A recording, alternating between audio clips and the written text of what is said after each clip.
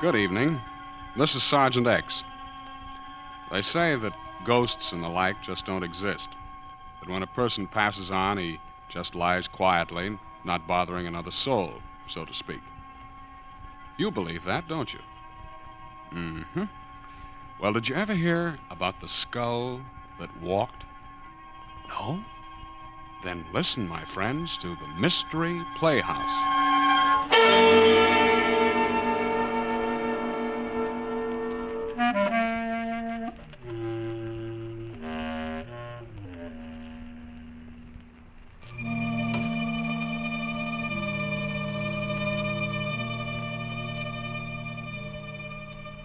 I guess superstition's a pretty hard thing to down completely, isn't it?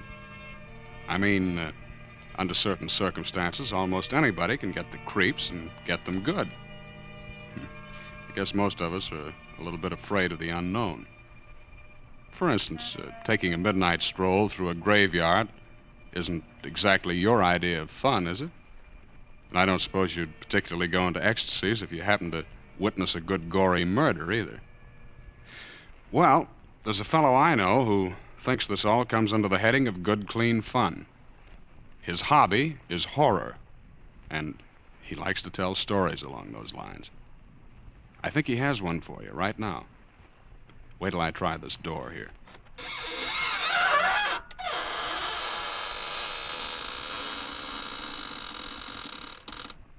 Good evening, friends of the Inner Sanctum.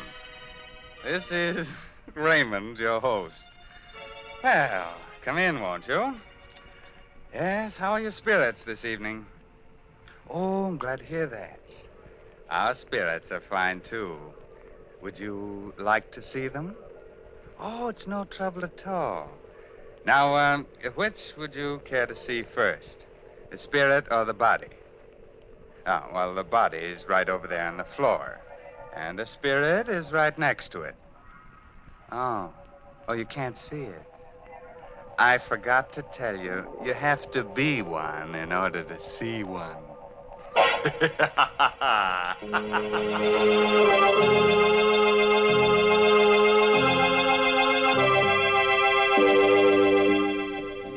Shall we get started? Well, naturally. Now, turn out the lights. No, you won't see any ghosts in the dark, but they'll be able to see you.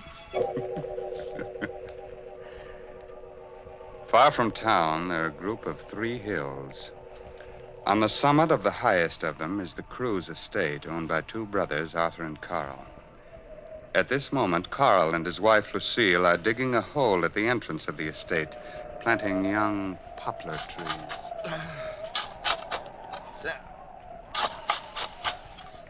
Carl, I think it's deep enough. Oh, I think we ought to go a little deeper down. Oh, here comes Spears. You're digging? Yes, we're going to plant a whole row of Lombardy poplars. You mean right here? Yep. We're going to line both sides of the road. Well, perhaps you'd better let me do it. I'm your caretaker. I should do the gardening. Spears, you look upset. What's the matter? Well, where you're digging is an old Indian burial spot. There's a curse on it. Oh, don't worry about it, Spears. You don't believe it? Of course not. Lucille and I don't go in for superstition. Yes, but it's no superstition, sir. It's... You hit a rock. Uh-huh. Oh, it sounds like a rock. It's a little hollow. Oh, dig it up, whatever it is. Yeah. What? It's a skull. Yes. A skull. Spears is right. This place must have been an old Indian burial ground. Please put it back. No, keep it. Carl, perhaps you'd better put it back. No. Please bury it again, Mr. Cruz. It will bring bad luck to all of us. No, Spears, that's just a silly superstition. Well, what about the rest of the skeleton? Well, there doesn't seem to be one. No, just a skull. You bring it into the house, will you, Spears? Oh, pardon, I'd rather not. All right, I'll take it in myself. But don't either of you mention this to my brother Arthur. He's terribly scared of things like this, and he's just gotten over his nervous breakdown. Carl, perhaps you should put the skull back. Well, Lucille, you're not being taken in by this hokum about curses, are you? That sounded like my wife, Mary. She was cleaning the windows. Good heavens. She fell out of the window. Mary. Well, she's unconscious. Please do something. You must do something. I'm afraid there's nothing we can do, Spears. She hit her head against a rock. She's dead.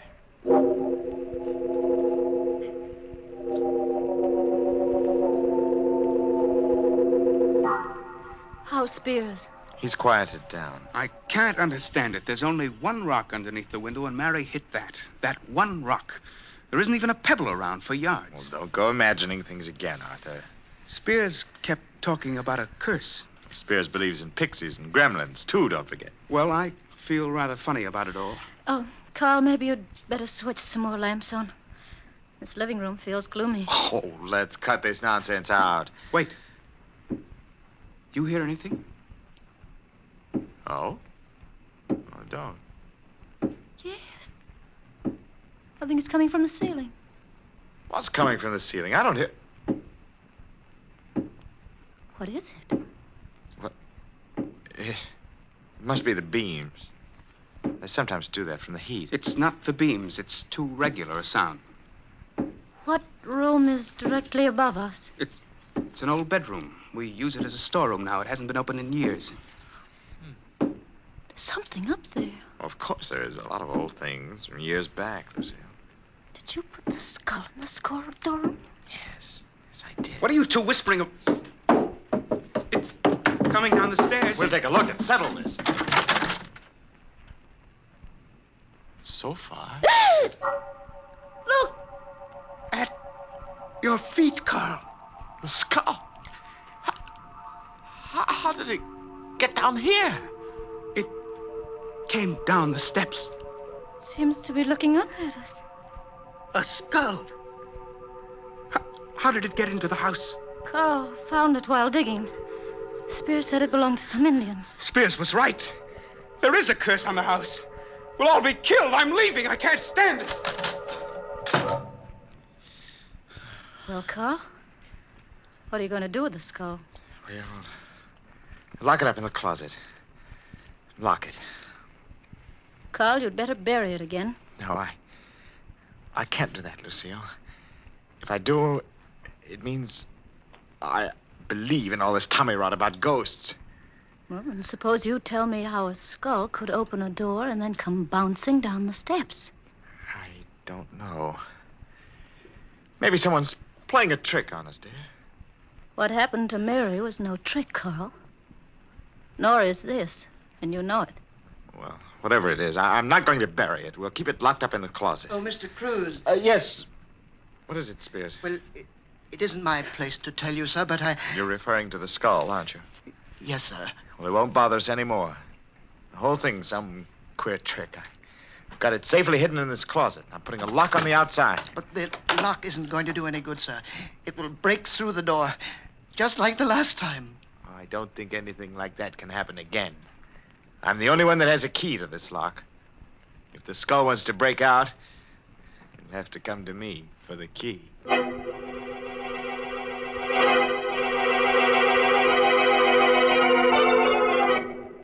How are you feeling, Arthur? I'll never feel right in this house again. Oh, nonsense. Why don't you put a light on? Arthur, it's morbid sitting here in the dark by yourself. We're all going to die. Don't be ridiculous, Arthur.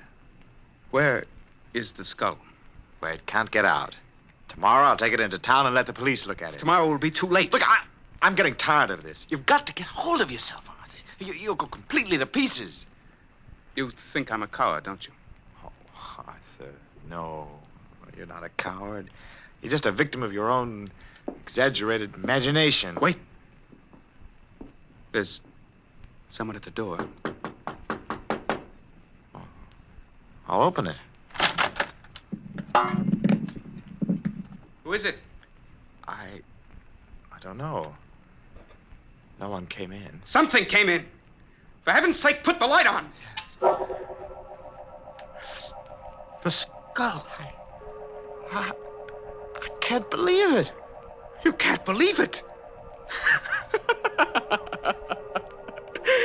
There it it is, grinning at you from the floor, but you can't believe it. You don't believe in these things. I put a lock on the door. Locks aren't going to help. Nothing is going to help. We're all going to die.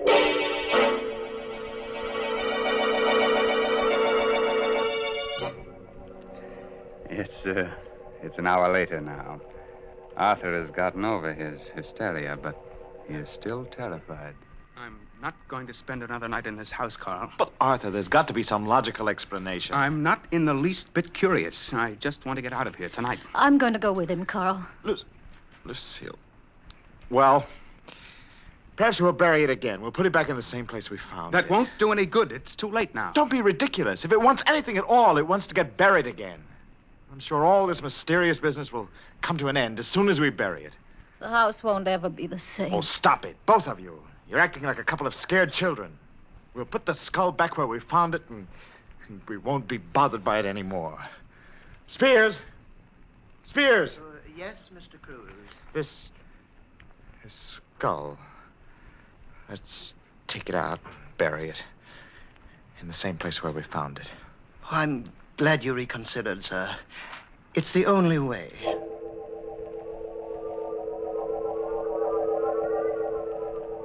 I don't seem to remember the spot. Well, it's on the other side, sir, right near the entrance road. Oh, yes. Yes, sir. Here it is. Yeah. But the hole we dug, it's not here. I filled it in, sir. Oh, well, we'd better dig it up. Yes, sir. If you'll hold the skull, I'll dig it open. We might as well do it right.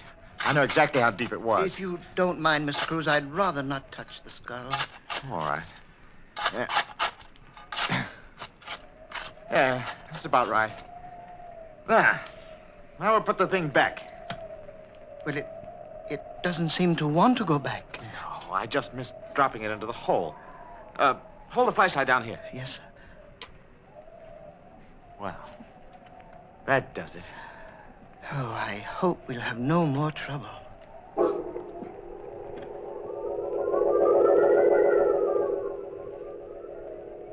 Well, Carl, did you bury it?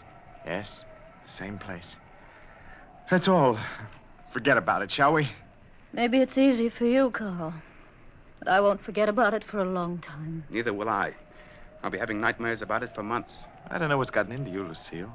You were never easily frightened. I'm not. But skulls that roll by themselves give me a funny feeling. Look, come on, let's play cards, huh? Hearts?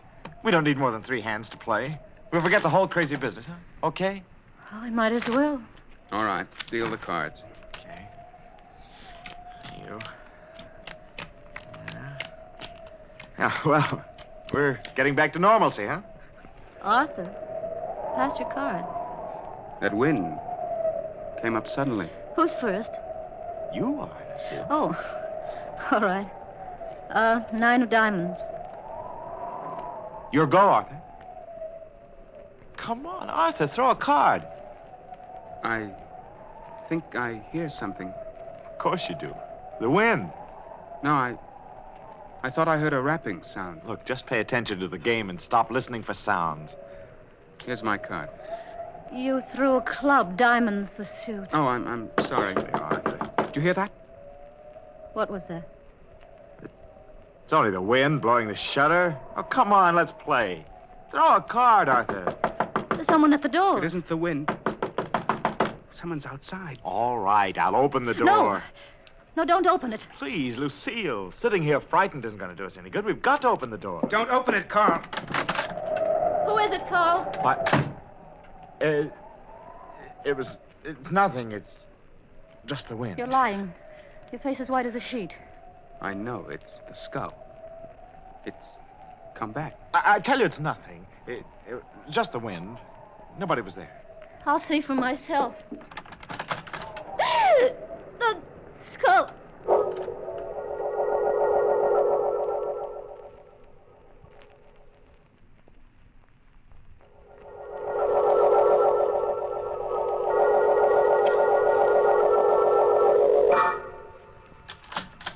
Oh, Mrs. Cruz, I didn't hear you knock. I didn't. I want to talk to you, Spears. Yes, Mrs. Cruz, but it's rather late. You've been up late before. Oh, yes, but it's just that I'm tired tonight. I don't mean to be rude. You've been doing a lot of night work. What are you referring to, Mrs. Cruz? Spears, you don't really believe in skulls that move around by themselves, do you? Well, I warned your husband about it. It's a curse. Is it part of a curse for a skull to use a trowel to unbury itself?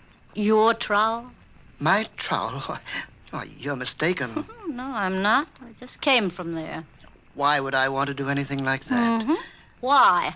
That's why I'm here. I'd like to know why. Please, Mrs. Cruz, I'm tired. We'll talk about it in the morning. We'll talk about it now, Spears, right now. Get out of my room. All right. I'm going straight to the police. I've got the trowel. We'll see if the skull left any fingerprints. You won't do that, Mrs. Cruz. Oh, yes, I will. All right, Spears, just sit right where you are. I'll shoot. Oh, please. Put the gun down. Start talking. Well, it's all a mistake. If you don't start talking, I'll shoot. In self-defense. Did you dig up that skull? Why, I... Did you? Yes. Yes, I did. And you rolled the skull down the steps.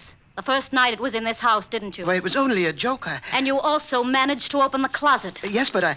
Whose skull is it? I don't know. You're lying. That skull has something to do with you. I checked up on it. Your first wife disappeared. Perhaps the police can identify the skull. Oh, please, don't go to the police. Well, it was my first wife, Jane. I killed her. I didn't want your husband to bring the skull to the police, so I tried to scare all of you away from here as the safest measure. Go on. Yet, wait a minute. Who rolled the skull into Arthur's room? It wasn't me. It must have been... That's right. It was me.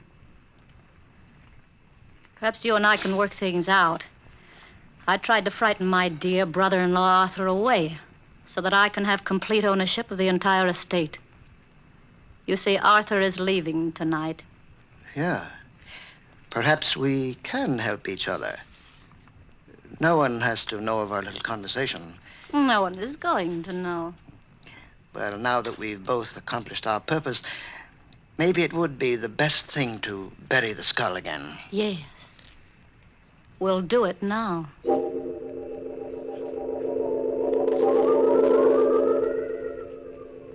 Well, here we are. Let's hurry. They'll miss me if I'm out here too long. Perhaps we'd better dig another hole. Oh, it doesn't matter.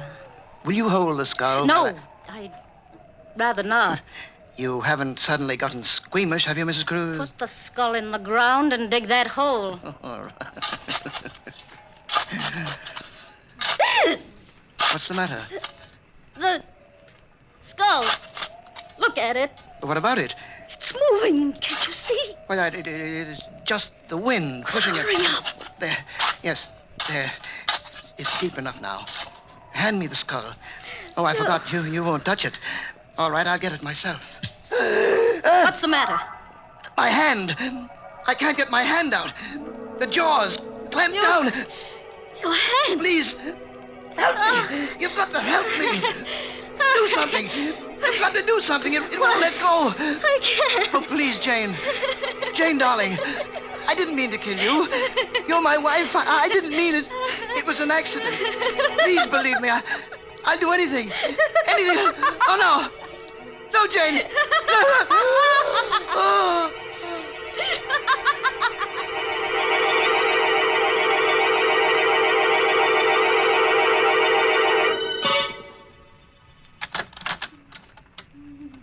How is she, Carl? Arthur, it's pretty bad. The doctor says it's hopeless. There's nothing more he can do. Her hair, Arthur, it's turned completely white.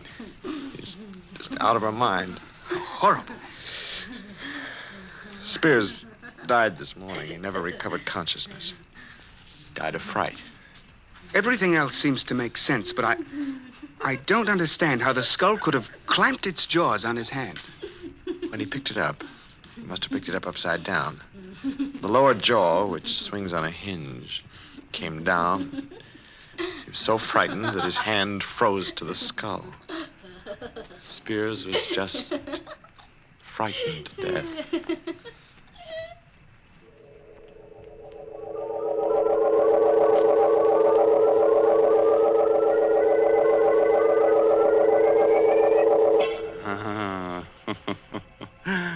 I want that skull.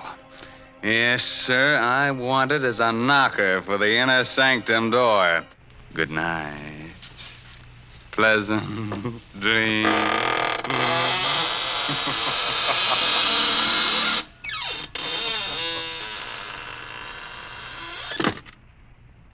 Well, thank you very much, friend Raymond. Your sense of humor is really quite refreshing. That is, in a ghoulish sort of way. We'll be trying your creaking door again soon for some more laughs. Well, right now, let's look in on the green room where the players are rehearsing the next performance in the Mystery Playhouse. Follow me, please. Come.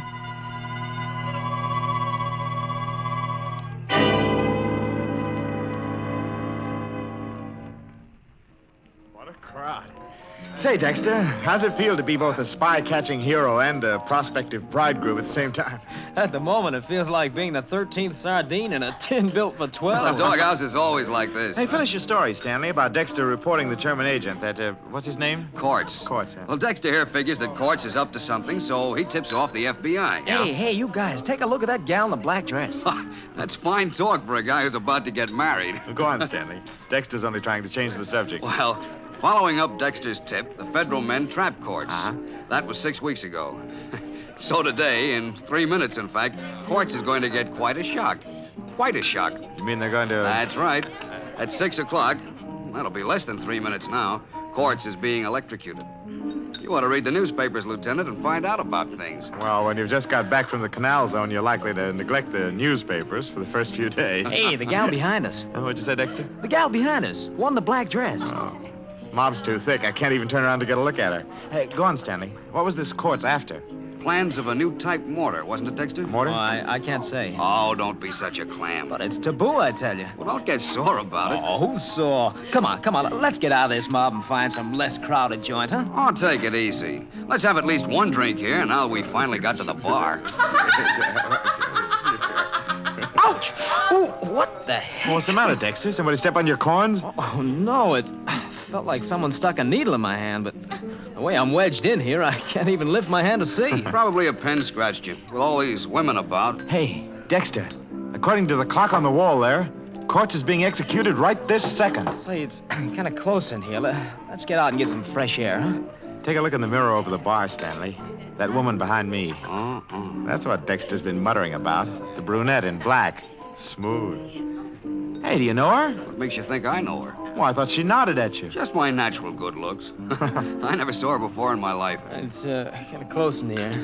Let's get out. I can hardly breathe. Oh, stop clowning, Dexter, and quit leaning on me. What's eating, Dexter? Just because he's going to be married in 3 Ah, days. you shouldn't have mentioned marriage, Stanley. From the way he's leaning on me, he must have fainted. That's altar fright. Come on, Dexter, take your weight off him. All I can do is take care of myself and... This...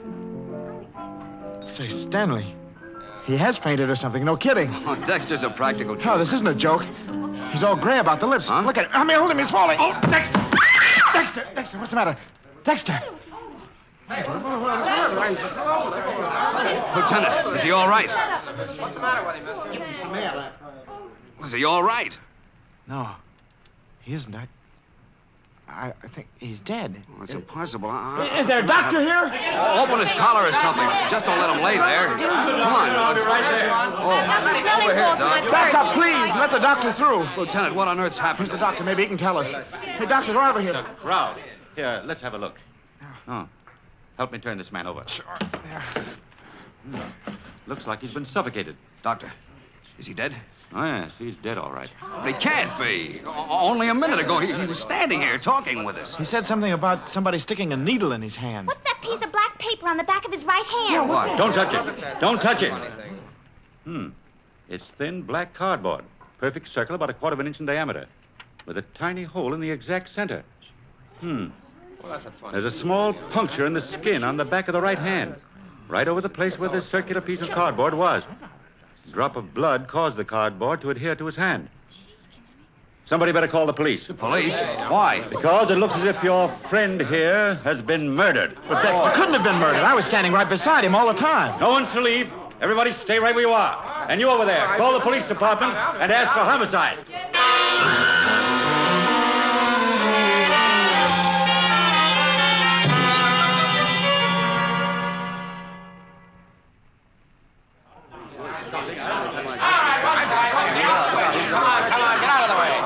I'm Detective Sergeant Locke. Are you the doctor who called headquarters? Yes, that's right. Who's the guy on the floor? What happened to him? Willard Dexter. As to what happened to him, We don't know. What do you mean you don't know?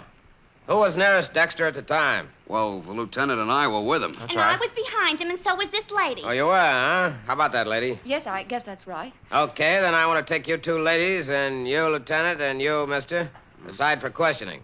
We'll go in this office here. Oh, and Doc, would you come along too, please? Of course, Sergeant. All right, just step in.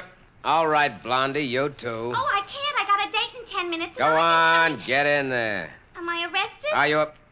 Look, Blondie, you will be in just about 1 second if you don't get in there. Oh, all right. But don't call me Blondie. Hey, Durkin, don't let anyone in here. Right. Now, we'll get a little privacy. Lieutenant, let's have your story first. Well, we were standing in the crowd. Your name? Lieutenant Max Lurbach. Okay, go ahead. Well, Stanley and Dexter and I were at the bar. In what order? Order? Well, Dexter was on the right. I was in the middle, and Stanley was on the left. All right, go on. Dexter said that someone stuck a needle in his hand. And then suddenly he went limp and fell to the floor. Sergeant, on the back of his right hand, I found this little black cardboard disc. Yeah? Under the disc is a small wound, and I've made a study of poisons. I believe that this man, Dexter, was poisoned. Poison? Yes. There's a poison which, taken internally, may do no harm at all. But the smallest bit introduced directly into the bloodstream causes almost immediate paralysis of the nerves which control the breathing. What poison? Curare. Huh? There's a trace of what seems to be curare on the underside of that black cardboard disc. Then you think he was murdered? It appears probable. Your idea, Doctor, is that someone jabbed a poison-coated needle into Dexter's hand? A minute or so before he collapsed. Now, where would a guy get this stuff? Well, certainly not from the average drugstore. Curare is made by the South American Indians. It's a very rare in this country. Say, Stanley, did you notice? Dexter died at the same time Corpse was executed. Say, I hadn't thought What's of that? The spy who was electrocuted? Yes, Sergeant.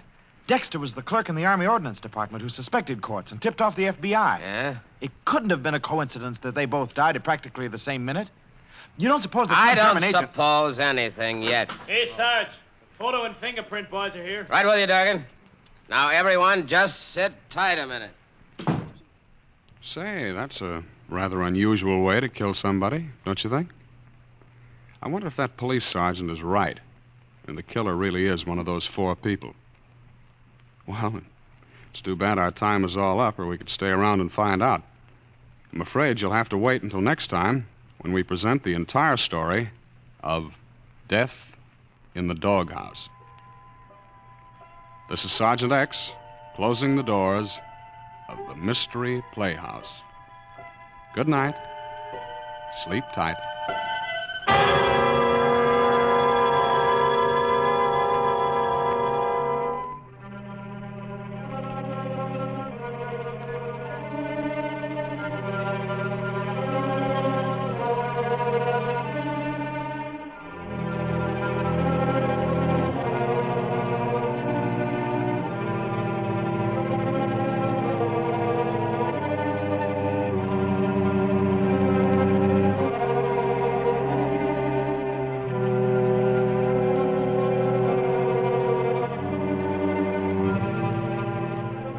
This is the Armed Forces Radio Service.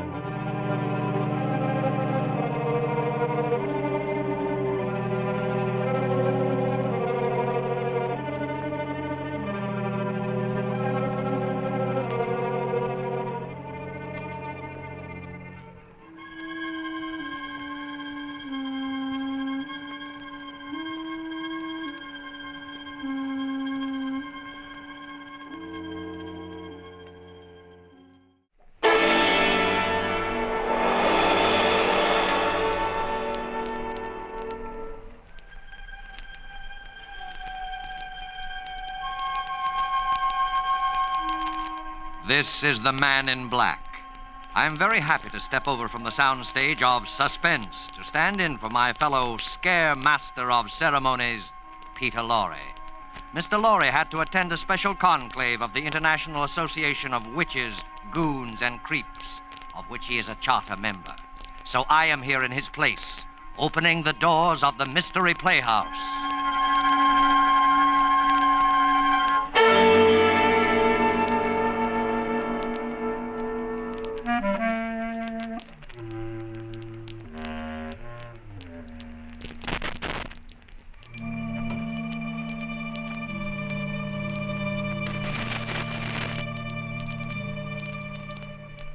Tonight, the Mystery Playhouse has been fortunate enough to secure the services of that light-hearted raconteur of murder, horror, and the supernatural, the laughing boy of the Inner Sanctum, Raymond.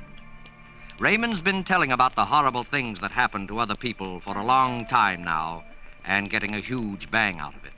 But tonight the tables are turned, and he finds himself on the receiving end, which seems like poetic justice indeed. I think it might prove interesting to find out how Raymond's much vaunted sense of humor survives the acid test. So follow me to the home of the squeaking door, the little house of 1,000 horrors, the Inner Sanctum.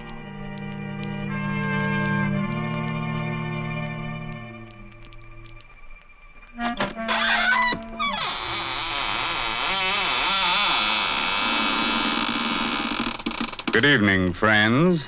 This is your host, Raymond. Welcome through the squeaking door of the Inner Sanctum. For those of you who write in to find out why our door squeaks so much, I guess now's as good time as any to explain that the hinges are rusty with dried blood. Through that door pass the most beautiful ghouls in the world. Won't you come in?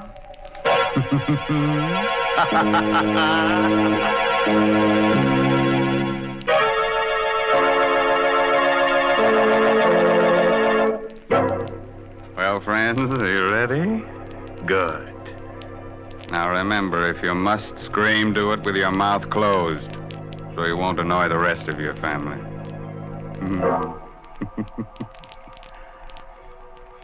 You know, you don't need dark old houses or murky graveyards to feel the chilly presence of beings from the other world. Last week, just after I completed my broadcast, I was called to the telephone. And I picked up the receiver. I heard... Hello, is that you, Raymond? Yes? Are you going to be at home tonight? Yes, why do you ask? Because I'm going to drop by. There's something I want to ask you about. Try to be alone. Who are you? Don't you remember me? Well, the voice is familiar, but I can't quite place it. I'm Gideon Blake. I'll see you later, Ray. Goodbye. Now, there's nothing unusual about a call like that, except one thing. 10 years ago, my friend Gideon Blake was killed.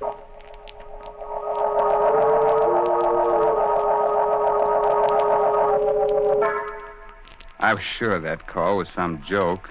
I remember laughing about it as I sat down in my living room with a sandwich and a glass of milk. But later that night, I must have dozed off. I remember being awakened by the tower clock chiming. It was midnight. Somewhere a cat howled against the moaning wind that had sprung up. Strange chills sent a shudder through my body. Front door must have blown open. I went to see. Standing there was Gideon Blake. Good evening, Raymond. Blake. You shouldn't be so surprised. I told you I was coming. Yes, but you've changed so. It's been a long time. More than 10 years, I believe. But I don't understand. You were burned to death. How on earth did you come back? There are many things which you will never understand while you're alive and on this earth. Why'd you come here? To give you this piece of paper. Huh? What's on it? The names of 4 persons. They are alive now. In a short time, they will all be dead. I looked at him carefully as he talked. He looked hideous, ugly, with horrible burns on his face. The man had the look, the touch, the very smell of death. Good night, Raymond. I looked at the slip of paper my friend Gideon had given me. There were 4 names. Stella Marlowe, Robert Lane, Amelia Cardway, Raymond Edward Johnson. The first 3 names I didn't know. The last was very familiar to me. It was my own name.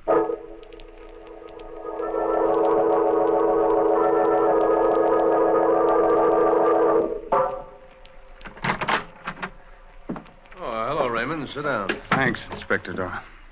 Cigar? No, thanks. What about that piece of paper I gave you? How'd you get it? I told you. Look, I'm a cop, Raymond. When I believe a story like that one, you can call the little men in the white coats. Oh. No, I'm sorry I bothered you, Inspector. Let's forget it.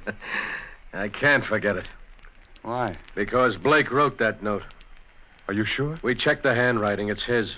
So are the fingerprints we found on it. How do you figure it? I don't yet. I'm waiting for you I to told tell you me. everything. Say, wait a minute. Maybe Blake's really alive. He got burned to death 10 years ago. Are you sure? Positive. We checked every angle of his death at that time because we thought he might have been murdered. Murdered? I never heard about that. Oh, Blake was with the department, you'll remember, working on a homicide case. The Laura Wilcox case, you remember? Vaguely. We figured someone might have polished him off, but nobody did. It was an accident. Was this Wilcox murder ever solved? Well, no. Maybe those names I gave you have something to do with the Wilcox case. Why don't you check them? I did. None of your names figure. These people never heard of the Wilcox murder. Hey, Inspector. Yeah, what do you want, Gibson? Weren't you interested in some information about a dame named Stella Marlowe? Yeah. She was the first name on that list you gave me, Ray. What about her? I just came through on the ticker. Stella Marlowe was found dead. Murdered.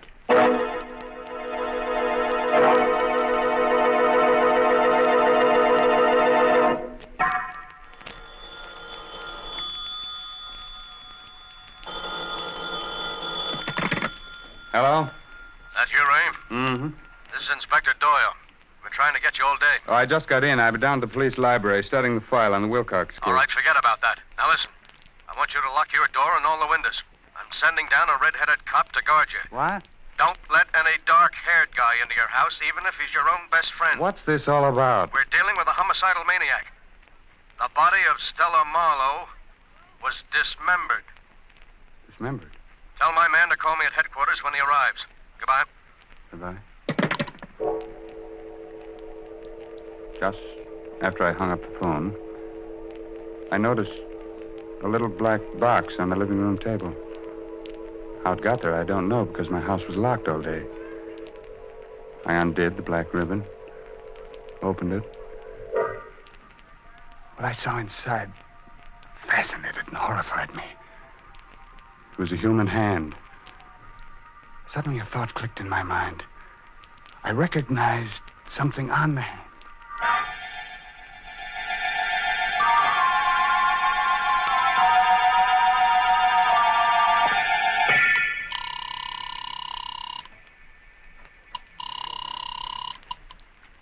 Hello, Inspector Doyle speaking. Inspector, this is Ray Johnson. Yeah, what is it? Did you ever find out what happened to Stella Wilcox? Huh? She's the stepdaughter of the murdered Laura Wilcox. Why do you want to know?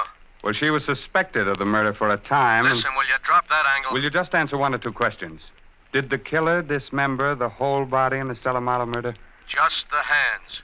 Why? Did she have on a large diamond ring, the third finger on the left hand? Yes. Her friends say she wore it all the time, but how do you... I've got it here. Someone sent me a hand with a ring on it. What?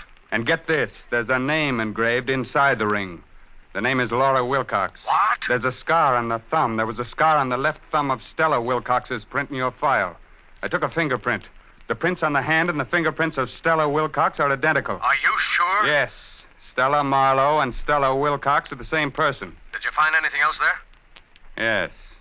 Black hair under the fingernails. I'm coming down to your place as fast as I can get there. Goodbye. The front door slammed a second after I hung up. I turned around. Coming toward me was a man with jet black hair.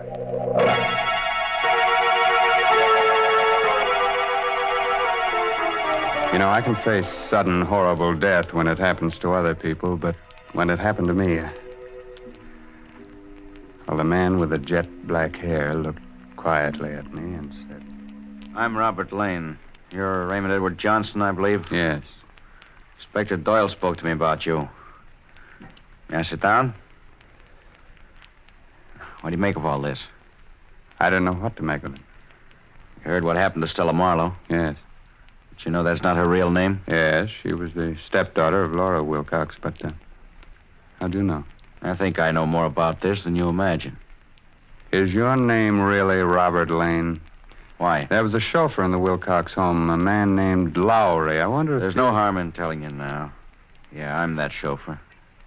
And Amelia Cardway? She was Mrs. Wilcox's maid.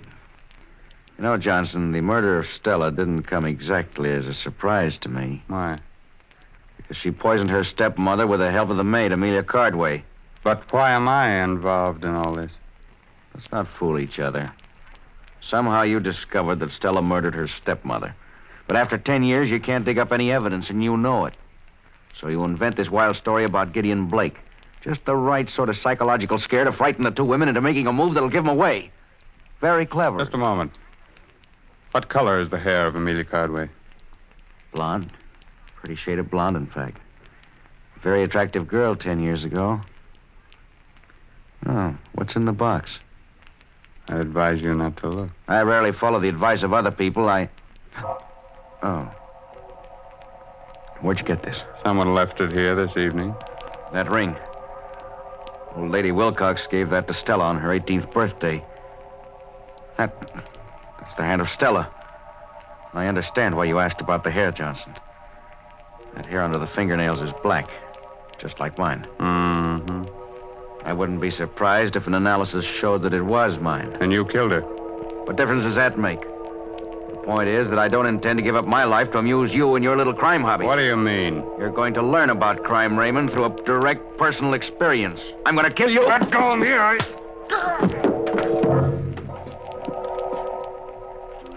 He was a powerful man. His blow dazed me. I struck my head against the furniture. I lay there on the floor, dazed. Like a slow-motion picture, I saw Lane approach and lean over me. A long knife in his hand. You didn't expect to stir up this hornet's nest, did you? Crime and murder is very amusing, isn't it? Well, you'll find out just how funny it is. I saw him raise his arm. I was powerless. He was driving the knife down. Suddenly... Let go! Who grabbed my hand? I did. Gideon Blake. Yes. I heard him scream. Somewhere the door slammed, and I blacked out.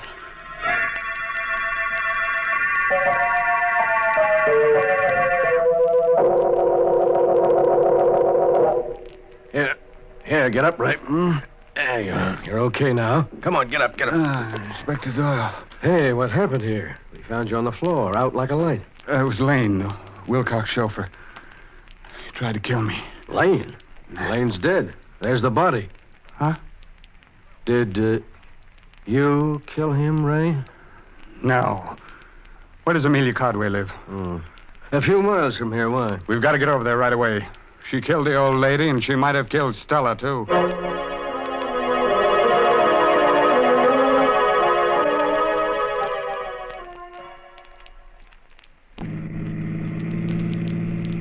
I don't see how Amelia Cardway could have done it.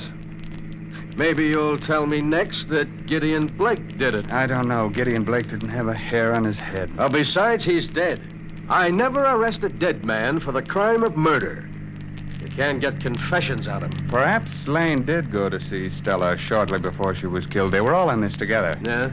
They told you they didn't know each other to protect themselves. Well, that still doesn't explain how the hand got to your place, or why Gideon Blake came back from the dead, or why we found those black hairs under the fingernails. Say, I've got an idea about the hand. Yeah? I think it was dismembered so that you would never know that Stella Marlowe was Stella Wilcox. Huh? She changed her appearance, but she couldn't change her fingerprints. Well, then who left it at your place, and why? And why should you be on the murder list? Don't remind me of that, please.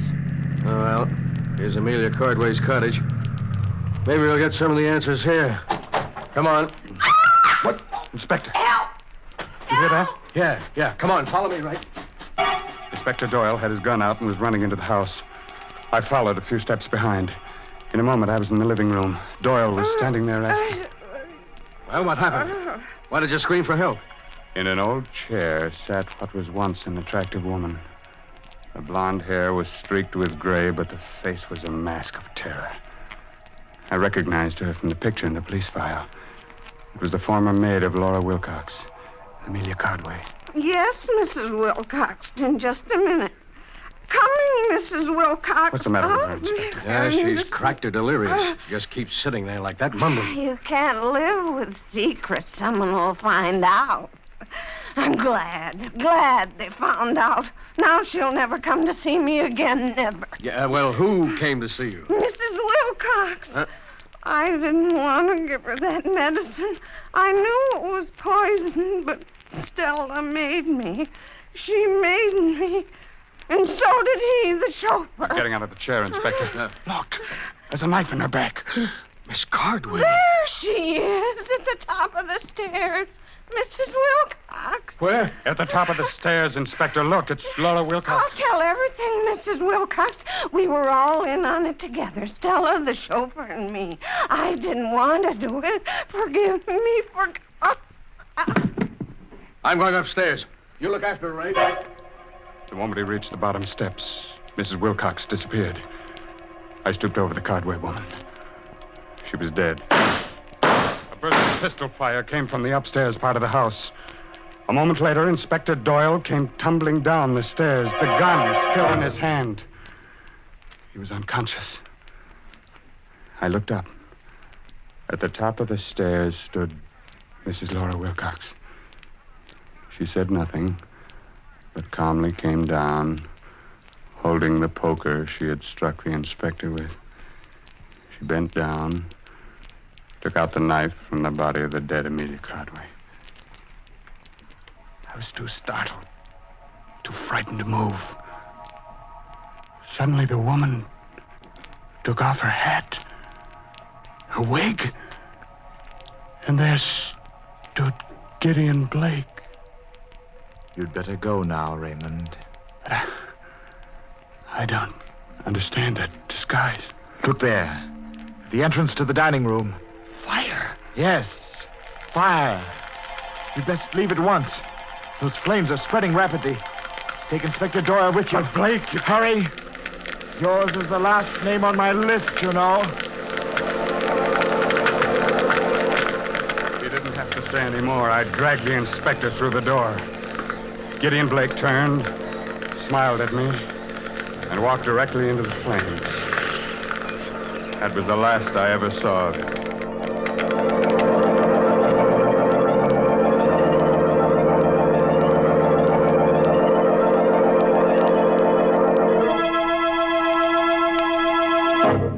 Well, Ray, a little research did it.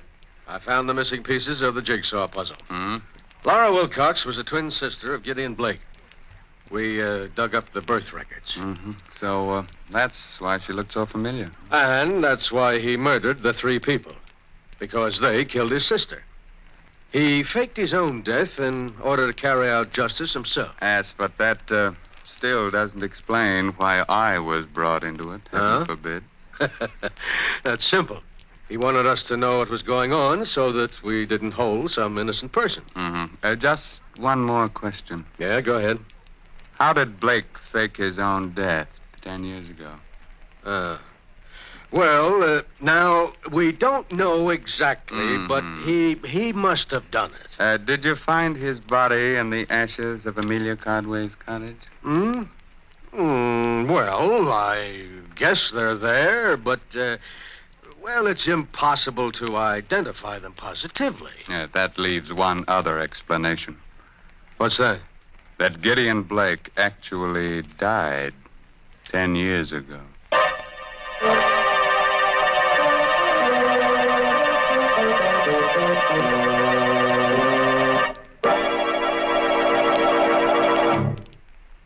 A word of advice, naturally. When you get killed, don't let your murderer slice your hands off. Because then you can never put the finger on it. Good night. Pleasant dream.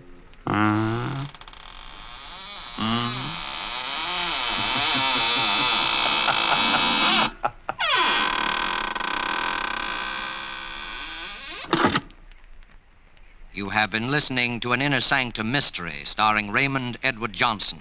Tonight's presentation in the Mystery Playhouse. At this point in our program, Peter Lorre tells me we usually go to the green room for a preview performance of our next Mystery Playhouse attraction.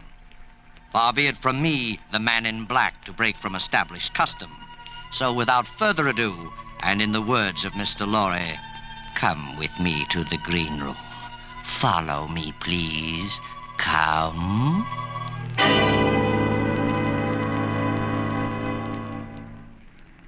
Ah, here's the Park Plaza. Yes. Thank you. May I see you again? Why? Suspicious? As always. I'd like to snap you out of that complex, poor little rich girl. You think you're up to the job? I'm a bundle of neuroses. My middle name is Freud. Mine is cautious. You know, there might be a common meeting ground for the two somewhere along the line. Well, Friday night? all right. Sure. As they say in the confession magazines, it's a date.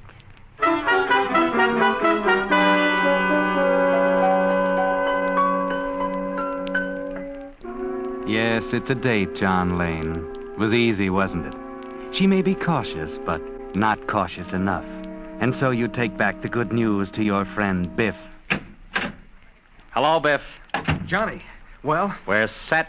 Honest? What a break. Good hunch, huh? Oh, lead pipe cinch. Tell me. She's bored. Yeah? She's got millions, and she's bored. Holy cow. Oh, what we stepped into. Yeah, but can you step out when you want to? Who said I wanted to step out? What do you mean, Johnny? Now, don't say I didn't warn you, Biff, but you are now looking at the lucky gent who will shortly marry and settle down with Julie Warren, the soap heiress.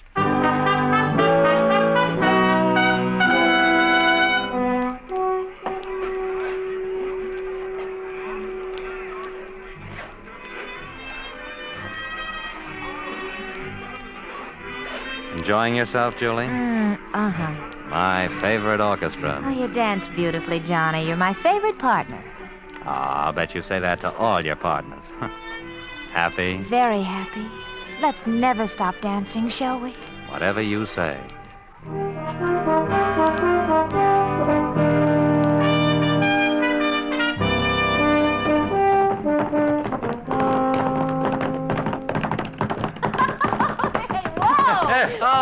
Oh, say, you're good. You know, I was raised in a farm in Michigan. I've been riding since I was 9, but you gave me a real race. Well, I should, Johnny. I went to the best riding academy. You tired? Not a bit. Oh, you look swell, Julie. Radiant. I owe it to you, Johnny. You got me out of that shell and into the open. These weeks have been wonderful. Come on. I'll race you back to the stable. Okay, here I come, right after you.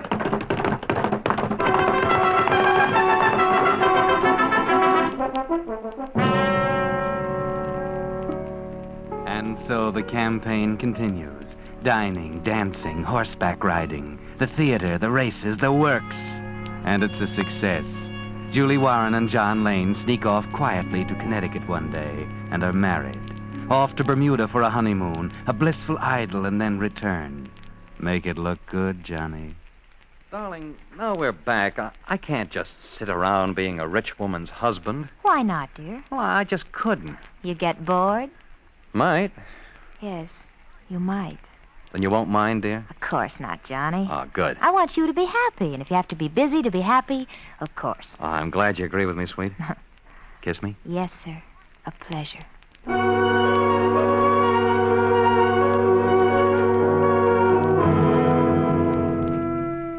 And so John Lane gets a job, or so he tells Julie. So he's not around in the daytime. But by night, there's the theater and parties, weekend yachting excursions, plane trips. Nothing too expensive or too grand. Life is easy. Life is charming and without care. The marriage of John Lane and Julie Warren is a sensational success until one day... Hello, John. Hiya, darling. Back from work so early. Yes, I'll have to hurry and dress. By the way, we're not going to the theater tonight. Oh? Why not? We've some talking to do. Oh, what do you mean? Johnny, you love me, don't you? Of course, dear. That's good. Well, what are you leading up to, Julie? Sit down, won't you? Yeah, sure. I've something to tell you. So I gathered. Comfortable? Quite. Don't stall. I'm broke. What about the soap? A lie? And the soap millions? Sheer fabrication. No. Yes. Surprised? Julie. I can see you're surprised. But the setup, your clothes, your jewels. Tentative, ephemeral, and act. You fooled me. You don't really mind, do you, Johnny? I love you, Why darling. did you do it? Why? And how did you do it? I grew up in Red Wing, Minnesota. Go on. Have you ever been to Red Wing, Minnesota? No. I wanted to get away. I was an orphan. When I was 12, an old woman adopted me. She wanted a maid, cheap. You? Yes. But the millions, the clothes, your rings... I'm coming to that. This old woman tried to be nice, but she didn't quite know how to be. She let me go to night school and brush up on my grammar and things like that. Last year, she died. She left me $10,000. I've never been very popular, Johnny. Had a very exciting life, and I wanted romance and excitement and glamour. The husband. So I sunk the whole $10,000 in clothes and jewels. This apartment. And you married me. Everything came true. Johnny, I love you. I love you terribly. I know this is probably something of a shock that I should practice such a deception, but, well, I didn't want to go on fooling you anymore. Anyhow, I can't afford to. The rent's overdue now. What are we going to do? Do? Yes, Johnny. What? I haven't a cent. But your job... Haven't any. But you said I've been that going you to the races on the money you gave me.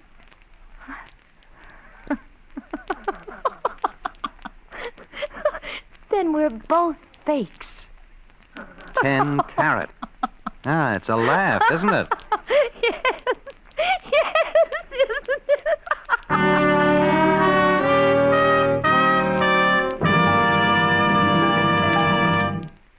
And there you have a portion of the next Mystery Playhouse play entitled Beware the Bridegroom, another strange tale by The Whistler. Mr. Laurie asked me to be sure to remind all you writers in the American Armed Forces of the Globe Theater Radio Playwriting Contest.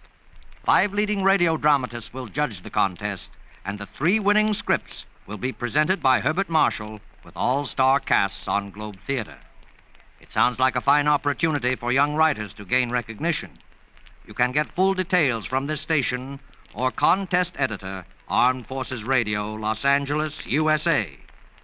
Peter Lorre expects to be back on the job next time when the Whistler tells the strange and ironic tale, Beware the Bridegroom.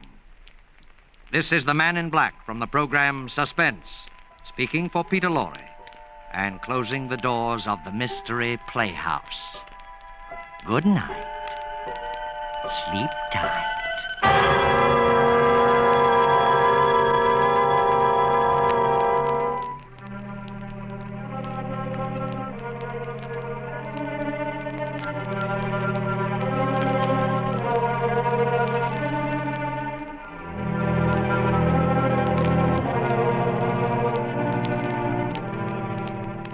This is the Armed Forces Radio Service.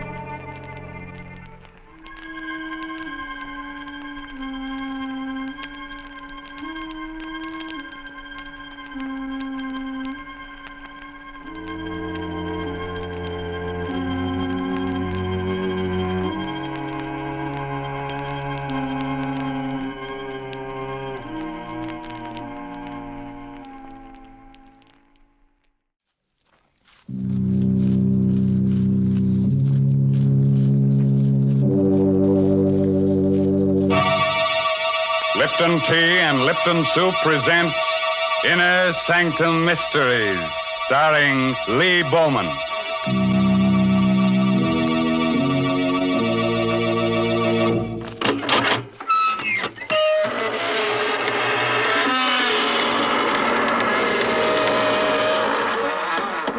Good evening, friends. This is your host, Raymond. Welcome to the Inner Sanctum. Come in, won't you? What are you staring at? The walls. Well, you know that old saying about walls having ears. Well, these walls have eyes and a nice assortment of fingers and hands. One of them has a heart, but you can't beat that.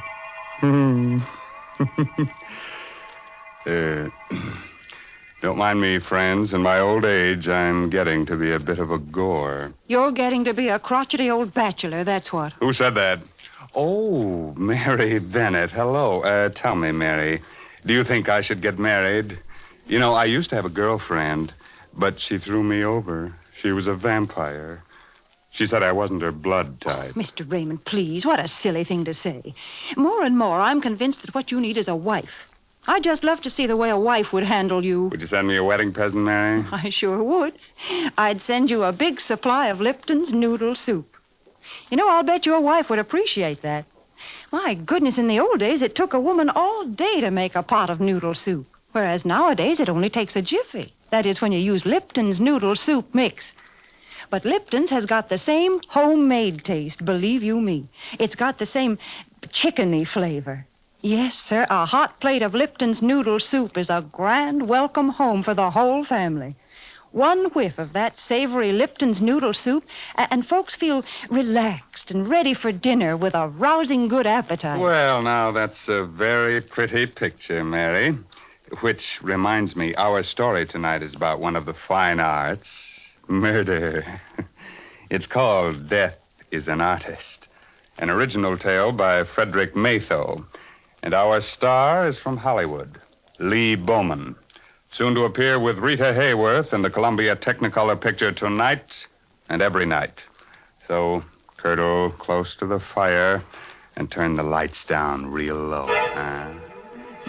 By the way, if you have a little spook or two in your home, looking behind your shower curtains before turning on the water is the courteous thing to do. Otherwise, you might be dampening your spirits. Now let's get on with our story. I'm Stevie, a reporter. I'm what's called a police reporter because I hang around police stations for my stories. But tonight, I'm the best reporter in the world because I've got that kind of a story that's only given to one writer in 1,000. Once in a lifetime. This story begins with the end of a man's life. Yesterday, an old man living alone with his 5 cats on an abandoned barge under the Brooklyn Bridge cut off the heads of 4 of his cats, then expertly slit his own throat from ear to ear. At 6 o'clock on the morning we got the flash about this old man, I was playing cribbage with Mike, my police pal, at the station house squad room. Burke, the desk captain, was snoring his head off. Okay, Mike, there it is. Go, 121 points. That last run made it. You're the luckiest jerk, Stevie. We're both lucky. Not a call the whole night. Sure hate to drive out to anything in this blizzard. Uh-oh. Police, 84th Precinct, Brooklyn. What? Yeah. Wait, say that slower. You haven't seen him in a week. His cats ain't around. Oh, but lady... Huh?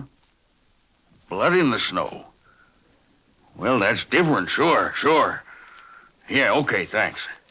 What's up, Captain? Some dame passes an old barge down the foot of the bridge on her way to work every day. Says an old bum lives there with his cats. Don't tell me I gotta rescue a cat now. No, this coot talks to her real polite every morning. But she ain't seen him in a week. Today she goes to look close like, and finds blood in the snow near the door. So... So we go see. Probably went south for the winter. Coming along, Stevie? Yeah, but I don't like it.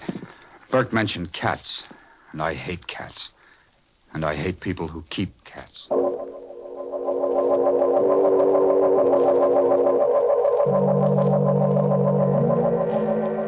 Well, this is it, I guess. Come on, Stevie. Hey, look, Mike. There's a snowman. So what? Haven't you ever seen a snowman? Yeah, but look. That's not an ordinary snowman. It's a beautifully sculptured head of a woman. Made out of snow. Ah, come on. It's cold. Let's get inside this scow here. Hey, open up. Open up there. Open up inside. There is blood out here, Mike. Look. See? Here's where the woman's footprints stop. Okay, Sherlock. Help me bust this door. Okay.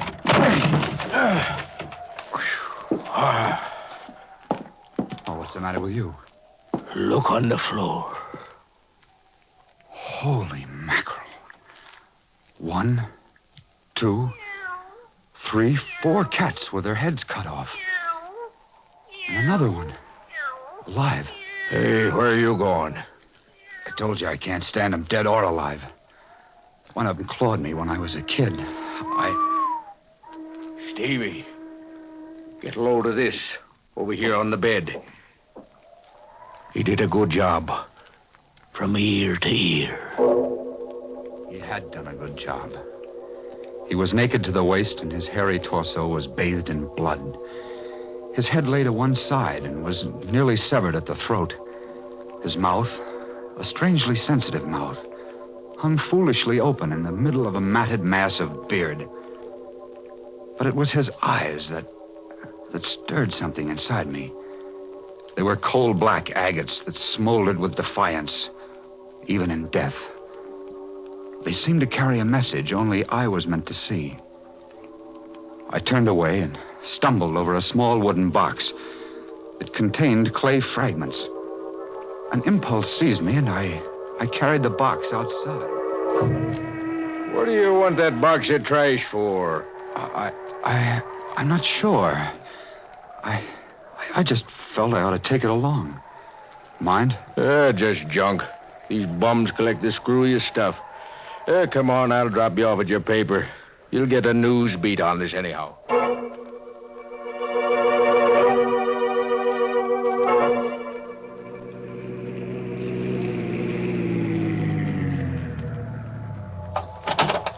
Okay, Mike. Thanks. I'll call you later to see if you identify the old bird. All right, Stevie. Hey, here's that box of junk. You want it? Oh, yeah.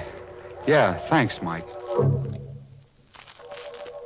I wrote the item. All we could learn was that he was Ivan. No fingerprints on record, no relatives, just Ivan. So he stayed just Ivan to 250,000 readers and to the police. But to me, he was a man who had not yet died. I poked through the rubble of clay in the box, and I was about to throw the whole mess out when a time-blackened metal tag caught my eye. It was the kind of tag used to mark paintings or statues.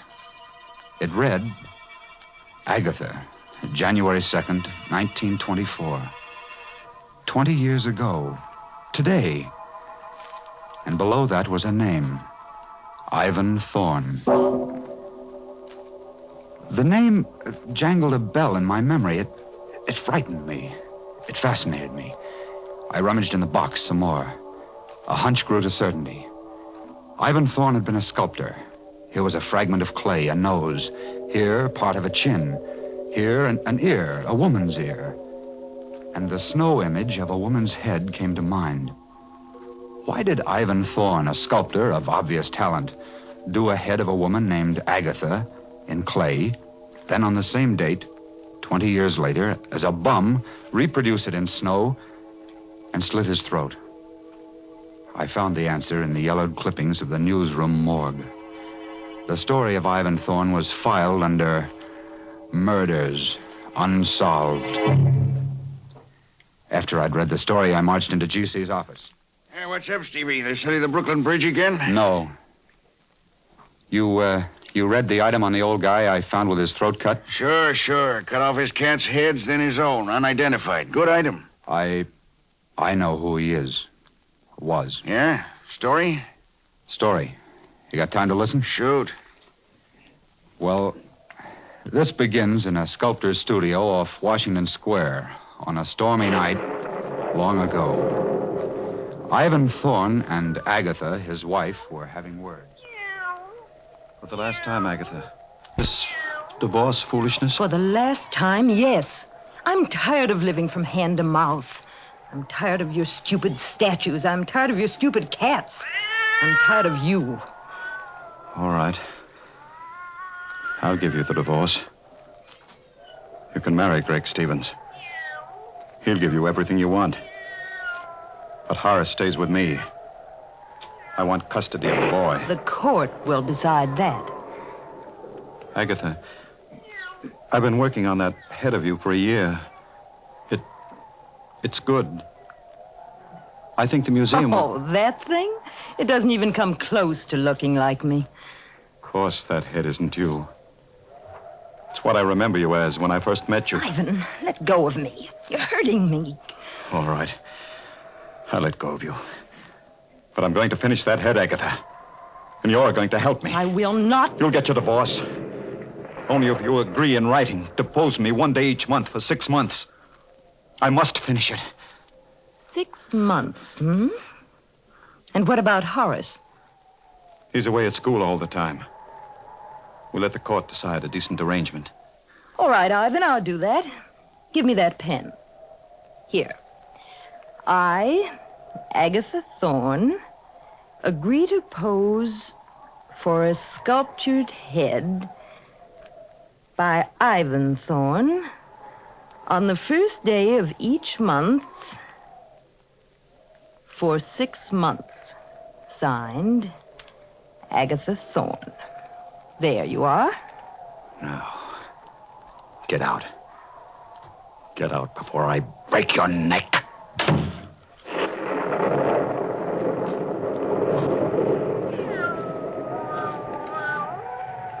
She's gone. She's gone. But I'll see her again. 6 more times. That's all I need. 6 more times.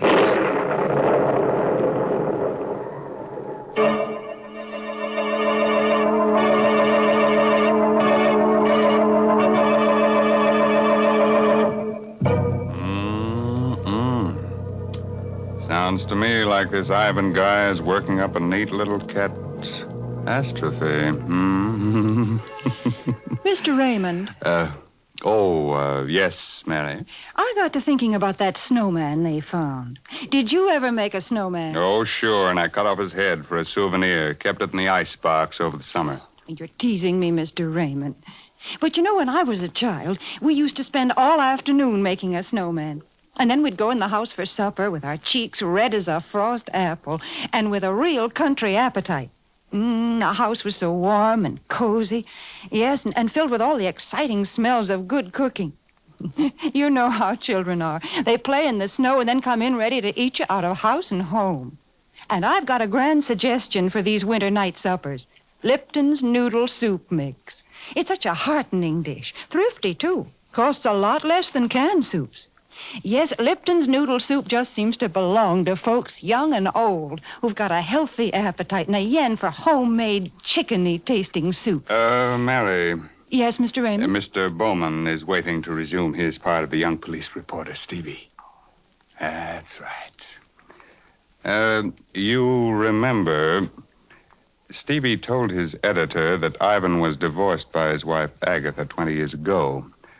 And how the events that followed turned the sculptor into the tired old bum he was when he slit his throat under the Brooklyn Bridge. Well, Stevie, did Agatha get her divorce? Yes, and the court gave her custody of their 6-year-old kid, Horace. She married Greg Stevens, and according to these clippings, she kept her agreement with Thorne. She posed for the head he was doing of her so that he could finish it. The first day of each month for 6 months, huh? Yeah. How'd he take the divorce and losing his kid and all? Beautifully. So everybody thought. It got to be the talk of the town. The three of them, Agatha, Greg, and Ivan, seemed to get along fine together. The Stevenses were frequent callers at Thorne's studio. Oh, I say, Thorne, why won't you show me the head you're making of Agatha? It isn't fair, you know. Not till it's finished, Greg. You wouldn't appreciate it as it is now. It really is good, Ivan. When will you finish it? Yes, Ivan, when?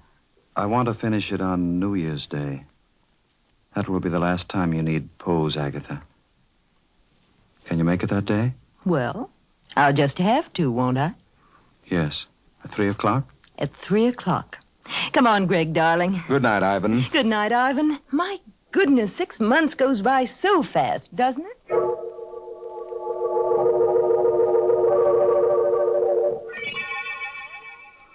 6 months. I gave them 6 months. Monday, it's over. Monday is the last day she poses for me. Monday, I'll finish that head. I love her.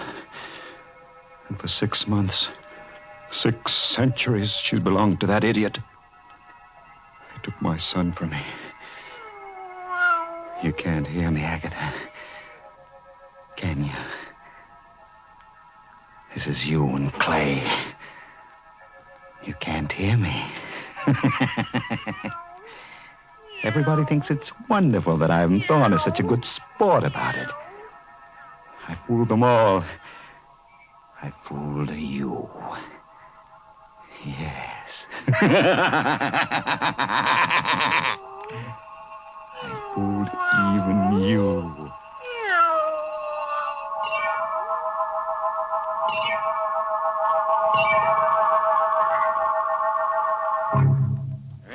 He really was out of his mind, Stevie, this Ivan guy. Sure, but with a madman's cunning, he disguised it well.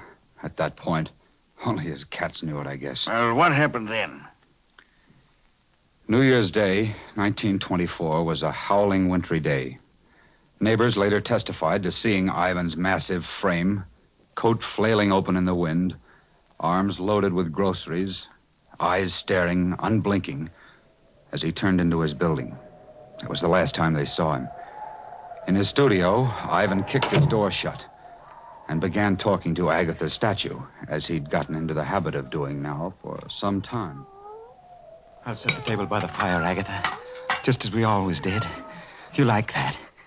And I'll set a place for little Horace. Oh, I know you don't want him to come here, but we'll just make believe, huh? Agatha, I must pull myself together. Happy New Year, Agatha. Come in, come in. And the same to you, Ivan. Oh, let me get to that fire quickly. I'm frozen up. Why are you bolting the door? The draft rattles the door. Here, give me a coat. Now, how about a bite? By the fire? Why, Ivan. How quaint. Just like old times, hmm? This is the last time you'll come to pose. Have you minded living up to our agreement? No, Ivan. You've been very decent about it. But tell me, why are you so set on finishing the head you're doing of me? Have you ever seen a human skull, Agatha? Ugly thing. Long after that pretty head of yours becomes a skull, the head I'm making of you will live in ageless bronze. That's why I'm so anxious to finish this work. I see. Well, shall we start, Ivan?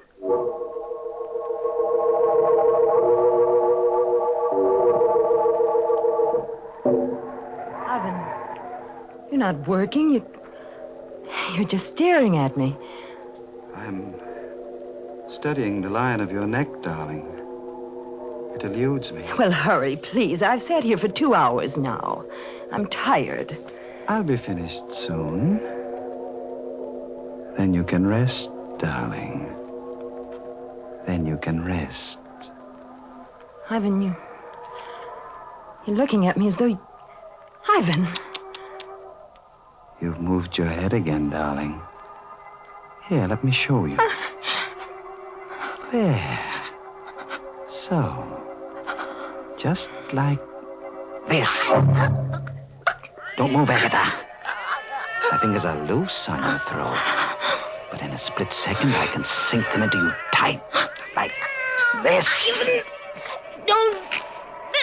I've loved you more in these few months you've been away from me than I ever did before. I'll always love you. But if I can't have you, no one else can. Ivan, you're mad.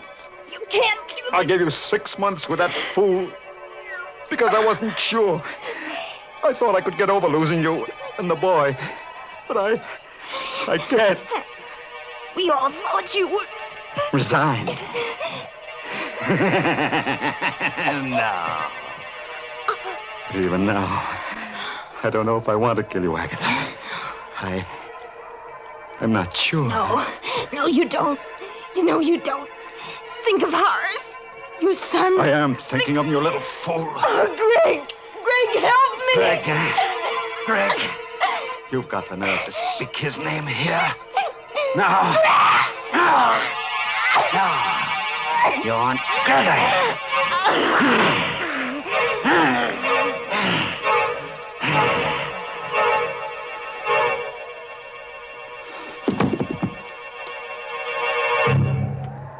Agatha, I did it. But you made me do it. How beautiful you are. Dead. Look at this clay head. Agatha, see, I was wrong. You're much more beautiful. I've changed my mind. I don't want fame. I don't want a statue. I want you. See, Agatha, I've broken it, smashed it. It's Greg Stevens who should die. He did all this to us. I'll go see Greg. That's it. But I must be careful now. I must make Greg suffer. Oh. I have it. Yes. He must know that he, too, has lost Agatha.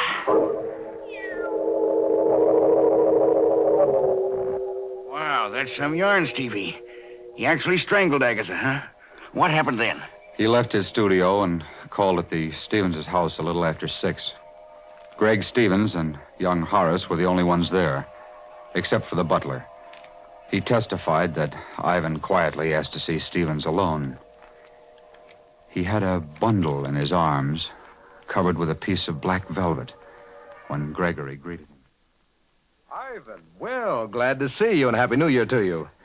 But where's Agatha? She was supposed to be with you. She'll turn up shortly. Said something about a girlfriend she had to stop by for. Oh, I see. Well, come on in, Ivan. We can have a glass of sherry while we wait. Thanks. Put your package down somewhere on the table here. Thank you. Did you get a lot done today? On the head, I mean? Yes. I've finished it. Oh, good. Say, that wouldn't be it in that box, would it? Yes, as a matter of fact, it is. Well, good heavens, man, let me see it. I've been kept from all this long enough. Now that it's finished, No, wait. I'd Till Agatha gets here. I'm going away for a while, Stevens. Before I go, I want you to tell me something. Do you love Agatha? A lot, I mean. A lot? I worship her. I adore her. You know what you did to me when you took Agatha and my boy from me? Well, the choice was hers. I'm glad for my sake. I'm sorry for you. But I thought you were resigned by now. Resigned? You poor fool. I've lived a life of raging hate for you. Ivan, sit down. You don't have to be sorry for me anymore, Greg. You can start feeling sorry for yourself. Thorne, what are you driving at? Everything comes out even, Greg. Come over here. What's in that box? Come closer, Greg. Here. I'll take the cloth off. See for yourself. Agatha! You fiend! You beast, I'll kill you! Hurts, doesn't it, Greg? Hurts to lose Agatha. Doesn't it? I'll kill you! I'll kill you! Oh, you won't.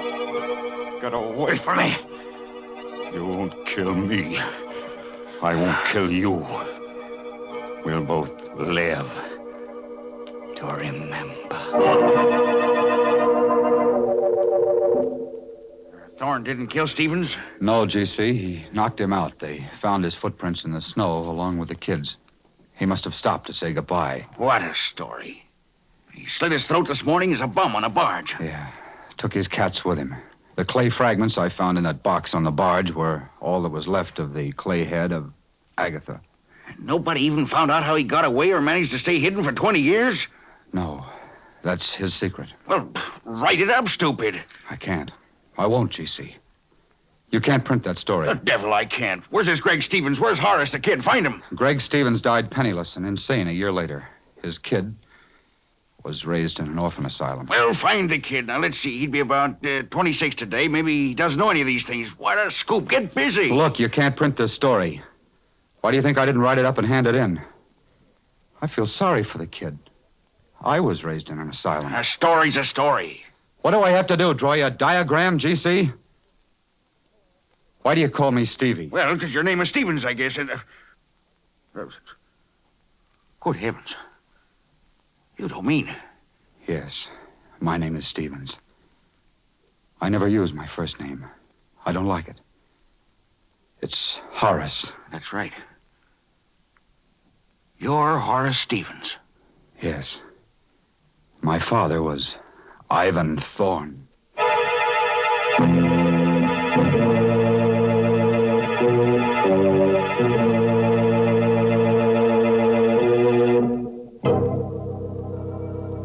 You have a little sculptor in your home, Better take his modeling away from him.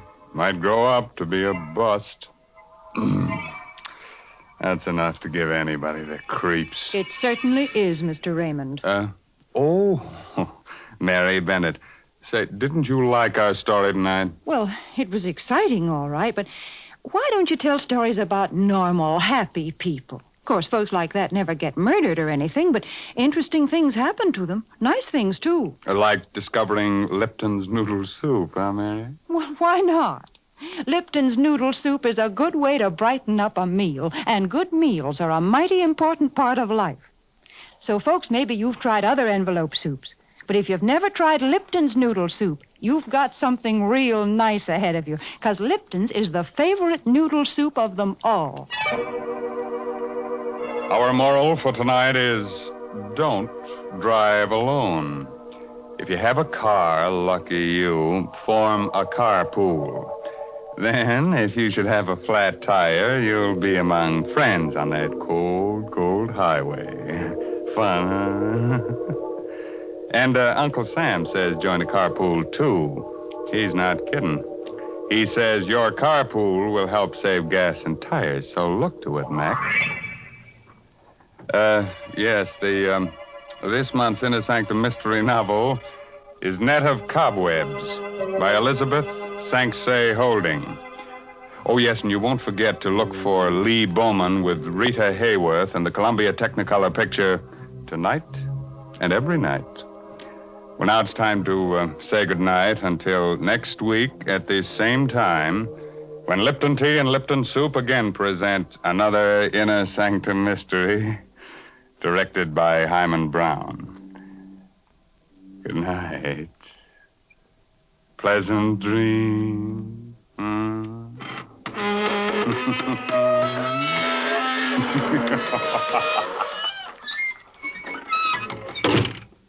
Folks, I got to thinking about wintertime, about snowmen and frost pictures on the windows, and about how cozy a house can be when there's a gale blowing outside. And then I got to thinking about Lipton tea, because a cup of Lipton's, the tea with that brisk flavor, really hits the spot. It's so cheerful and warming. You know, the word brisk, B-R-I-S-K, means that Lipton tea has a fresh, lively flavor. It's never thin or wishy-washy. That's why Lipton's is America's favorite tea. So don't forget to ask for it when you go to the grocery store. And don't forget to tune in next Tuesday night for another Inner Sanctum Mystery.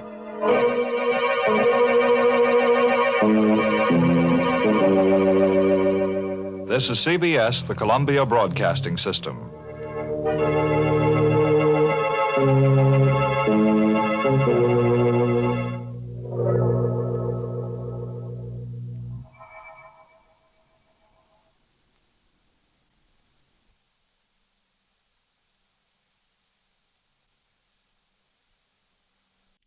Good evening, creeps. Tonight, your Mystery Playhouse presents Miss Leslie Woods in An Inner Sanctum Mystery. The title, A Ghost in the Garden. Now we're at your door, Mr. Host, so open it, won't you?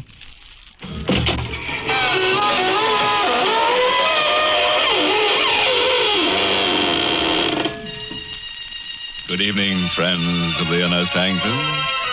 This is your host, inviting you in through the squeaking door. Come on in.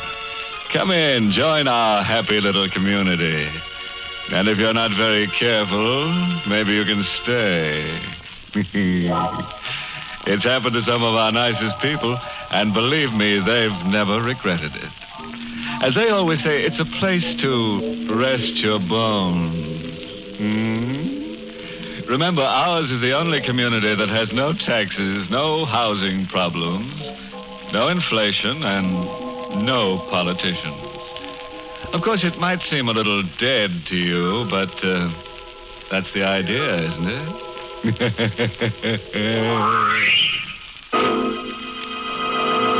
Suppose we get down to brass tacks. And I do mean the ones that go around the edge of a coffin. Huh? Well, don't sneer. I've heard better jokes myself, but remember, he who laughs last laughs best. And, brother, when we in the Inner Sanctum laugh, we're laughing last. Meet Laura, a nice girl in her 30s who had an uncle and worried about it. It was a pleasant life at Green Tower. It was pleasant being mistress of the huge, time-worn house and the fertile acres that surrounded it, and the money that came in regularly. Always. It was pleasant being married to Tony, who was very handsome and very gay, and who, they said, had married me for my money. Well, perhaps he had, but he was fond of me anyway. I'm sure he was, even though he was younger than I, but only a very little younger. It was a pleasant life, until Uncle Edward came home. Tony had gone out to the village, I think, to pick up something or other. I was alone. Tony, the door's open, darling. You know I never lock it. Did you have a nice time buying things, Tony? And who, my dear Laura, is Tony? Oh, Uncle Edward. Yes, but I haven't returned from the grave, my sweet. I didn't think you had. Hello, Uncle. That welcome could very easily be warmer and still not be overwhelming. I've been away a long time, and for a change, Green Tower seems attractive. Does it? Which is rather a pity. What do you mean? Selling it. You're not going to sell Green Towers? Oh, yes. Yes, I need the money. Uncle, you can't sell Green Towers. Well, it's mine. Of course I can sell it. But... And who is this Tony? Tony is my husband. Oh, really? Well, my congratulations. And I take it he thinks you own Green Towers? Yes. And thinks you have money as well? Yes. Uncle, I thought I saw someone in the garden. Uncle, please. Be still. It's so infernally dark out there, I can't see. It might be some burglar fellow. He was standing with his back to the room, peering out into the garden. Uncle Edward, who had been away a long time and who had come back at last to shatter my life. He was not a very big man, my uncle. And when I came close to him, I realized that he was barely as tall as I. Uncle... I can't make out a thing. Those blasted shadows. He was looking out into the garden for an imaginary burglar, while I stood behind him with the old French paper knife my mother had left me. I tried again. Uncle, please. Now, it's no use, my dear. No use. Go away and stop bothering me. He didn't even turn around when he said that to me, which made it quite easy when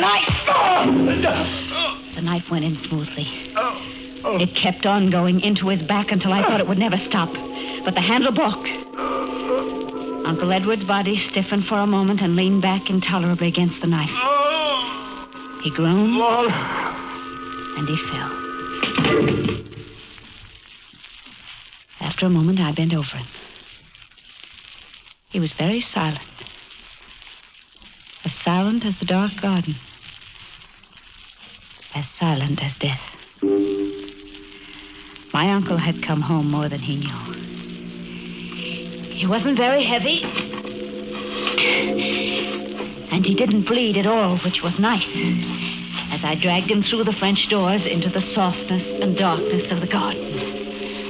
I hurried, because Tony would be coming home. The ground would be softest, I knew, under the rosebuds that I loved so. It was there that I dug a grave for Uncle. And it was there that I buried him. Under the lovely roses that would bloom again and again, not knowing or caring who lay beneath them. There was the sound of our car pulling up at the front door, but I was finished.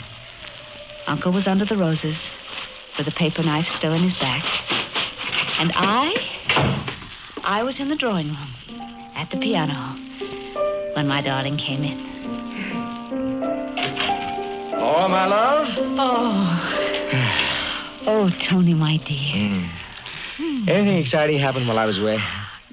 No, Tony. No. Nothing ever happens here. Nothing.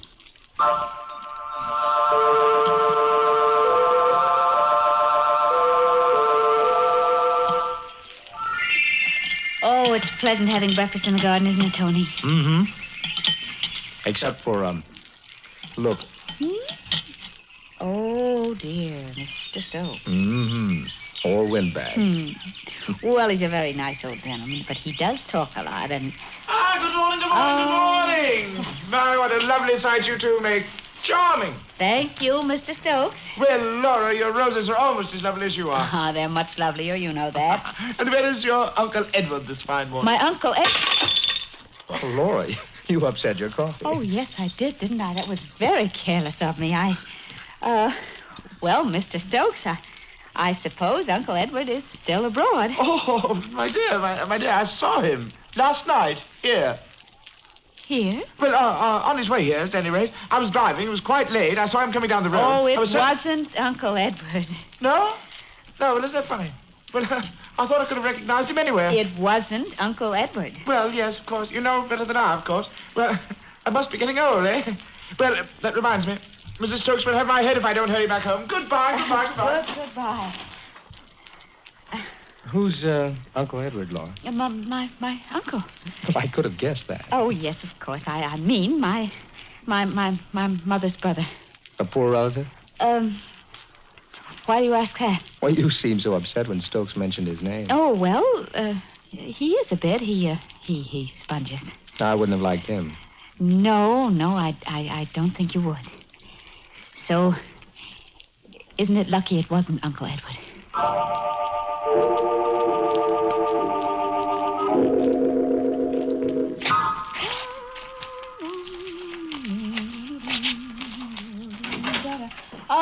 That you, Tony? Yeah, I'm going down the road to the Carter. Do you want to come along? No, dear. I better go through this mail. Ah, good old mail. Lots of checks coming in, huh? Lots of them, darling. Say, Laura. Yes? Well, why aren't you using your paper knife? My it needed cleaning, and I sent it away to have it cleaned. Oh, it was a pretty thing. Glad you haven't lost it.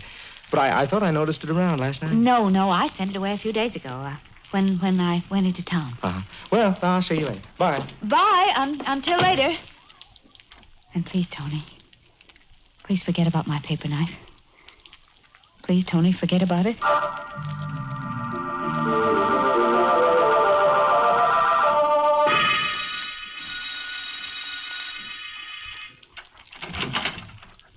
Oh, hello.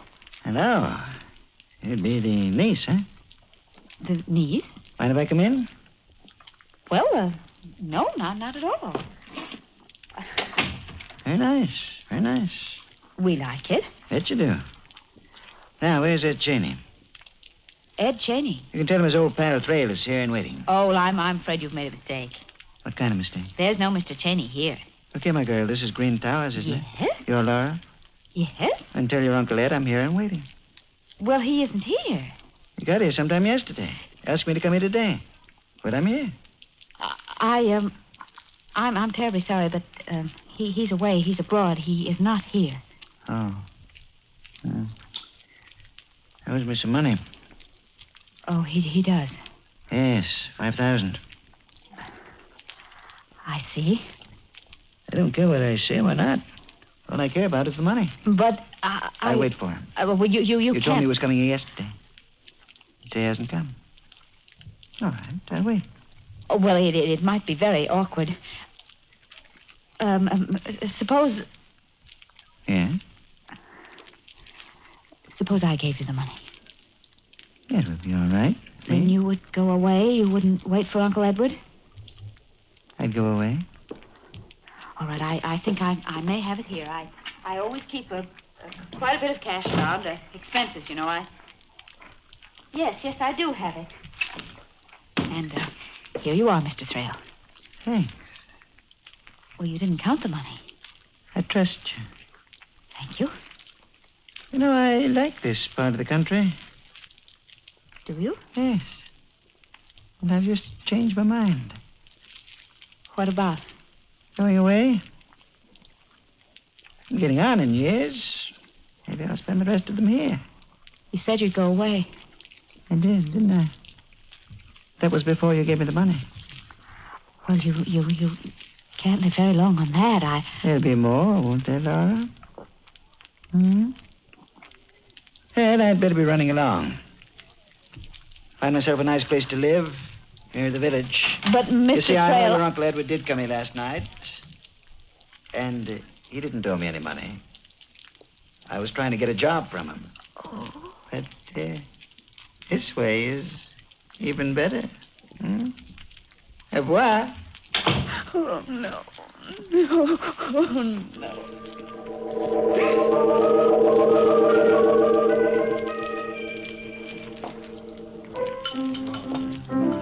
Well, gents, it's getting late. I'll be going to my new little gray home in the west, eh? Nighty night. Good night. Old man Thrail will be back, though. Buy all the drinks you can stand.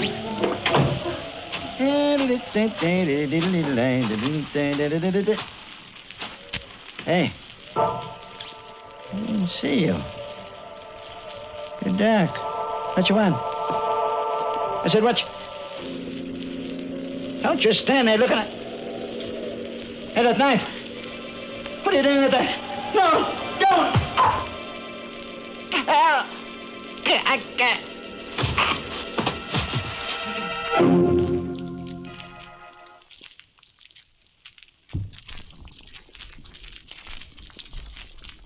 Well, you're all here waiting, eh? What's the matter? You brave or something? Oh, you are. Then suppose you crawl out from under that sofa and listen to the tale of Laura, who planted her Uncle Edward under the rose bushes in the garden with her favorite paper knife in his back. A Mr. Thrail tried to blackmail her, but one dark night, Mr. Thrail lost interest in worldly matters, lying down in the street with a knife in his heart. The next morning at Green Towers... Good morning, Laura. Good morning, darling. Started breakfast already? Too hungry to wait. Pull up a chair and go to work. All right, I will. What's the matter, Laura? Nothing. You're a bit pale. I'm all right. Tony, who put those roses on the table? I did. They're blooming. I know how you love them. Well, thank you, darling. Say, terrible thing in the papers this morning. Oh? What? Man stabbed to death in the village. Really? Mm-hmm. Stranger hereabouts. He was at the village bar, throwing a lot of money around. Walked out. Somebody evidently wanted the rest of his money, so he got a knife stuck into him. Oh, how dreadful. What was his name, Tony? That was a funny name. Hard to remember. Oh, yeah. Yeah, Thrail. Yeah, that's what it was. Laura, what's wrong? Oh, nothing. I do think, though, that those roses have given me a headache. Their odor's so strong. Oh, that's a shame. Well, I'll get rid of them. Will you? Thank you. I'll go and lie down for a while. Maybe my head will feel better. Yeah, you do that. Yes, I may even be able to sleep again.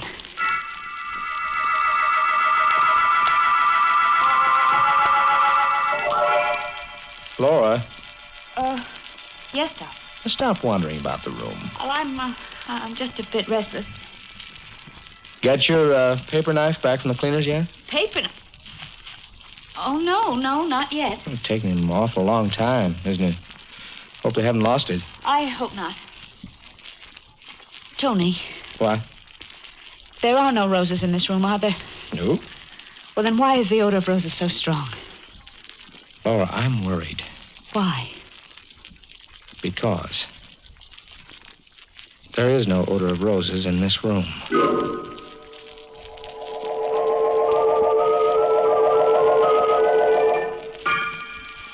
Good night, Tony, darling.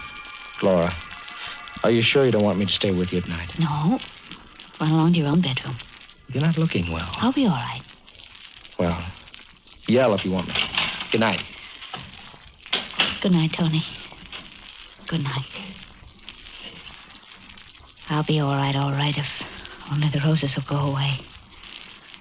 The heavy, sweet odor of roses always in my nostrils.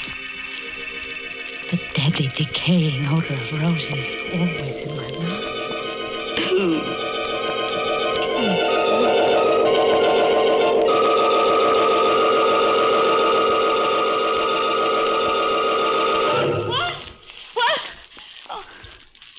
Oh, for goodness sakes, I was asleep. And it was nothing. Oh, no. No.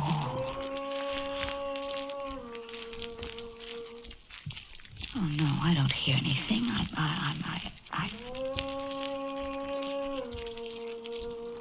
That voice is coming from the garden. From the garden. I've got to get out of bed and see. Just see. Now, there's nobody in the garden. Nobody at all. There's the plum tree, just as it always is. And the vegetable patch. And the lawn where we play croquet. And there are the rose bushes, too. The rose bushes. And out of the rose bushes, a man is standing up, and it's my uncle! No! No!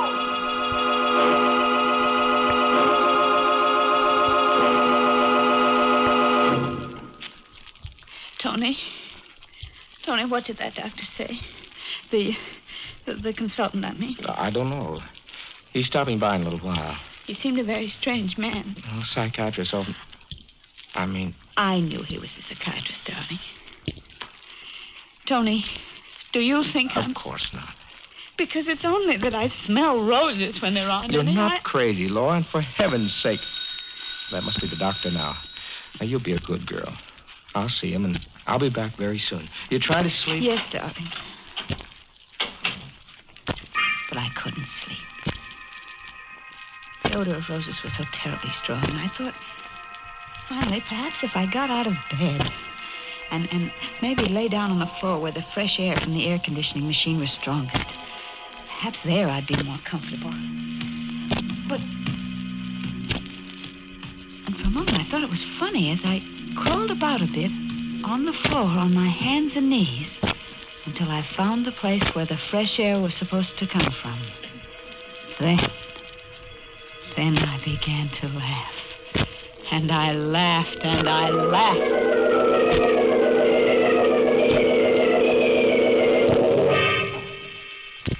That night I waited till Tony slept. And I went downstairs into the cellar. And straight to the air conditioning machine which kept the house so fresh.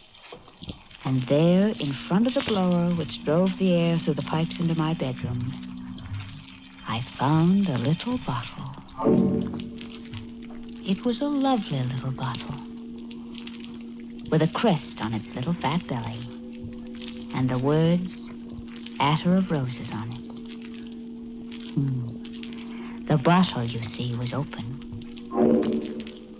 And then I knew that I wasn't mad. And I also knew that the time had come for me to find my paper knife again.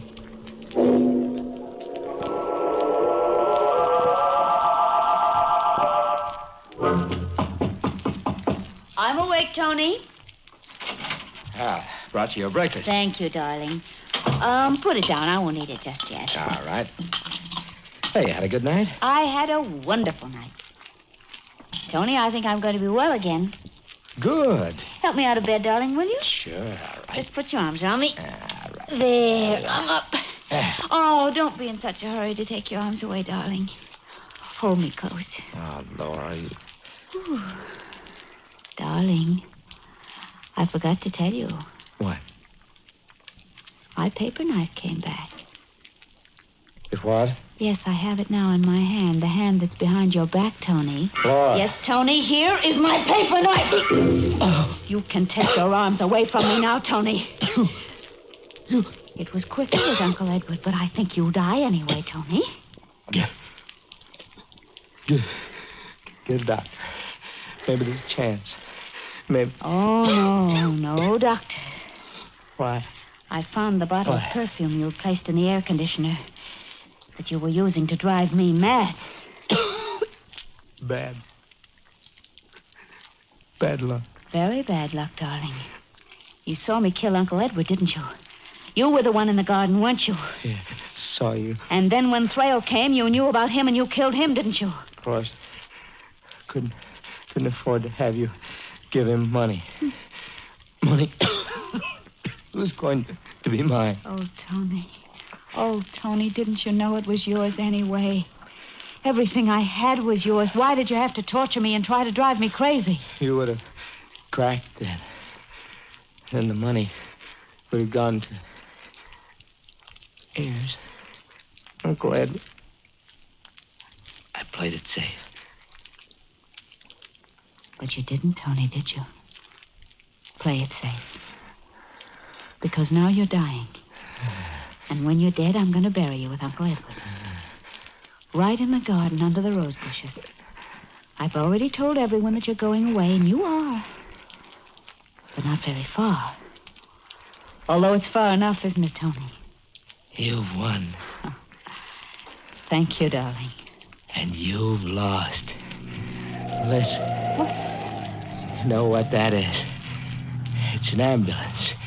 For you. Why? You're mad. Yesterday, 2 doctors signed certificates of lunacy. I authorized. I am not insane. I can prove it. The odor of roses was a fake. I can show them the perfume. I can explain it to them. But how will you explain me or Uncle Edward? That's it, Laura. How will you explain us? Tony!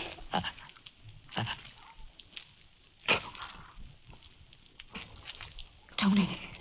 Wait!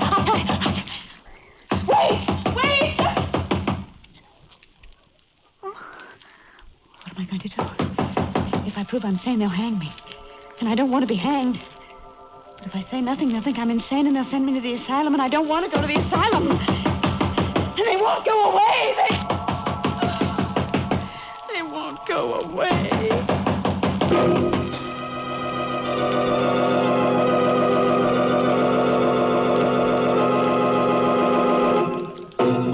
Well, that's the end of poor Laura, who was a handy girl with a paper knife, but who didn't do so well with her spring planting.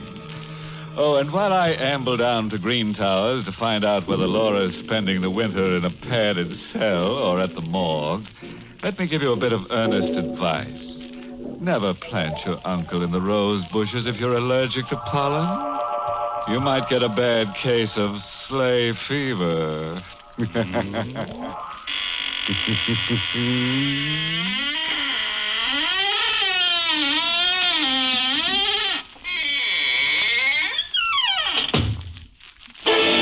Sanctum has been a presentation of the United States Armed Forces Radio Service. voice of information and education.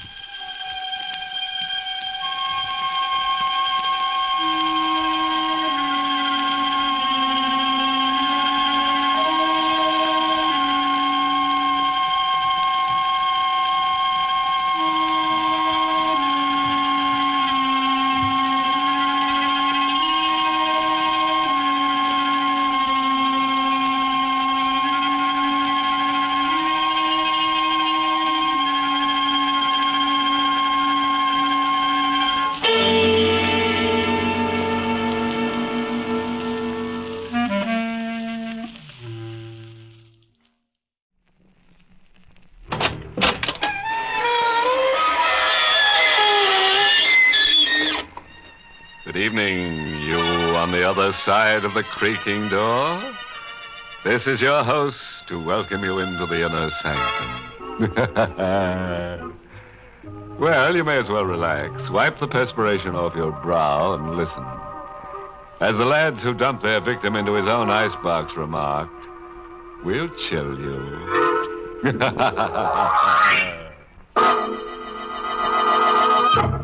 Tonight's Inner Sanctum Mystery, Death Rides a Riptide, was written by Lou Vittis and stars Arlene Blackburn in the role of Carol with Lawson Zerby as John.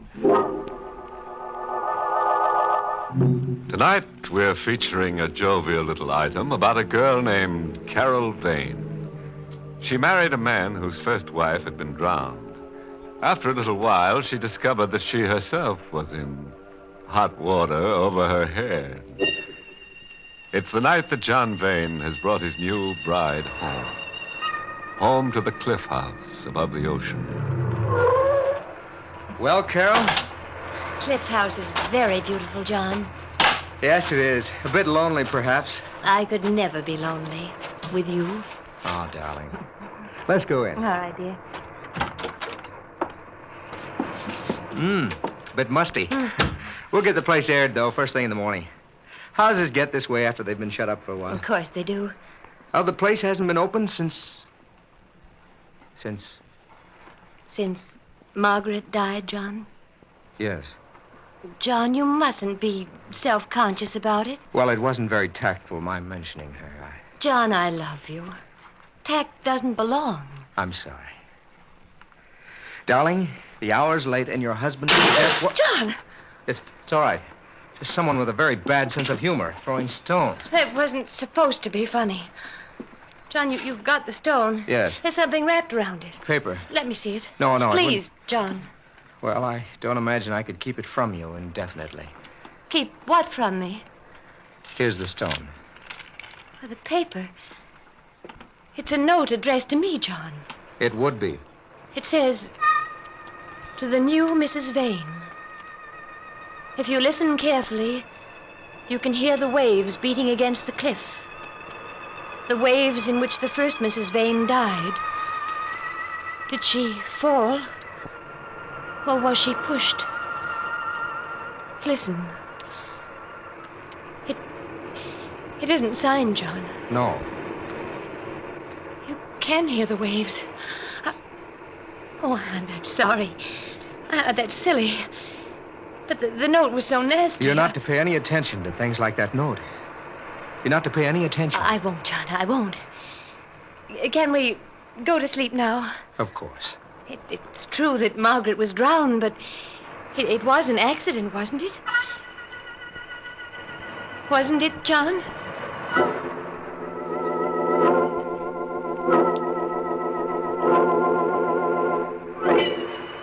John fell asleep after a while, and the waves kept pounding against the rocks. I remembered having heard how badly she'd been bruised by the rocks. I remembered seeing her and John in the village, and how beautiful she'd been, and how I'd envied her. And now after the waves and the rocks, she didn't care anymore. And before I could fall asleep, I envied her even now.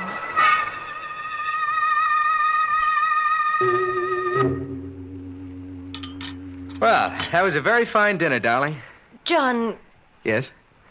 exactly how did did Margaret die? Carol, there's no I point. want to know.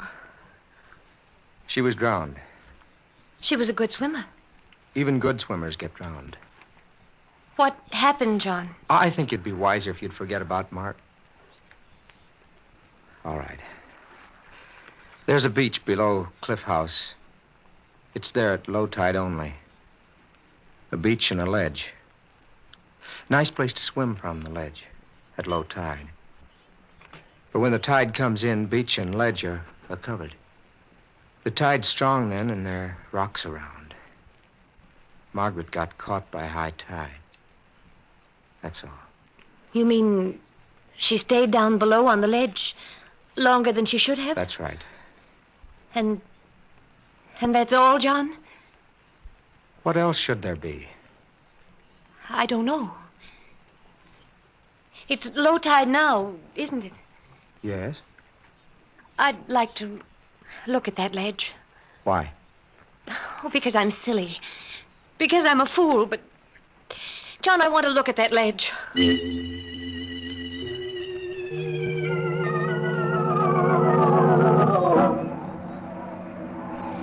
There are steps leading down, aren't there? Yes, I had them built some years ago. Carol, we should go back to the house. This business is idiotic, morbid. But we're at the ledge now. The tide's down. The ledge is broad and safe, isn't it? It is. At high tide, I suppose it would be covered. Yes. Cracks in the ledge. Seaweed caught in the cracks. From the time the ledge is covered by the water, I guess. And What is it? this was wedged in one of the cracks. This? Oh. Yes, John. It's part of a heel. A woman's high heel. So it is. Oh, the tide's rising. Let's go up. All right. Part of a woman's high heel. Caught in one of the cracks. John, Yes? could it be from Margaret's shoe? I couldn't tell. Throw it away, or better yet, give it to me. Yes, of course. Here. Thank you. John, a woman who's going swimming. She wouldn't have been wearing high heels.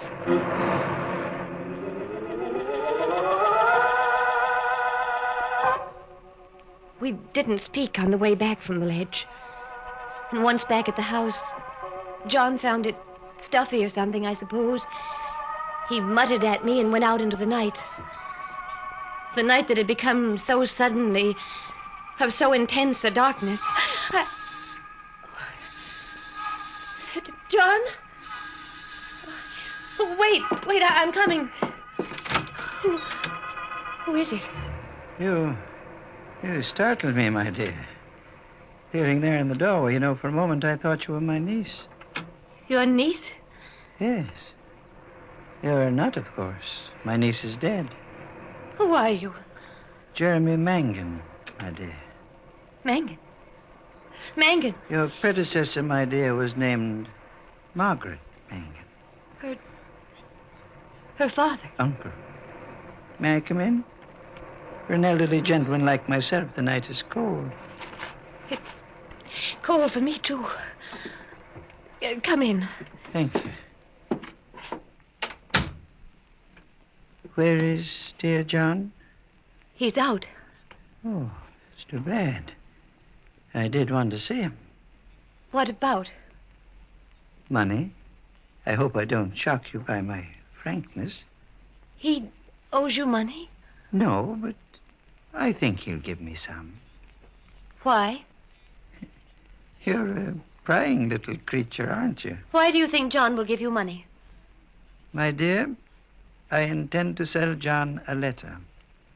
Sell him a letter? A letter written to me by my dearly beloved niece. By Margaret. But why should John want to buy it? Let me read you a bit of it, shall I? All right.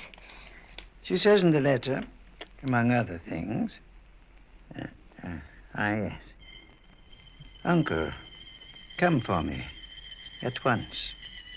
I must get away from Cliff House, because if I don't, I'm going to die.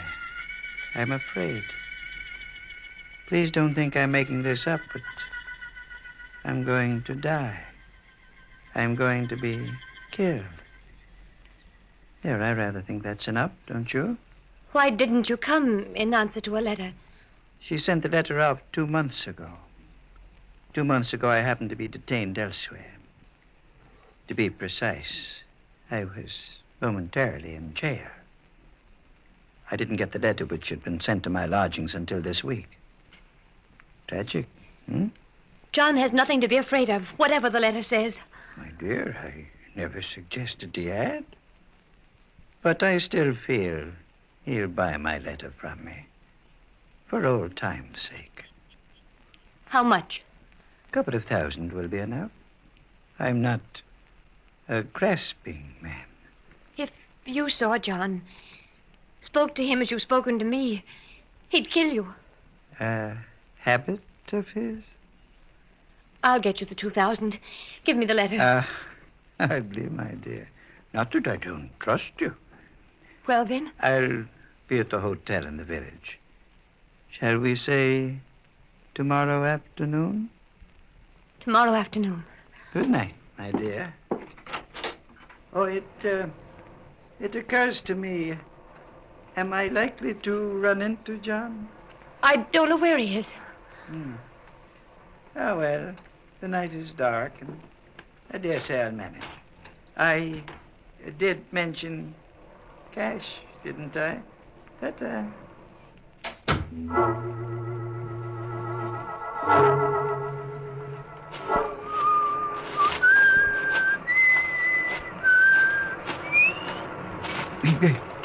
Bless my soul. You startled me. Standing there at the edge of the cliff, Hey, be careful. I'm armed. You devil. I won't go over the cliff. No. No. No.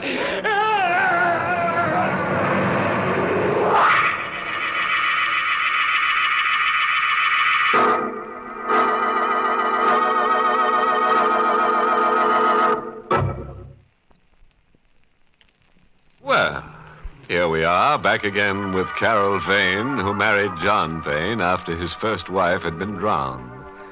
Officially, it was an accident, but a lot of people feel that John believed in the old saying, cast your dead upon the waters. At any rate, late one night, the drowned woman's uncle, a man named Mangan, visited Carol. He had a letter from the first Mrs. Vane in which she wrote of her impending murder. Carol agreed to meet Mr. Mangan the next afternoon with some money. But long before then, somebody heaved Mr. Mangan over the edge of a cliff. Maybe for exercise? At any rate, it's the next morning at breakfast. Carol, Yes, John? you're upset about something. No, I'm not. Not really. John, when you went out last night, where did you go? For a walk. Why? Nothing. What's in the papers this morning? Oh, same old stuff. International crises and... John? Look, there's something else. Mangan, Margaret's uncle, Carol. Yes? What about him? It seems he fell off a cliff last night. Oh, John. He was wandering about in the dark. Was it near here? Oddly enough, yes. And they found his body this morning. John, did you see him last night? No, I haven't seen him for months. Why do you suppose he came here? I've no idea. Where is he now? Probably at the morgue, what they call the morgue. Finney's drugstore in the village. I think we should go down there. Why? Well, you knew him. He was your wife's uncle. I never liked him. Still, it would look better. Carol, what are you thinking?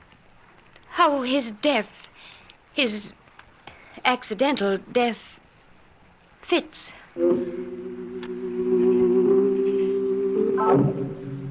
He was lying on a table in the back of Finney's drugstore.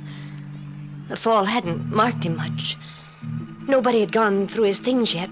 So while Finney and John and I stayed at the dead body, I gasped. Carol. I feel faint. Huh? Mr. Finney, could you get me something? Of course, Mom. Be back in a minute. Oh, John. Oh, I just remembered. Tell Mr. Fenny not to get ammonia. I can't take it. But, well, all right. Mr. Fenny, could you please be sure to get something more? I loved my husband. So I went over to where the dead body lay and put my hands in his pocket. And I found the letter. Carol, he's fixed something. Here.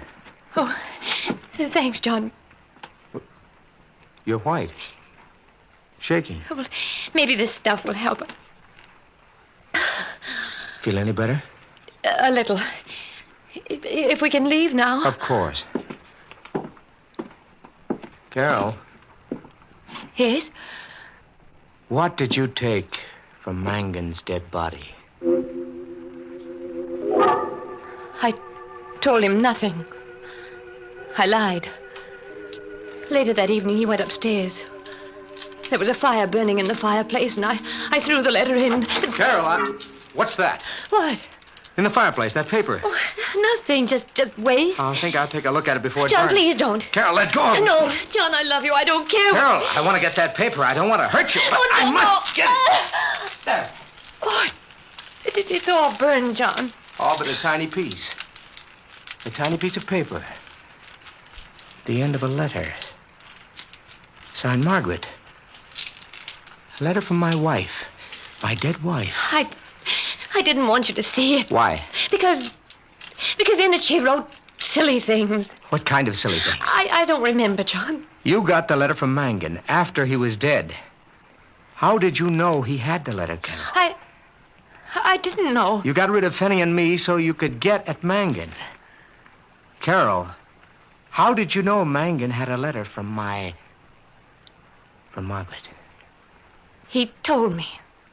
Then he was here before he fell. Yes, John.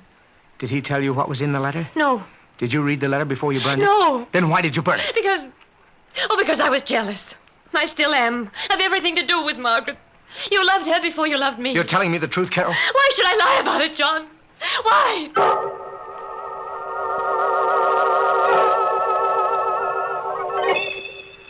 It wasn't very good after that. John took to staying away from home. I saw very little of him. We avoided each other. Each of us for reasons we didn't dare speak of. It wasn't very good there in the cliff house above the ocean. The ocean where Margaret Vane had died and where Mangan had fallen to his death. I might have gone away. That would have been the safest thing of all for me, but I loved John.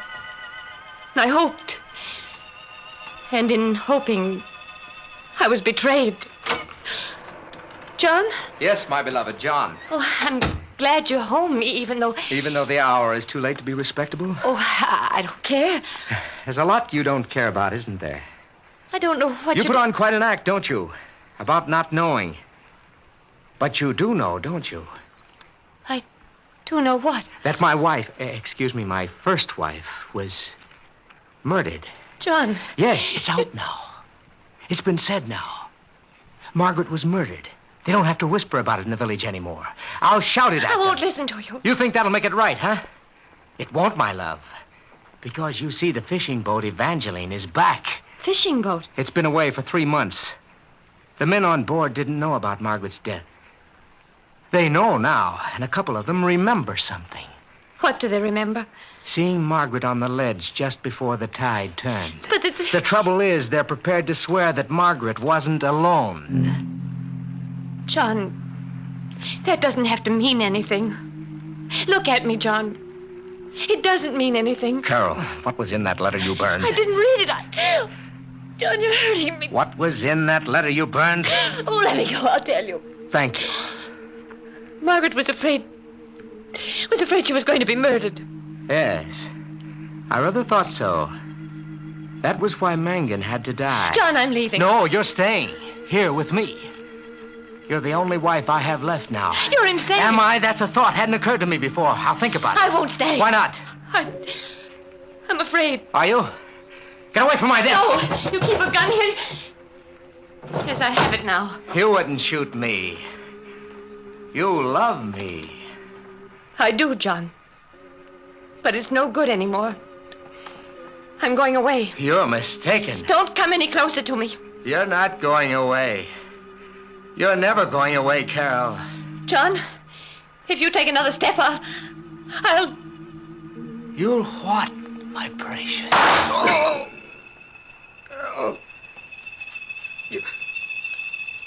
You did shoot after all. Somehow, I didn't think you would. I told you not to come any closer to me. I underestimated you. I've always underestimated you. But, Carol, when I die, and I am going to die, what will you tell the police? What I have to tell them. That I shot you in self-defense. Yes. Yes, of course. That would be your line. Not a bad one. It might have worked. It's the truth. Of course it is. But, Carol, defending yourself against a murder charge isn't considered good motive for acquittal. What do you mean? I would have bought Mangan off because I was in love with you. Even though I knew. But Mangan was murdered anyway. By you. Very consistent story. But, Carol, you remember that shoe heel? Yes. High heel.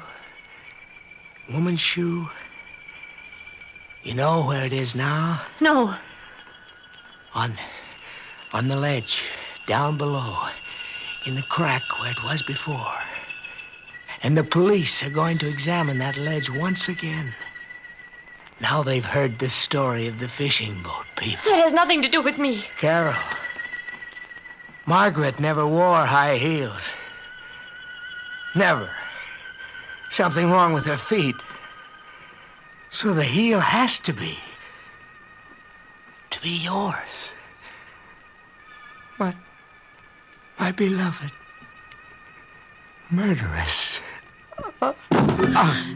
John. Dead. Dead is Mangan. Dead is Margaret. And I... There was the ledge and the broken heel in the crack. A little item of unfinished business that I had to finish.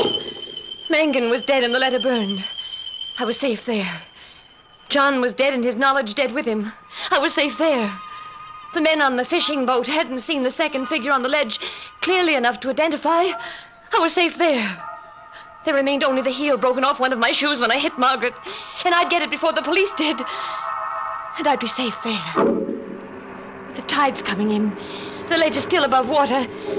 The ledge where my heel had been. But the heel wasn't there.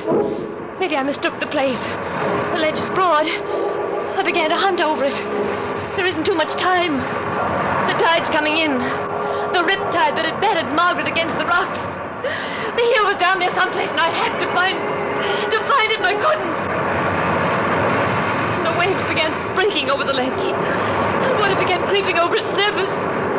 And the shoe heel that would hang me wasn't there.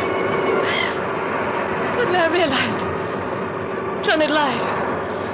The heel wasn't on the ledge at all. I must run. Escape. Run! But the waves are higher now. The ledge is covered with water. I turned to run and I fell! I fell!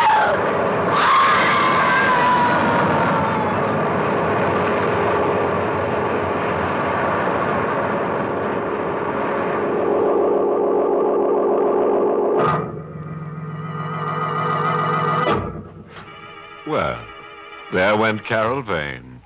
Fundamentally a nice girl with a slight character defect. She killed people.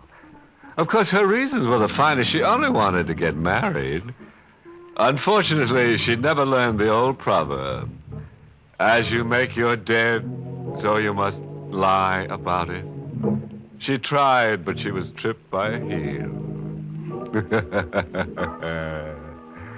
Incidentally, if you happen to be out fishing one of these fine evenings and the tide's going out, say hello to Carol.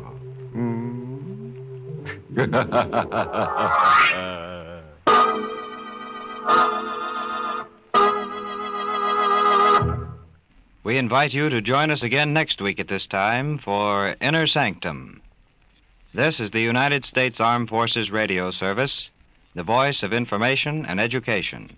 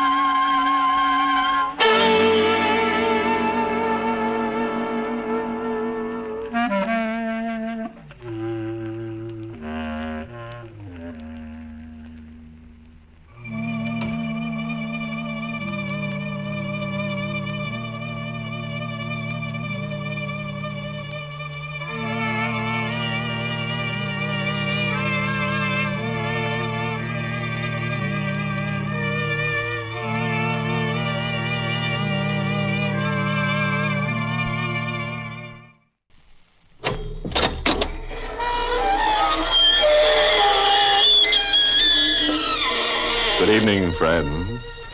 This is your host to welcome you through the creaking door into the inner sanctum. Come in, come in. Brrr. It's getting cold. Yeah, we're all blowing on our hands. Those of us that have hands.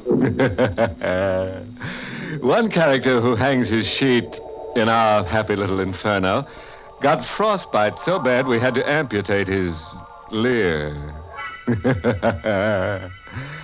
Oh, well.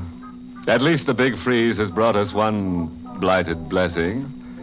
The stiffs around here will keep refrigerator fresh.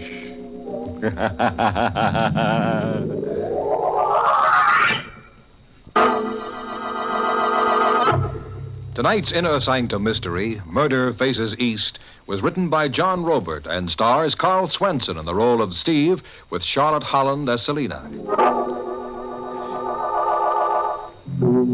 Tonight's candidate for oblivion is a chap whose hobby is collecting nightmares. Oblivion comes with a crash when our boy discovers an idol is no idle jazz. Hang on, everybody, and we'll fill in the gory details. We're in a gloomy cell of a city prison in San Francisco. On the edge of a lower bunk, sitting with bowed head, is a man, a recent arrest. He's still dressed in street clothes. His tie is missing, so are his suspenders, confiscated as a precaution against suicide. His eyes fix intently on the stone floor, as if trying to stare a blind spot out of his vision. And his mouth twists into a distorted curve of amusement. I've got $1 million. I can't even buy a tie or a pair of suspenders or even 5 cents worth of freedom. Began for me with a penny postcard in the mail. Selina, my wife, read the card to me over the breakfast table. Public auction of the estate of Hanson Brokaw. Rare Oriental treasures, masks, statuary, talisman. I went. Some fellas play chess or collect stamps. I hobbied in Orientalism. Selina came along to see that my blood pressure didn't pop bids out of my mouth or to bankrupt us for a month. 100 lots had been sold, a parade of bronzes, ceramics, and brocades that were the haunting fascination of the Orient. Lot number 101 on the platform was a bronze Hindu idol, small, 6 inches high, with a sardonic grin that looked real, as if a human laughing face had been frozen into a bronze mold. Number 101, a Hindu idol. Bid lively, folks. $50. 75. Steve, you're mad. No, I want it, Selina. Not over 100, darling. We can't afford it. $75, $75, $75. $100 now. 100, 100, 100. I hesitated. I have and then the idol decided it for me. I watched it move subtly, just for my eyes. It moved to the east, toward my aisle position, compelling me, as if an invisible string was drawn between us. $200! Steve! $200. 200 once, 200 twice. Sold to Mr. Kavanagh. I owned the Hindu idol. At the close of the sale, Selina and I were leaving when a man approached us, a gaunt, swarthy man with hollowed-out cheeks, wearing an eastern fez. Mr. Kavanagh. Yes? I am told you are the fortunate purchaser of the Laughing Idol. What about it? It was my intention to buy it, but I arrived too late. My car was delayed in traffic. Oh, that's too bad. Better luck next time. Perhaps I can be lucky this time. If you will sell the idol to me. Oh, I don't think so. The Honorable Hansen Brokaw, its late owner, was found mysteriously killed. An ancient Burmese axe embedded in his skull. Oh. Why do you want the idol? Like the late Mr. Brokaw, I am a collector. Oh. I will pay you a very handsome profit.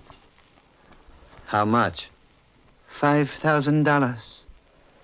No sale, mister. No sale at any price. Outside, we were hurrying up a deserted side street, me clutching the idol, when the promise of things to come began in a rush. $5,000, Stevie, offered you a fortune. No, I couldn't sell it. Don't ask me why, Selena. I just couldn't. Rifle shot. Came from across the street, someone firing down from an open window. Quick, come on, duck into the alley.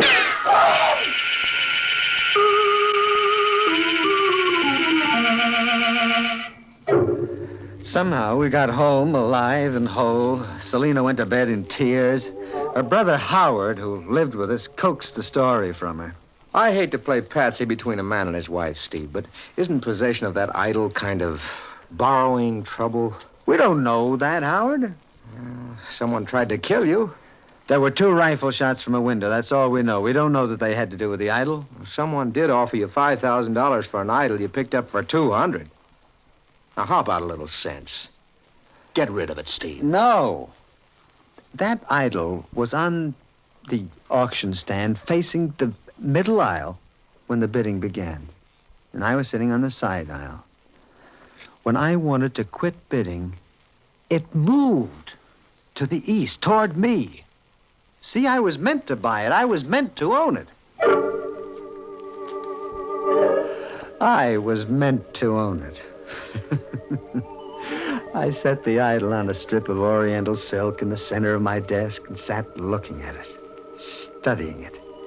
It sat grinning at me, as if enjoying a secret surprise it had already prepared for me. Hello? I speak with Sab Stephen Kavanagh. You are? You will please to come to the mosque on Street Karaka, house number 24. What for? When you come, you will know, Sab. And please to come after dark with the idol. After dark. I was to come to a mosque in Frisco's Oriental Quarter after dark. Another man, any other man, would get on the phone to police headquarters. But I went. 24 Caracas Street. A cop's whistle out of Frisco's Chinatown. Place was empty. No furnishings, just a few scattered prayer rugs, a makeshift altar, and a bony old man wearing a fez. It was chalk white, as if he just climbed off an embalming table. The Sab Stephen Kavanagh. In person. I am Jin Khan. Okay. Tell me why I'm here. Because you possess the laughing idol, and because it is written that Jin Khan must serve the possessor of the idol. Serve me? How? Your danger is great, Sahib. Huh? Now, see, your enemies will strike, but you will reach riches and power. The idol will show you the way, and Jin Khan will serve you. Serve me? How? Now, see. It is written that when it faces to the east, Jin Khan will talk to his ancestors and then come to you.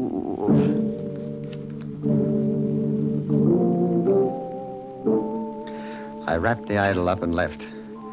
1,000 doubts were whispering in my head. Outside, I had to pinch myself to remember that I was in the States. Everybody had closed up shop and gone home. The street was deserted, not a sound. Except a cat's whining meow. And then I got a sample of what Jin Khan had meant by your danger is great. The first I knew of it was a cold breeze whistling an inch past my head. A sharp-edged instrument had narrowly shaved me and buried into a building side. It was an ancient Burmese axe. 1 inch closer, and I would have been dead.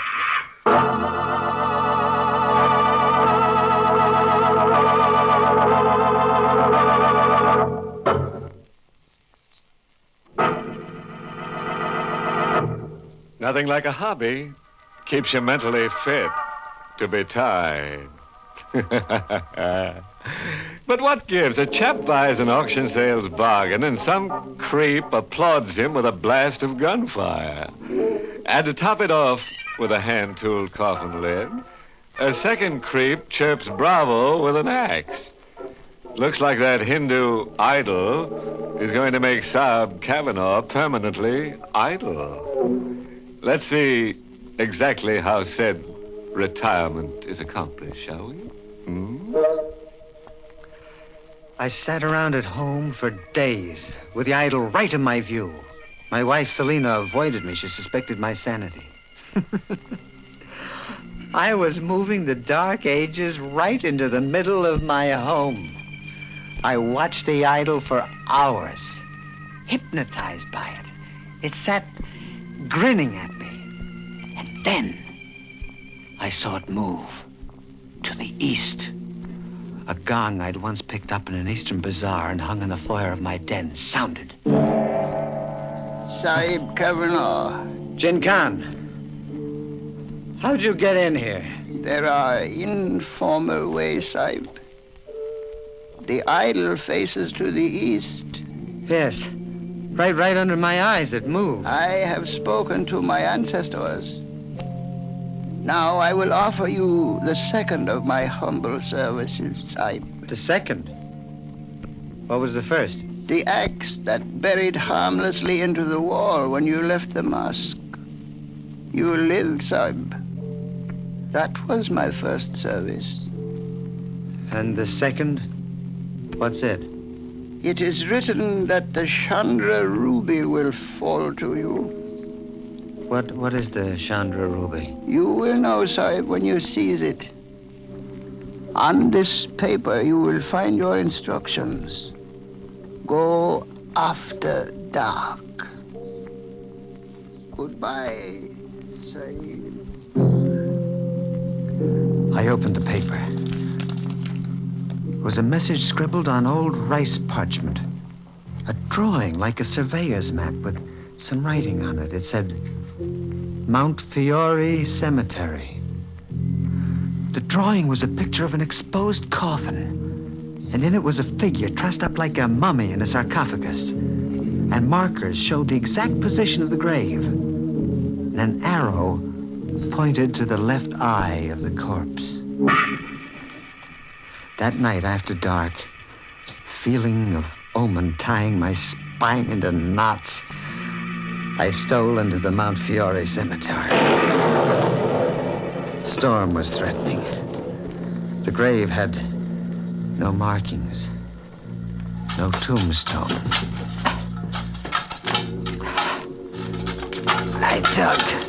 I dug 4 feet down.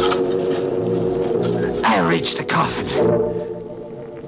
It lay exposed, with the rumbling skies giving it a ghostly glow as if someone had rubbed it with phosphorus.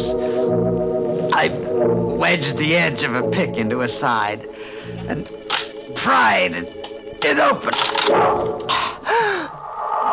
Exactly as drawn, it was a mummified corpse, a strip of face, what was left of it, peeked out. Just the nose, the eyes, and part of the brow. One socket was empty. And the other, the left eye, the eye marked by an arrow on the drawing, gleamed red. A lightning spear in the sky caught its radiance, and the eye seemed to burst with a ruby fire, and then flicker and dim as the lightning passed. The Chandra Ruby, Jin Khan had said. I was the owner of the Chandra Ruby.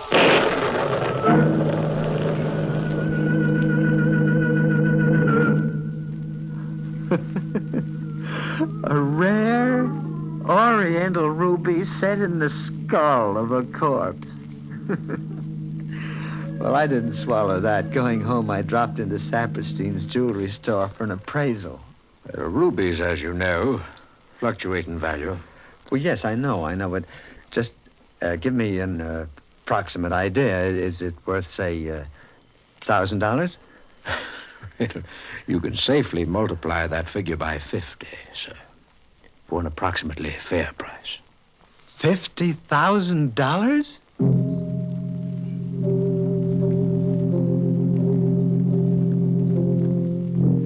For days, I hardly slept watching that idol. And then on the fourth day, the idol moved again to the east. I have spoken with my ancestors. It is written that you will reach great wealth and power. But first, an unhappy task awaits you, Sab. Oh, an unhappy task? You must kill to save yourself. Kill? Yes, Sahib. Who do I have to kill? Your wife. Kill Selena?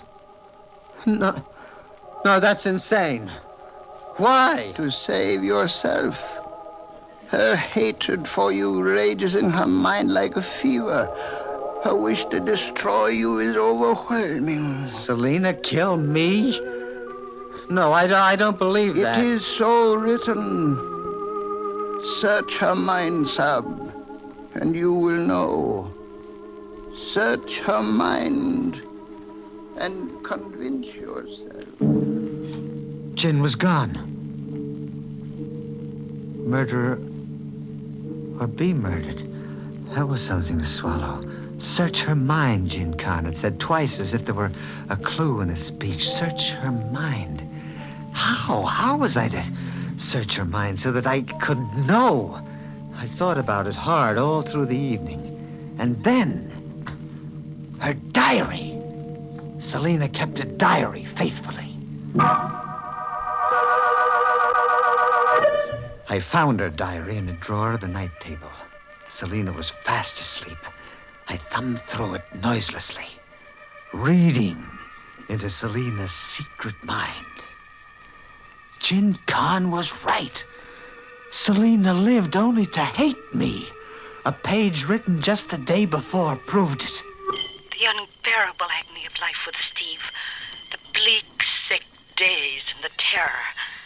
When he touches me, I wither and fall away. One day I will destroy him. I must, or be destroyed. Destroy, or be destroyed. Murder, or be murdered. I stared over at Selena, and then something, the intensity of my thinking maybe, awakened her. Steve. Steve, you've been prying into my diary. No, not into your diary, into your mind. I've been prying into your secret mind. Steve, what's come over you? A revelation. What? I have been living with a fraud, a murdering fraud. Steve, you're out of your mind. Kill or be killed. Do you hear, Selena? Marriage boils down to a comical simplification.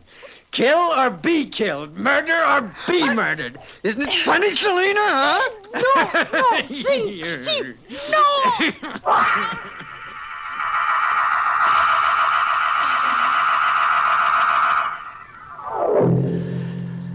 2 minutes. It was over. I left her curled in her last sleep, turned the key in the lock. I had thinking to do. And planning. How did a sudden widower explain his deceased wife away to a curious world? Still hadn't finished. Hadn't found the answer when Howard came to the breakfast table. Steve, if I could speak up frankly, just once. Straight from the shoulder. Go ahead. That Orientalism mania of yours is degenerating you into something unhealthy. Now, why not call it quits? Selina's edgy and depressed. She feels rejected. You push her too hard, she's capable of harming herself. Harming herself? You're hinting at suicide? Yes, Steve. I'm hinting at that. Exactly. That was my way out. Suicide. Selina just wouldn't come back from her early morning walk. They'd find her in a lake, a victim of despondency and hysteria. When night came, I'd transfer the corpse to another setting. Somebody is at my door. Yes? Western Union. Telegram for Mrs. Stephen Cavanaugh. Well, I'll take it. I'm Mr. Cavanaugh. Sign here. Telegram for Selina? I opened it. Came from New York. Firm of Englander, Fowler, and Barbanel, attorneys at law. The wording was a formal invitation to appear and collect about $1 million. This is to inform you that the will of your late uncle, Thomas DeHaven Chalmers, names you as sole beneficiary. Please communicate to us the date of your arrival in New York. A crackpot recluse that we'd often joked about had left Selina $1 million that she didn't have the slightest use for now. Great wealth and power, Jin Khan had promised. By succession, the fortune was mine now, if I could make murder the perfect crime. When night came, I drove Selina toward Apple Lake. It was just outside of town. Selina was fully dressed, gloves, shoulder bag, right down to the last accessory. A frantic wife on a solitary walk had taken a fatal plunge. I got to the lake. I carried her carefully to the water's edge, ready to complete her suicide. I never got to carry out my plan. It won't work, Cavanaugh. You can't get away with murder. 4 other troopers besides myself are ready to blast you if you try to make a fight for it. How'd you know to follow me here? 5 minutes before you started for Apple Lake, your brother-in-law got a peek into your wife's bedroom through the porch window.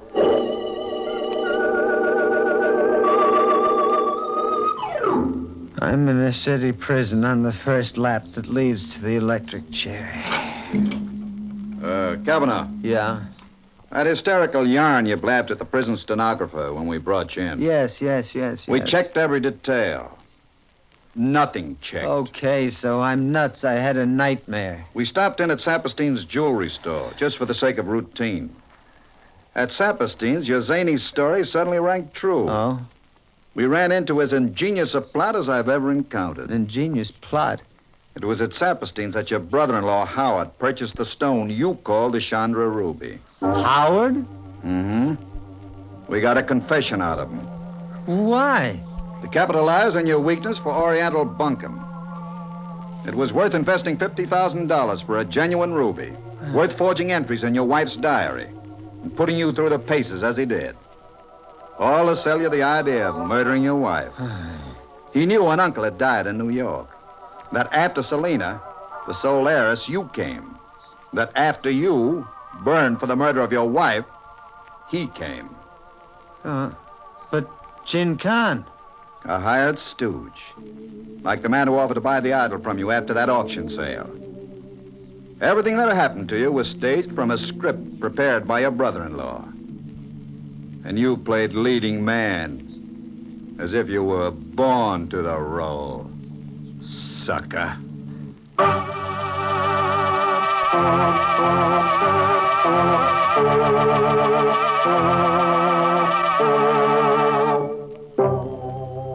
An Oriental onion peeler once remarked, Examine your relatives carefully, Bub. What looks like an in-law might actually be an outlaw. anyhow, it's an ill wind. Ah, me. There's nothing like an auction sale to pass the time. Right into tomorrow. Those three little words, going, going, gone. Steve's going, Howard's going, and Selena's gone. The only thing left standing up is that unclaimed $1 million. Interested? Somebody?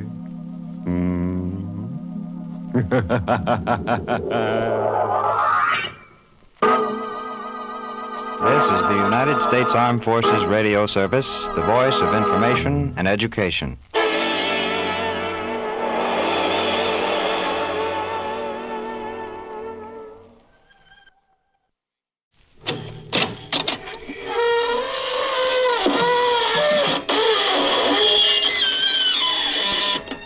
Good evening, friends. This is your host to welcome you through the creaking door into the inner sanctum. Come in, come in. We had a surprise visitation here a scream or two ago. A sightseeing delegation simply crazy to take it all in. One onlooker's mouth was so agape you'd think his face was split from ear to ear. Confidentially, chum, it was. The head of the delegation was terribly proud of his honorary title. Poor chap, it was the only head he had. Ah, yes. Things went along cozily until some wag suggested holding hands. We brought out a trunk full of hands we keep for just such occasions.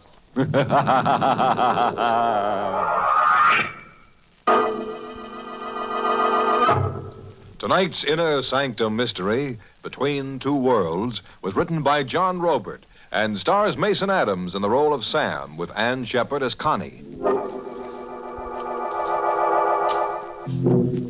It's Yuletide week in South Chicago as a flash electric storm whips the streets. Inside the 10th District Police Station, Chief Matthews and his clerk Daly are passing the time over a game of chess. Suddenly, like a bolt from the heavens, a window pane crashes, and a parcel fastened to a fist-sized rock drops to the station house floor. It's a package tied to a rock, Chief. And what's in it? A notebook, Chief. A 5-and-dime notebook. And all written up like a confession. It's signed Sam Tyler. Sam Tyler, never heard of him. Read me what Sam Tyler's got to say. Ever come face to face with death and just stand around helplessly waiting for it to tap you? Waiting for the final count. While you're waiting, your heart is a big clock ticking off your doom. And inside your head, a moving picture's going on. You're looking at the story of your life. And it's not a pretty story. It's all black. It's all bad. You hate to die without a single good mark in the big book. If you only had just enough time to chalk up one good deed. It happened like that with me. I came face to face with death. Death was Nick Fazenda. I'd lost face with Nick. The big guy liked his racket boys tough and nerveless, and I had a streak of chicken, Nick said. I had a streak of chicken, and I knew too much to be trusted alive. Where do you want it, chicken? Nick, don't do it. Give me another chance. Dying like this scares me. What's waiting for me after you pull that trigger, Nick? I haven't done one decent thing since I was born. Kid, you picked the wrong setup. You should have joined the Boy Scouts. So long, chicken. The shot made a noise like a TNT charge, but I hadn't felt the impact. I hadn't felt anything. Either I was paralyzed with fear or dead to feeling. Or Nick had missed. I watched Nick stare unbelievingly and aim again. An easy bullseye at 5 yards with Nick a crack shot, but still no impact. I was still standing up. Kid, hold on. You're dead. No, Nick. I'm alive. You can't kill me. Nick, you're seeing a miracle happen. You're crazy. Nick, I'm going to get that chance. I'm going to live. 2 more shots, but still no impact. I was alive, uninjured. But something was happening to Nick. His face was purpling as if he was suffocating. As if some invisible stranger had his hands around Nick's throat, strangling him. Get up. I'm choking to death.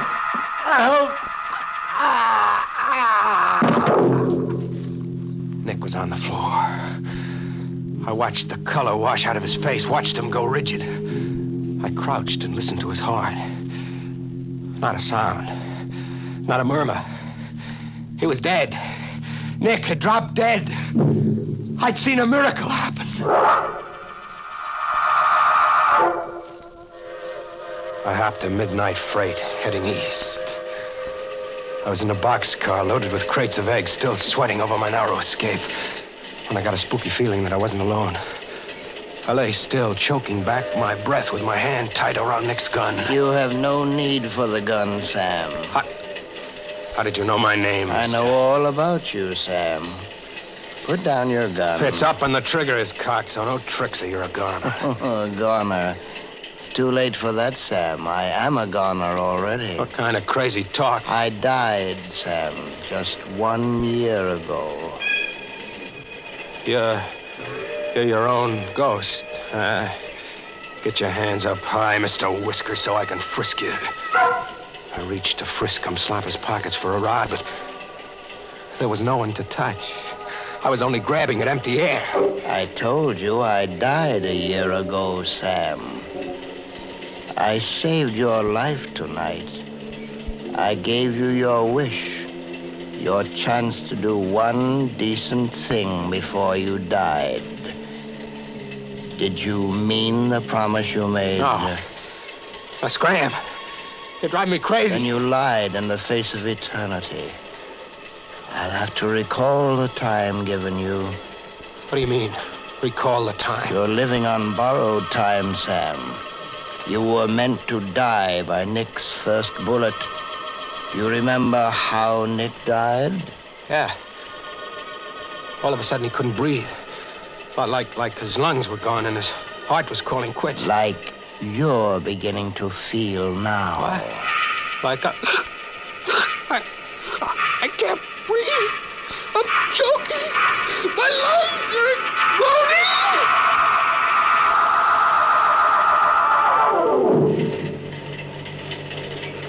When I came to, Mr. Whiskers was smiling over me. You did mean your promise to tomorrow, didn't you, Sam? Sure I did. Anything you say. Then continue on to Chicago. When you arrive there, spend your time waiting in a restaurant called the Spread Eagle. Sooner or later, you will be approached. You are to lend yourself to any situation that arises. Any situation, understand? Sure, I understand. This good deed I'm to do on borrowed time. What's your interest in it? Deeply personal, Sam. I am no longer among the living, but I have no place among the dead. I walk between 2 worlds. You see, Sam, in life, I didn't have one decent thing to point to either. Through you, I hope to find rest.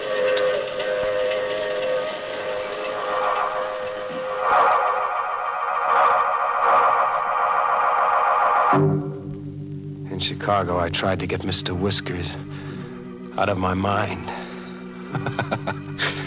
I'd had a bad dream. It had to be a bad dream.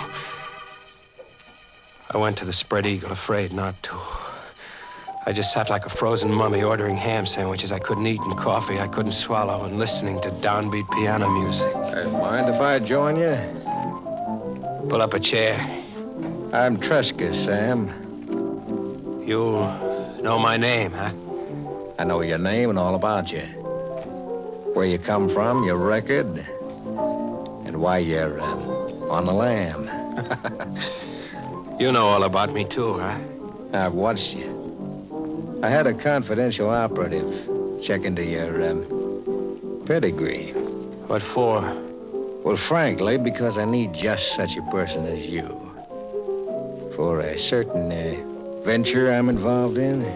What do you mean, just such a person as me? I wanted a man who's at home in, shall we say, unconventional activities.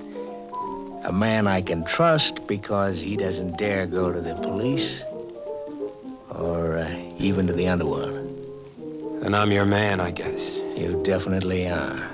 Okay, let's go. Did you agree just like that? Without even discussing price or the nature of the work? You said I was your man. The fact is, Tresca, I'm your man, and there's nothing I can do about it.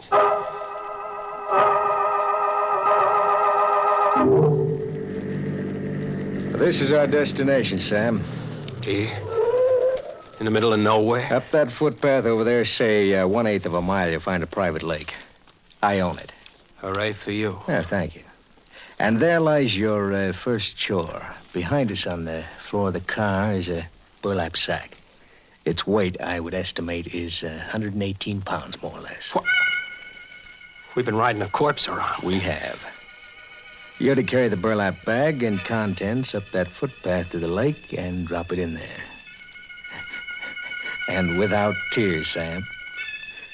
Mind you, without tears.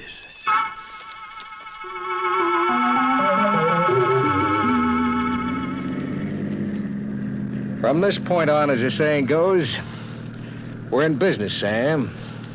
What's the next event? Wedded bliss. For you.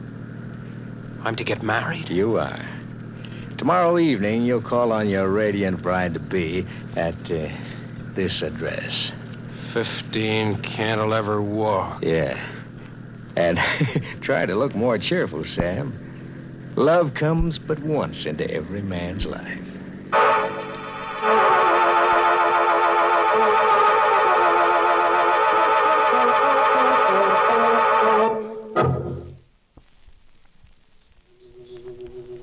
I could hear Mr. Whiskers giving me the horse laugh somewhere as I climbed the steps to 15 Cantilever Walk. Big gray stone, as if someone had imported the side of a mountain. Iron over every window. And gloomy enough to give even a crepe hanger to St. Vitus dance. I rang the door buzzer.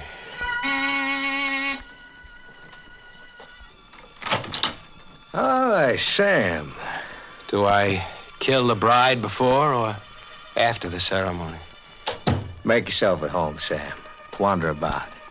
I'll see what's keeping your blushing bride. I wandered about with my eyes popping over the expensive layout. Whatever Tresca's game was, it wasn't penny ante. The joint screened big stakes right down to the needlepoint footstool. Where did Mr. Whiskers figure in it? A minute later in the library, I began to catch on a little. Mr. Whiskers was right in the game. There, sitting over the fireplace in a big gold frame, was Mr. Whiskers. You like the portrait, Sam? Oh, yeah. Yeah, it's quite a painting. Who is Mr. Whiskers? Mr. Whiskers. That's a trifle irreverent, but an apt nickname. He was my brother Stephen. Was, huh? He's dead? You sound as if you were ready to dispute it. I just asked, is he dead? Very much so. Dead and buried. Your manner is a little odd, Sam. I'm sorry. I'm Reggie. Getting married is an idea I've got to get used to. Well, then meet your bride. That's one way of bringing the idea to roost. Constance. Sam, this is my niece, Constance. Constance, this is your fiancé, Sam Tyler. Hello, Sam. Hello. Well, I'll leave you to get acquainted. You want to exchange premarital views on love and homemaking. There wasn't a blush in my blushing bride. Her cheeks were chalk white. Her face had the look of death, like some creeping sickness had already called 2 strikes on her. She sat down at the piano. I stood watching her. Looks like you're stuck with me, kid. If Tresca has his way. Tresca will have his way. What's your angle, kid? Why is the niece of $1 million layout ready, willing, and able to marry a deadbeat ex-con and mug? I'm obliged to marry. What do you mean, obliged to marry? The terms of my father's will. I inherit his estate at midnight tomorrow. Only if I married. It's beginning to make some sense. Mr. Whiskers up there was your father? Yes? But why pick me? A mug your uncle brought home. Why not scout your own dearly intended? I can't... I'm not well enough to... Hey, you sound as if you're not even well enough to live. No, Sam. I'm not well enough to live much longer.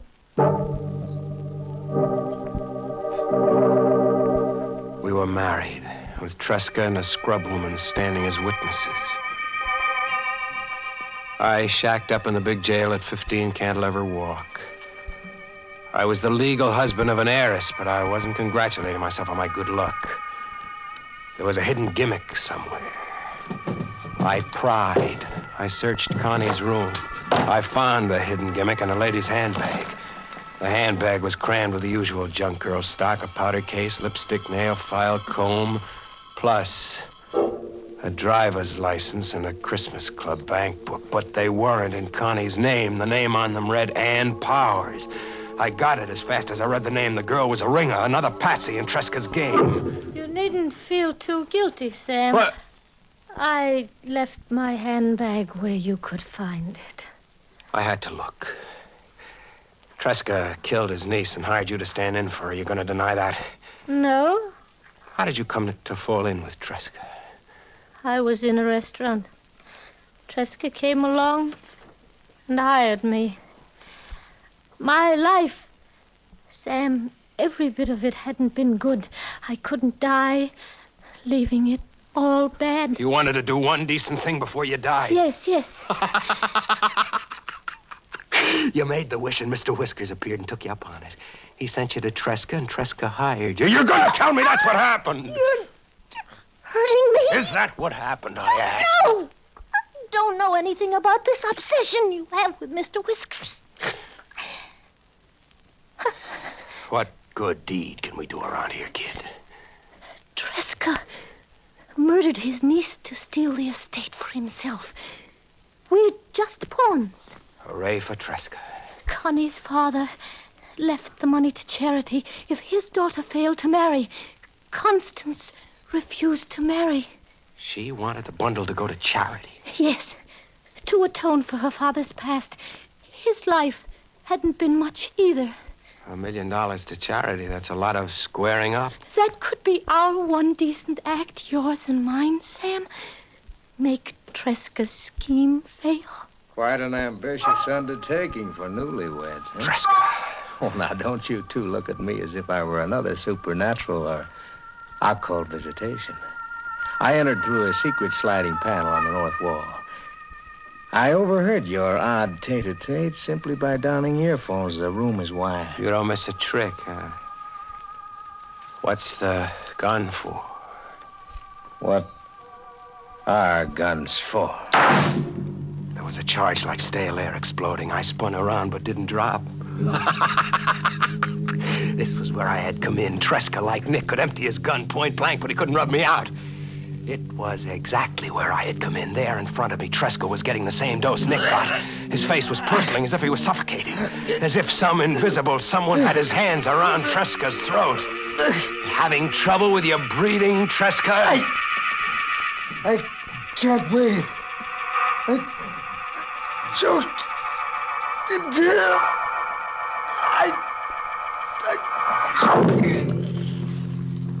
was on the floor, rigid, out for keeps like I'd seen Nick once.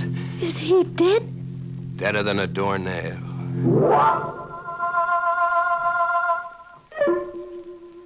We sat around, the three of us. Tresca, the girl, and me, waiting for Mr. Whiskers. We sat all day and all night and through half the next day, but Mr. Whiskers didn't show. Mr. Whiskers didn't show, as if he never was.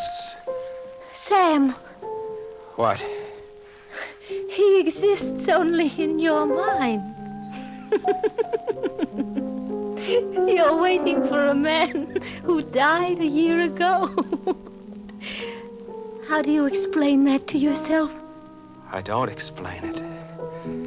Maybe Mr. Whiskers doesn't have to come anymore.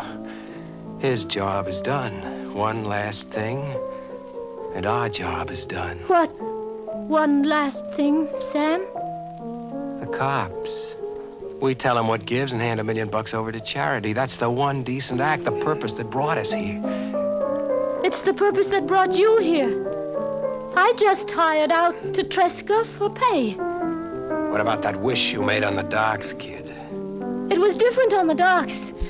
I was sick and broken, hopeless. I'm not broke or hopeless anymore. I can buy a cure.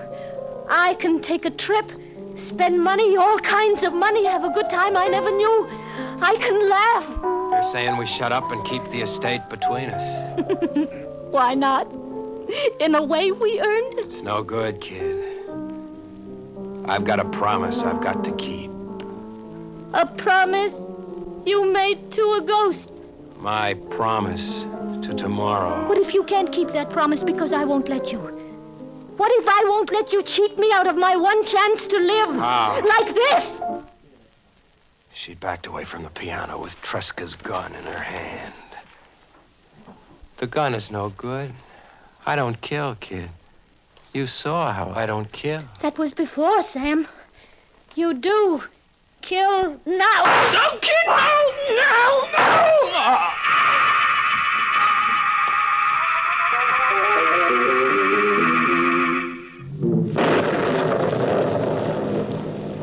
There's one last line, Chief. Sort of a dying scribble. The girl was right. I did kill now. That's the end of it, Chief. What do you make of it? Suppose we let the answer write itself at 15 Cantilever Walk.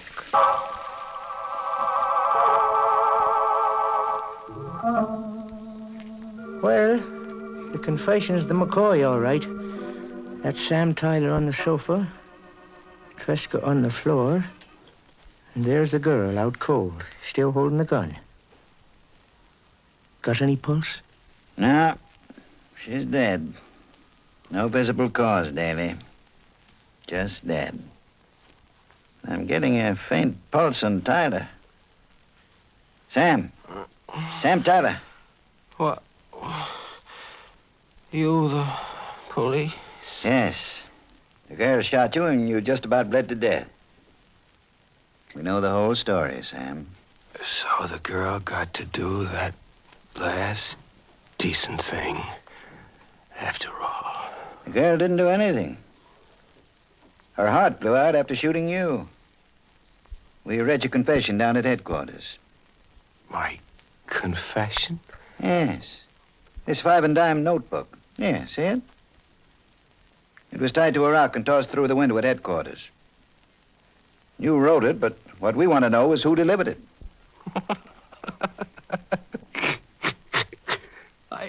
I didn't write that confession, mister. I didn't write it or deliver it. You didn't write. And it was the girl. She had enough left to get downtown and get your story to us. If not you, it had to be the girl. You'll have to ask Mr. Whiskers about that. If you hurry, you might catch him somewhere between two worlds. Merry Christmas, Chief.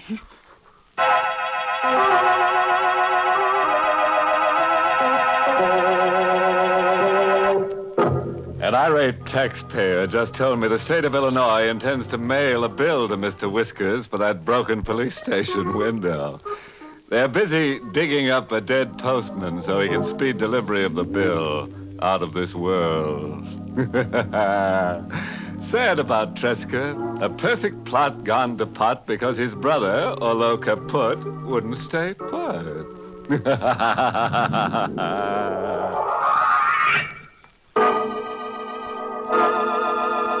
We invite you to join us again next week at this time for Inner Sanctum. This is the United States Armed Forces Radio Service, the voice of information and education.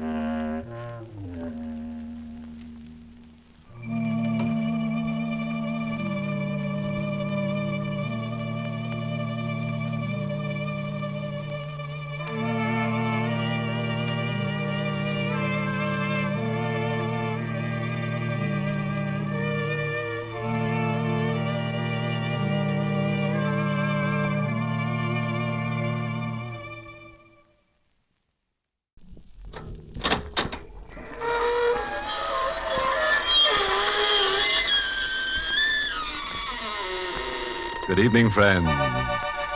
This is your host to welcome you through the creaking door into the inner sanctum for another gamble of ghoulish goings-on. Come in. We're celebrating an anniversary here tonight. Our pet vampires, Oscar and Bertha, have been dead just 100 years. They're such a devoted couple. With them, it was love at first bite. In all their years of unholy wedlock, they've argued only once, over the training of their backward son, Abner.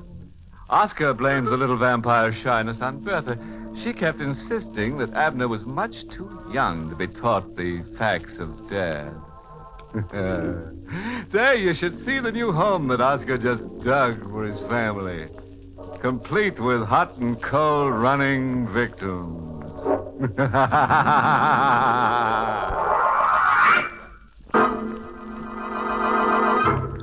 Tonight's Inner Sanctum Mystery, Fearful Voyage, was written by Ed Adamson and Robert Sloan and stars Arnold Moss in the role of Steve, with Elspeth Eric as Rita.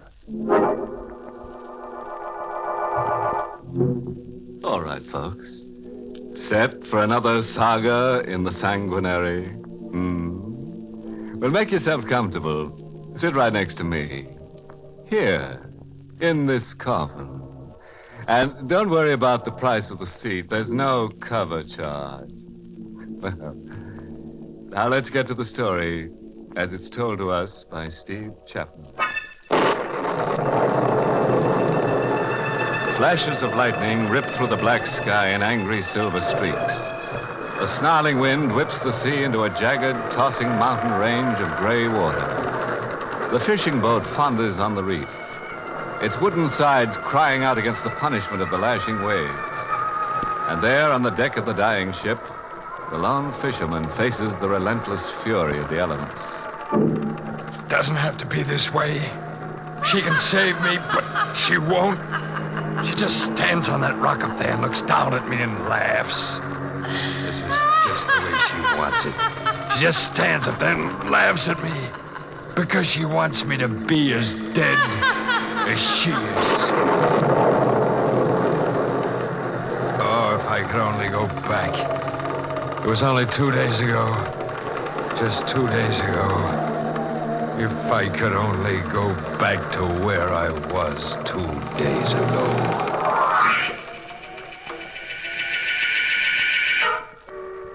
The tuna were running, and we were getting the boat ready to go out for the catch. I had 2 men on my crew, both good fishermen. Carlos was weaned on tackle, and he could smell out a school of fish 100 miles away. My other hand, Johnny Martin, could handle a line with the best. The engine's in good shape, Steve. All right, Johnny. Carlos, how about the supplies? All stored below, Steve. This time I bring extra bottle of wine. Import stuff. Yeah, straight from your girlfriend's cellar. No, Johnny. This real import stuff. Come from Lisbon. Cost me $8 this much fine wine. I'll show you later. Okay, Carlos, okay. Hey, look. Why don't you two go over to the cove for a drink? We won't be getting underway for an hour. Hour? But Steve, we are ready now. Rita's coming down. Oh. We're going up the coast to Goldwater before we head out to the banks. Steve, we'll lose 6 or 7 hours. Oh, we'll make it up, Johnny. I'm dropping Rita off at Goldwater. She's going to stay with her sister while we're out. No, Steve, you not do that. What are you talking about? A woman on board, it is bad luck. Yeah, but Rita's my wife. Make no difference. It's bad thing, Steve, to bring a woman on fishing boat. This I know. It bring much bad luck. Listen to him, will you, Johnny? Yeah, it's an old fishing superstition. Please, Steve, you hear what I say, please. It is truth. Sure. Like breaking a mirror, 7 years Oh, you bad make luck. fun, but it is truth, I say. Come on, Carlos, forget it. Let's get that drink now, huh? No drink, Johnny, yet. Steve.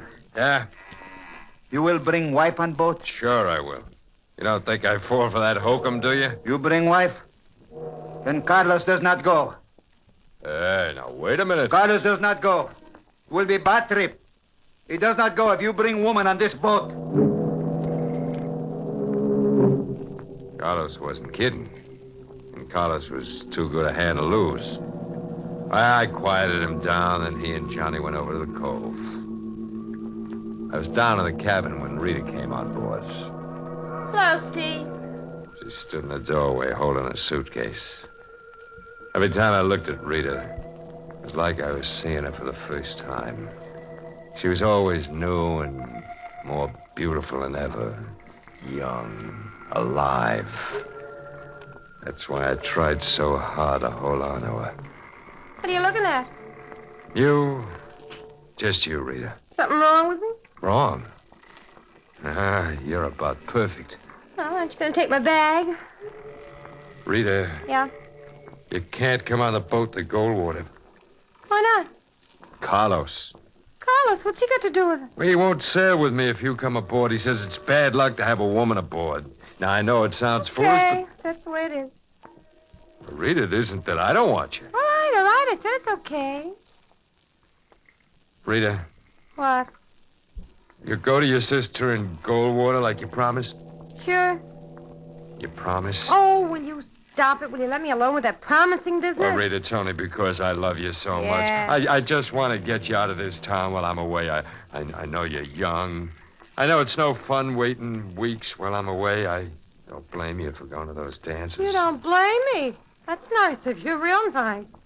What do you expect me to do, sit home and knit? Well, it's just that I don't want you to meet someone else who might take Look, you away. Steve, it's about time I told you something. I did meet someone. I know, Rita. Huh? That's why I asked you to go to your sister's. Won't do any good. I wasn't going to stay in Goldwater anyway.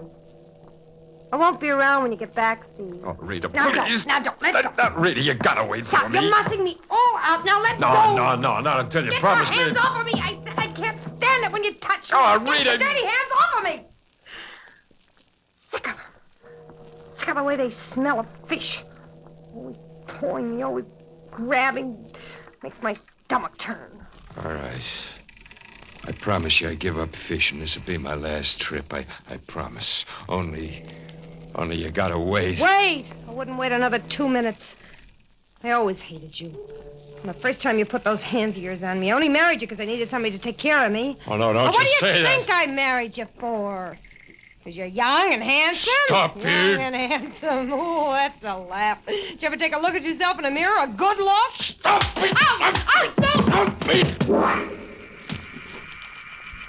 I had to make her stop talking that way. So I hit her. She staggered back across the cabin up against the beam. Then she slumped to the floor. I stood over her. A ribbon of blood flowed out of her blonde hair, moved toward my feet. I touched her and I spoke to her. But she was motionless and silent and dead. Rita was dead. And I killed her. But I didn't mean to. I loved her, but what could I tell them? They wouldn't believe me. I knelt there looking down at her. And then I heard the whistling. Carlos and Johnny were coming back. I lifted Rita in my arms and carried her across the cabin to the chest. I put her in there. I slammed close the lid of the chest just as Carlos and Johnny come down the stairs of the cabin. Well, Steve, Rita get here? Yeah, Johnny. She does not come with us, Steve. No, Carlos. It's better that way. Maybe it is. Hey, Steve. Huh? That's Stu's suitcase over there. That's Rita's, isn't it? Ah, she forgot it, maybe. I bring it to her right now. Oh, no. What she got? We're shoving off right now. What, the bag of Rita? Well, she brought some stuff down for me, some things I forgot. Get the motor started, Johnny. Okay, Skipper. Well, Carlos, what are you standing there for? You heard me. We're shoving off. I hear you, Steve. I hear you.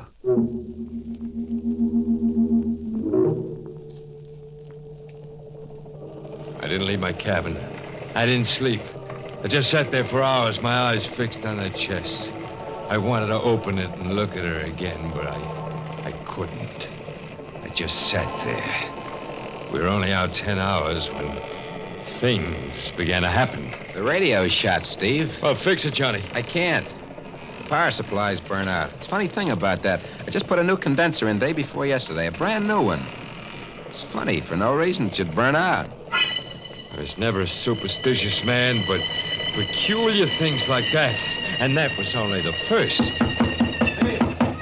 Steve! What do you want, Carlos? Let me in, please. Steve, this compass. Johnny said I should show it to you. Why? Well, look at it. We are headed north. But the needle points this way. Oh, no. Now, you see? Give me that compass. Sure. Steve, what are you doing? This'll fix it good. Steve! You break compass. Why? Get out of here. But you can't. Go on, do as I tell you. Get out. Go on, get out. I never was a superstitious man, but peculiar things like that. Carlos was right. But there was something Carlos didn't know. A woman can curse a ship even after she's dead. Rita's body was in that chest. And that's just where that compass needle pointed. Right straight to Rita.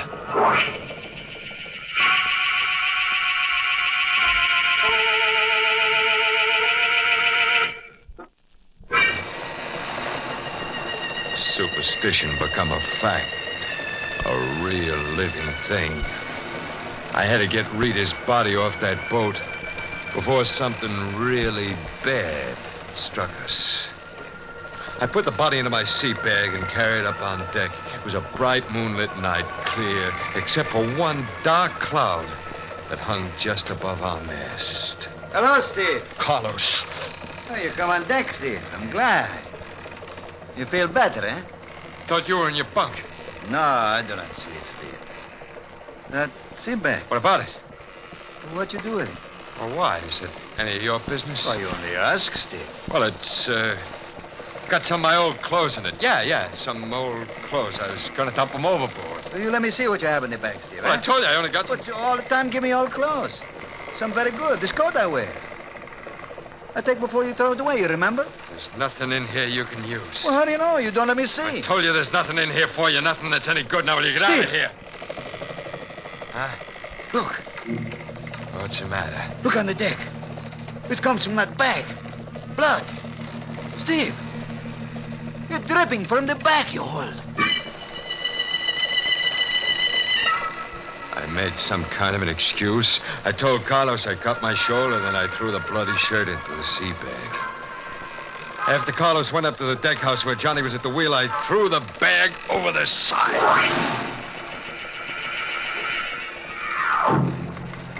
I went below to my cabin. I almost felt good again. All my worries, all my fears went over the side with that bag. Now the curse was lifted. Now everything would be all right. I thought, but it didn't turn out that way. I heard the ship's motor die out. boat came to a stop. I hurried across the cabin, opened the door, went upstairs to the deck. Steve! The motor stopped. Yeah. Well, what happened? I cut it off. You cut it? Well, why? There's someone in the water. What? Off the port side. Carlos is going out in the lifeboat to get her. Her? Yes, Steve, it's a woman. Well, get Carlos. Call him back. Yeah, but Steve... Do what I tell you. Get him back. Then you start that motor. Steve, you can't do a thing like that. I said we're getting out of here. It isn't right. You can't let that woman drown. We can't let her die. But she is dead. She's dead, No, Johnny. Steve, she isn't. Come on over to the side. You can see her swimming out there in the water. Ah, it's only the moonlight. It's just the way things look in the moonlight plays tricks on your eyes, Johnny. Steve, I saw her. She's alive. It was Rita. I knew it was Rita out there. I knew she was dead. Johnny left me and crossed to the port side of the boat. I looked up. The same black cloud was over the mast, and then I heard it. I wanted to believe it was the wind, just the wind, but it wasn't. I knew it was Rita. It was her voice. I clapped my hands to my ears to shut out the terrible sound of it, but it struck through my fingers like a knife and jabbed into my brain. And then I blacked out.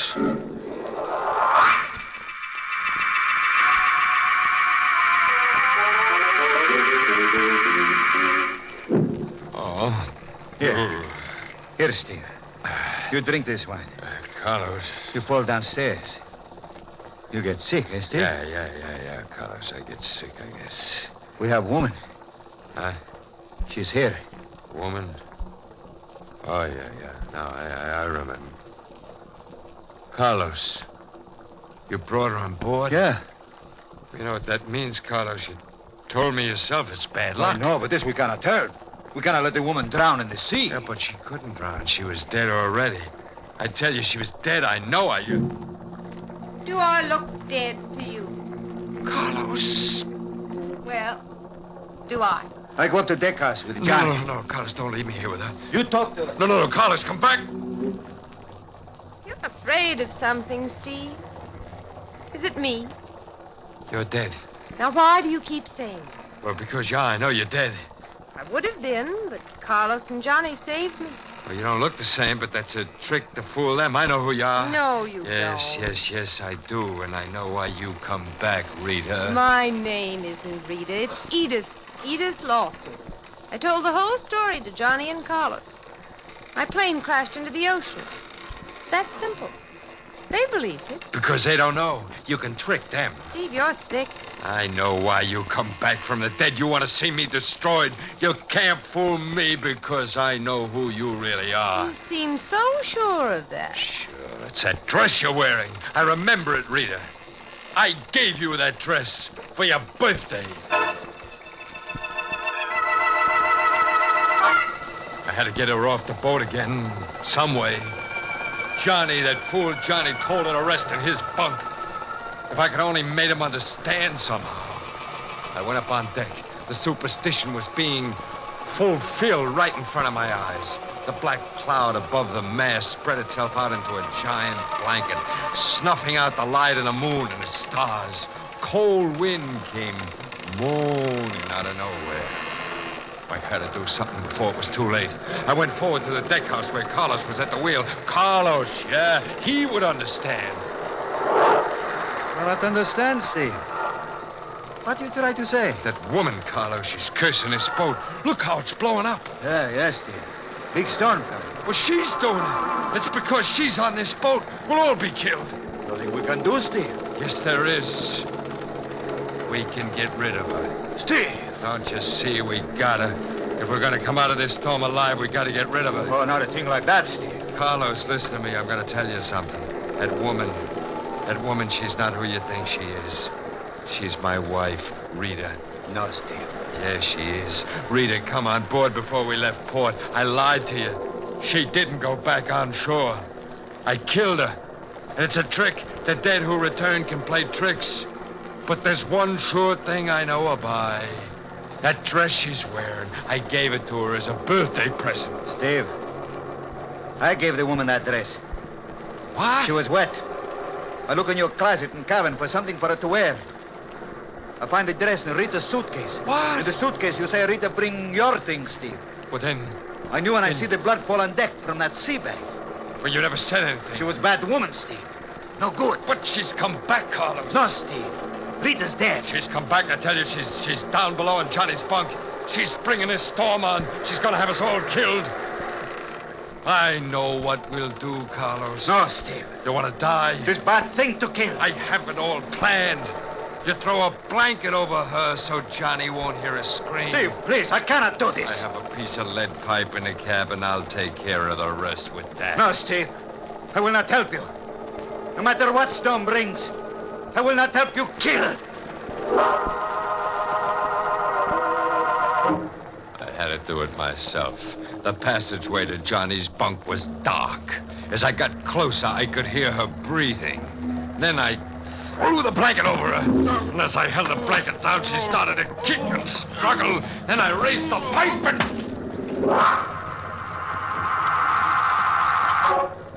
I picked up the lifeless body in the blanket and carried it up to the deck and over to the rail. For a while, I stood on the deck and watched the storm grow and grow. A wind whipped the heavy rain before it. The swelling waves lashed and kicked at the sides of the boat. I almost welcomed the storm because I knew we'd ride through it. She was gone. This time, forever. You enjoying the storm? I wheeled around. She was standing at the top of the stairs. A light from the cabin below made devil shadows on her face. Mind if I stand here with you? Oh, no, don't you come near me. You're still afraid of me. Stay away. You mustn't be afraid of me, Steve. I'm not going to die. I'm not going to be dead like you. Why do you think I'm dead? I just killed you again. Again? Well, how can you come back again? I had it all planned perfectly. The blanket, the pipe. I knew you'd be in Johnny's bunk. I wasn't in Johnny's bunk. Yes, you were. I threw the blanket over you. You killed Johnny. What? Carlos told Johnny wanted me to come up to the deck house, and then Johnny went back to his bunk. It wasn't you, Johnny. I killed Johnny. Steve, we've got trouble. Carlos, Johnny, Real trouble, Steve. The wheel. It will not move. It stays one way. I can do nothing with it. The Carter Reef is ahead. We are coming to it soon. We will go up in the reef. You must get Johnny quick. He can fix the wheel. Johnny is the one who can save us. Johnny was the one who could save us, and Johnny was dead. I killed him. I went to the deck house. Carlos played the light beam on the darkness ahead while I tried the wheel. It wouldn't budge. It was as if an invisible hand was holding the boat on a fixed course. Steve, up ahead. The reef. We've got to get out of here. We're going on the rocks. Hurry. I wanted to go with him, but something held me in the deck house. It was what I saw at the top of one of the rocks. Rita. It was Rita. She was standing there waving to me. Steve, hurry. It will be too late. I stood there looking up at Rita as the rocks come closer and closer.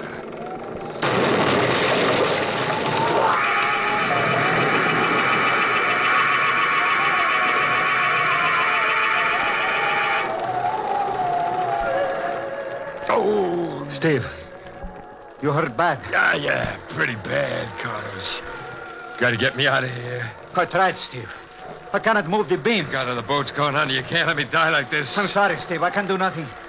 The woman, Edith Lawson, I must save her.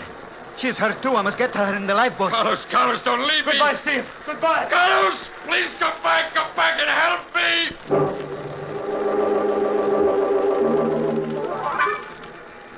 I've been waiting for you, Steve. Rita, help me.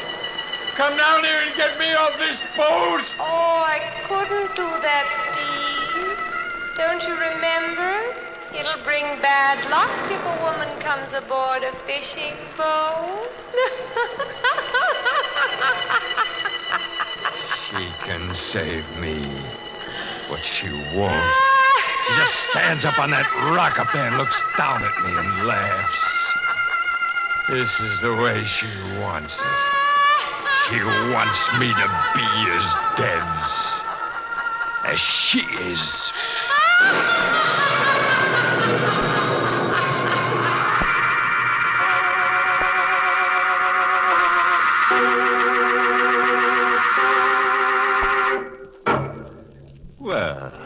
That about packs in Steve Chapman, like a salted mackerel. Now you see what can happen when you let your wife go into a dive. Say, here's something for all you folks with troublesome spouses. Watered-down theme song composed by the three ancient mariners, Hook, Line, and Stinker. Now, let's see. How's it go? Oh, yeah. Pack up your wives in your old sea bag and drown, drown, drown.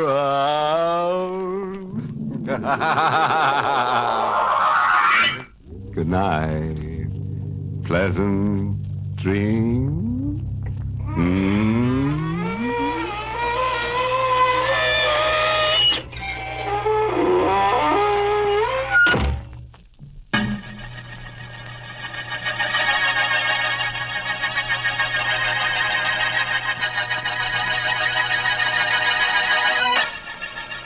Inner Sanctum was heard in the United States over CBS, the Columbia Broadcasting System. It has been rebroadcast for servicemen and women overseas through the facilities of the United States Armed Forces Radio Service, the voice of information and education.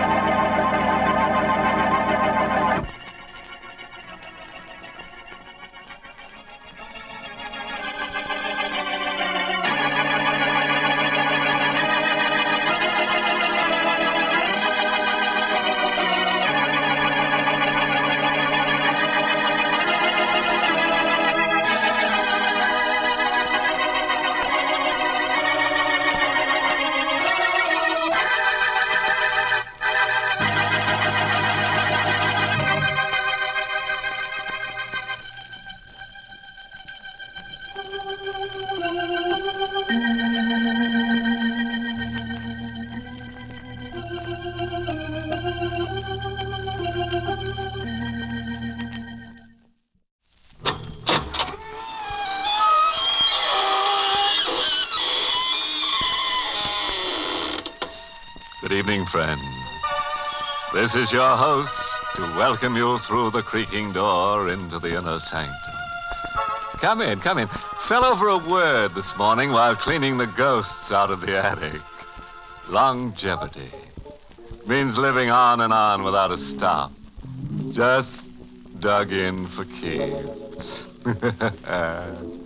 A century-old uncle of mine is still around, a regular hearty old perennial. Absolutely wild about outdoor living. Spends all his time haunting the garden like a century plant. Yes, we water him twice a day. And I've an aunt who hasn't grown a day older since her 85th birthday. Just as if time had stopped for her. Confidentially, it did. Auntie died promptly at the stroke of 85.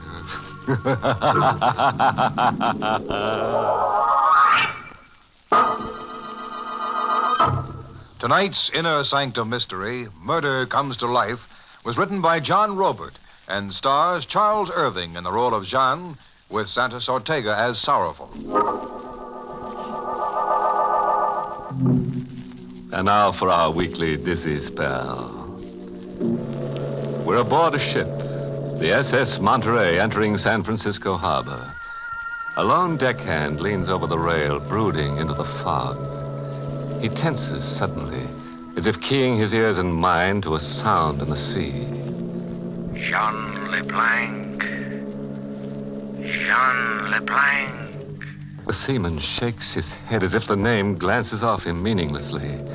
He moves a hand across his face, as if removing mists that cloud his vision, as if desperately anxious to accept the identity Jean Leblanc as his own. Jean Leblanc. Is it my name? A name I forgot long ago when I fell apart. And if it is my name, why can't I accept it and believe it? Why do I insist I'm someone else and run? Jean Leblanc. Everywhere I've gone, through the years, the names pursued me, demanding that I stand my ground and face it everywhere. Lisbon, Bombay, Tripoli. And the last time in a bar in an island port where forgotten men drift to forget. Hello, Jean LeBlanc? That name. Wherever I go, I hear it. Wherever I go, it whispers at me, shouts at me. It's driving me crazy. It's your name, mister.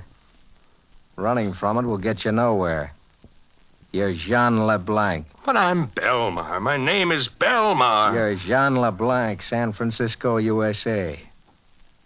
You've been shuttling from island to island on the bum like a man without a country. But you're Jean LeBlanc, San Francisco, USA. You're as sure as that? I ought to be. We've traveled around the world and back together. You a step ahead, slippery as an eel, and me on your tail. You've been following me, you say? Like grim death. Why? $50,000. That's the price you'll fetch. Look wherever you are. You've got to stop following me. Sure, I'll stop, LeBlanc. When you stop running. I'll make you stop if I have to kill you. A gun, huh? You're greased lightning on the draw. A killer. If you only had what it takes to pull the trigger. Go on. Try and pull the trigger. No, I can't. My fingers are numb. It's as if they were asleep. Yella. When the chips are down, just as you've always been. Well, my fingers aren't numb. Here's proof. There was an iron bar crashing against my skull. A hole opened in the earth, and I plunged through it.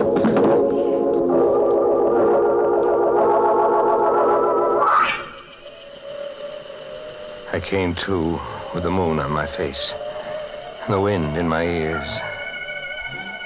I was in an open field, in an abandoned quarry under a pile of rocks. It was like rising from the dead. A shadowy figure was standing over me. A sour little guy with a mournful look, as if he made a habit of crying. I watched him remove the rocks covering me, one by one, and toss them into a pile. I'll have you out of there in a jiffy. A rat dumped you in the quarry like you were a load of junk. How do you feel? Weak in my pins, as if I was just born. As if I've come back from the dead. You're not kidding. You're about as dead as any guy could get. Who did it to me? I'll let you in on this much. It was a cop. A retired cop. A cop? Yeah. He said I was worth $50,000 to him. What did he mean? That's how much Jean LeBlanc is worth to a cop. Look, why don't you stop drifting from port to port and face up to yourself? Call yourself by your right name. But I'm Belmar. I'm known as Belmar. I ship as Belmar. Your mind's still in a rut. Well, it's like that. We're in a rut. We go together? Like ham and eggs. Maybe you want to know where you picked up the name Belmar? No. I'm going to tell you anyhow. See this tin can? Yes? You landed out of Frisco on a ship that hauled a cargo with these tin cans. Canned fruit. This one held apricots. Read the brand name. Belmar. Yeah. Belmar. Belmar Fruits.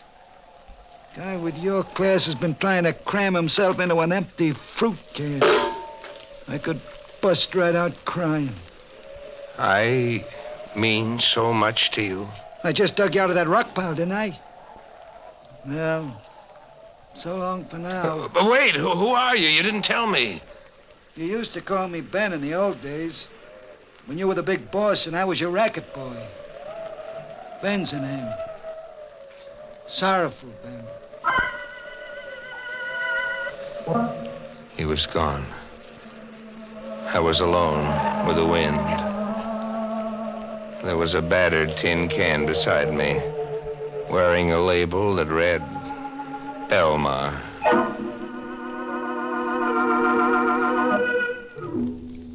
I went back to the club I'd blanked out in. There were questions I wanted answered. Want something, mister? You? Yes, me. Surprised? You were killed in here last night. Sure. But here I am, my own ghost. Yeah, I'm thin air. Reach out and feel. Go on, Popeye, feel. But you were deader than a doornail. Oh, let's quit horsing around and get down to cases. Who gave me the business? Now, look, I don't want to get mixed up. I ask who gave me the business. Tramp, as far as I know. Calls himself Sanderson. Like you, a stranger on the island. And who pronounced me dead? Old Bailey. He serves as a sort of unofficial coroner here on the island. And how is it I ended up in a stone quarry? And how come the island police weren't notified of my murder? Nobody goes to the police on this island. When old Bailey pronounced you dead, everybody looked the other way while Sanderson carried you out the back door. Still beats me. You were stone dead right where you're standing now. Sorry, pal. Sorry I had to come back and spoil it.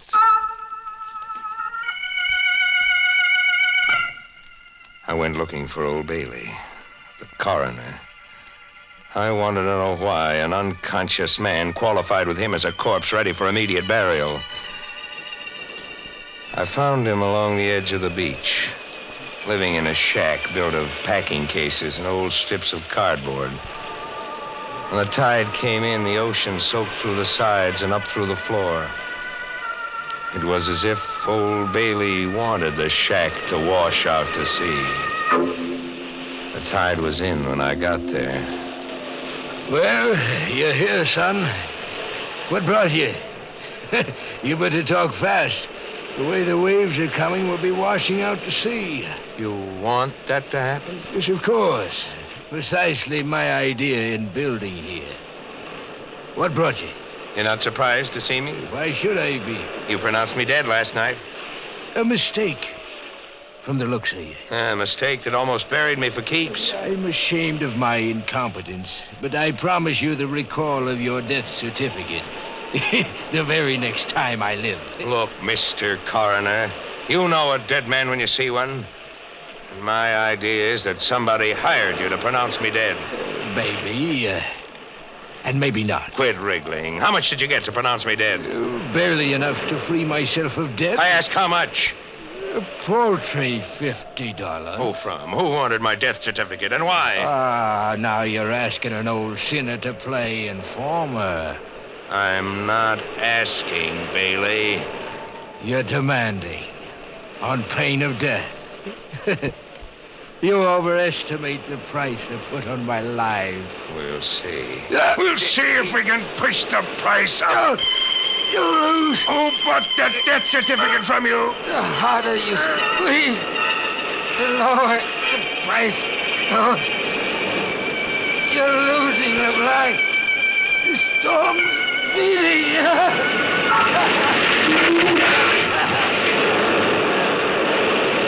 The sea tore us with a paper hot and overran us. I felt it pull at me. I was being sucked into the middle of a whirlpool.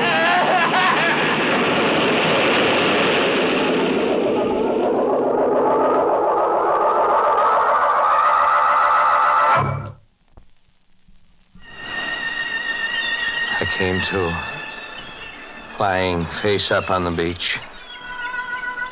The storm was over. The tide was out. Old Bailey was gone, and then his paper hut, too. I could see the wreckage way in the distance, riding the ocean swell. I was half dead, but alive. A miracle. I gotta keep you alive and going, boss. The way it happened, I'm to blame for the condition you're in. You're to blame? How? It was me who beat you over the head and sent your mind wandering. You really want to know about it? Yes. It was your last day in Frisco. The cops were around our hideout, setting up machine guns, tossing tear gas bombs, all ready to close in for the pinch. The only way out was to shoot our way out. And? You can't remember anything by yourself, huh? No. No, I try, but something gets in my way. It's all a jumble in my mind. I was the only one doing any shooting on our side. You were blowing your top, screaming like a crazy man. Gunfight. Guns always gave you the willies. I slugged you to shut you up. Later, I got you out and smuggled the two of us aboard a ship. It was a freighter carrying fruit cans with the name Belmar on them. And blank. Strictly a getaway. Not call it quits. Just get away and lay low. But you blanked out. Sorrowful. Yeah? Tell me, what was your Jean LeBlanc like before he began to scream that last day in Frisco? Oh, top man of the world. You had the world in your vest pocket, boss. You were the Jesse James I read about as a kid, only better. The stuff you pulled at Frisco on its ear. What sort of stuff? Banks, museums, mail trucks. Just theft? No murder? Murder was the rub. Like I said, guns gave you the willies. That last day in Frisco, police had our hideout surrounded, you said. How did they get that close? That's a question I was waiting for you to get around to. They were tipped off by a stewed pigeon named Queenie Simpson. The job you muffed on Queenie still needs to be done if you ever want to go home. Oh, it's a lot to remember all at once. A lot to remember. You mean it's a lot to believe? You think maybe I'm working a gag? That I'm trying to swindle you into calling yourself Jean LeBlanc and work you for a fall guy? Okay. We'll find things out your own way. I'll be around when you need me.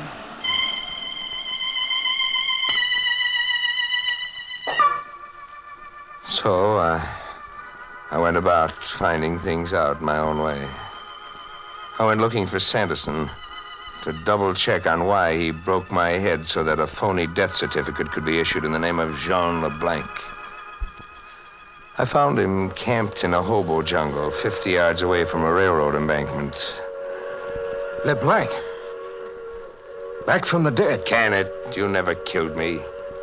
I didn't. No, you just thought you did. I only passed out and you buried me alive.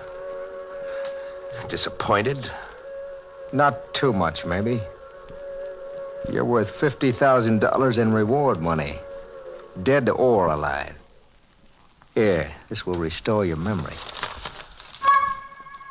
It was a police notice offering a $50,000 reward for the capture of Jean LeBlanc, dead or alive. I get your death certificate angle, Sanderson. With me dead, it would have been easier for you. No carting me back. Just show that death certificate Old Bailey issued and collect. I'll collect anyhow. If you live. That wouldn't be a threat, would it? A death notice. Who's going to die now? You. Of strangulation. I don't worry you, huh? Not a bit. I told you last night you weren't the killer type. You threaten, then you run. Yeah, but I've changed, Sanderson. I've stopped running, thanks to you. Thanks to me. Yeah, you opened my head last night and the fears ran out. LeBlanc, I you're face crazy. up to myself now. I don't cry baby anymore. I'm not the killer type, but I'm going to kill you and laugh until I blow a fuse. Let go! I had the strength of 100 men in my hands. My fingers were steel claws. Sanderson didn't have a chance. In the struggle, the black patch he wore over one eye slipped. I was staring into an empty eye socket, looking for the last glimpse of myself that would finally stitch broken fragments together into a single piece. Who was I really, and what was I all about? I saw nothing in that empty eye socket.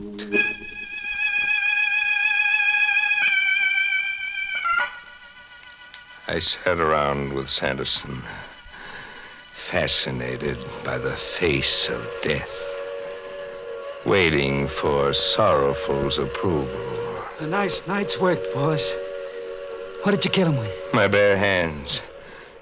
I strangled him with my bare hands. He's dead, all right.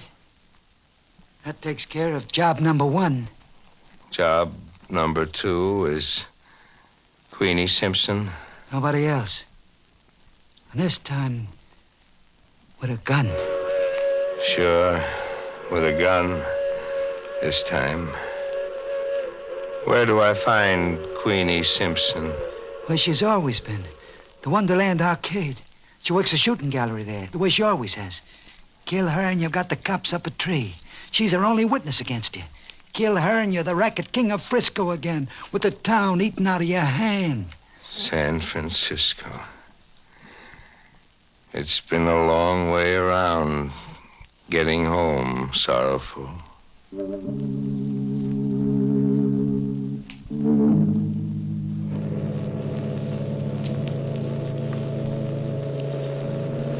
I've come back to a forgotten world, halfway around the globe, to murder a forgotten woman.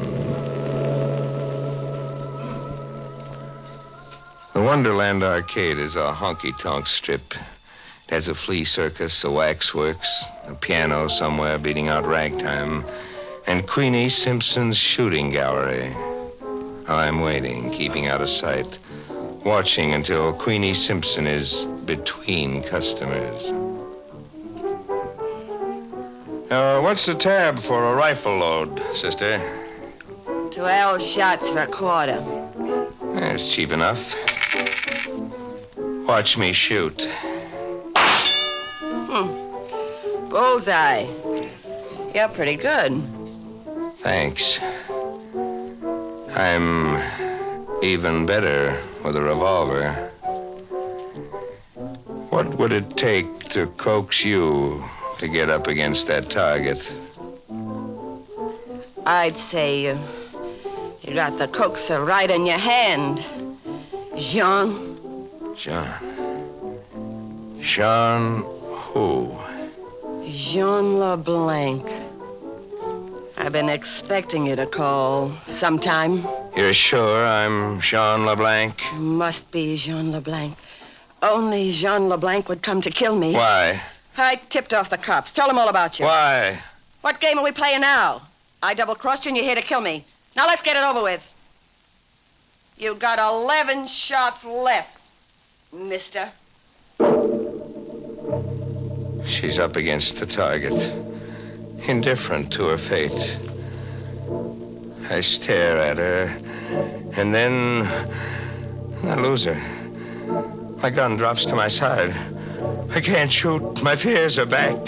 I'm choked up with fear, the fear that drove me across the world. Pull the trigger, LeBlanc. Sorrowful. Yeah, me. Still Johnny on the spot. Go ahead, pull that trigger. You kill double-crosses. I can't pull the trigger, Sorrowful. Don't turn yellow now. You come back a long way. Pull that trigger and you're the big boss again. I can't. My fingers are numb. My hands feel dead. I've stuck along with you. Crawled after you from Island Island. I watched over you, worried about you, waiting for you to come out of a brainstorm. But now it's over. Once and for all. Are you going to make like Jean LeBlanc and pull that trigger? I can't. I'm Jean LeBlanc, but I can't measure up to what you expect. I'm afraid. Give me that gun. Sorrowful shot Queenie as surely as I couldn't. I watch her stiffen, while a red stain on her dress over her heart spins and spins into a wider and wider circle. You were somebody in my book once, LeBlanc. Don't blame me, Sorrowful. You build a statue in your mind. And now it turns out it's only a clay statue. Police cars. Hear the sirens. Take one more shot, Sorrowful. At me. Shoot your statue down before the police come. I can't. You must. Either way, I die, but I'd rather it was you. This way, I won't die screaming. Shoot, Sorrowful, please.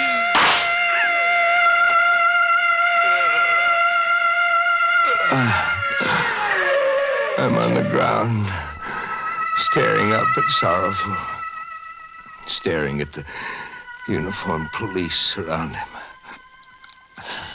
I see a tear in the corner of his eye,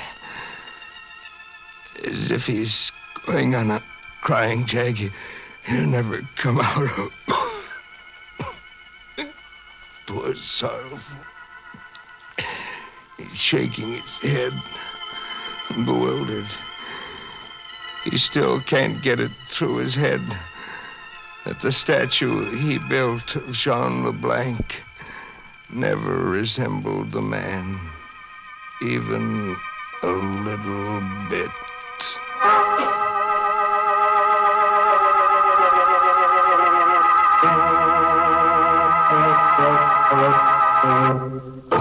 Oh, poor LeBlanc. Even now, with his worries over, he's having himself a fit. Size 4x6, the casket maker tells me. That old Bailey, $50 and he'll pronounce you dead any old time. Even if it kills you. I hear he's doing shady business as usual. His shingles hung on Davy Jones's locker. His engraved invitations to please call read, drop in any old crime.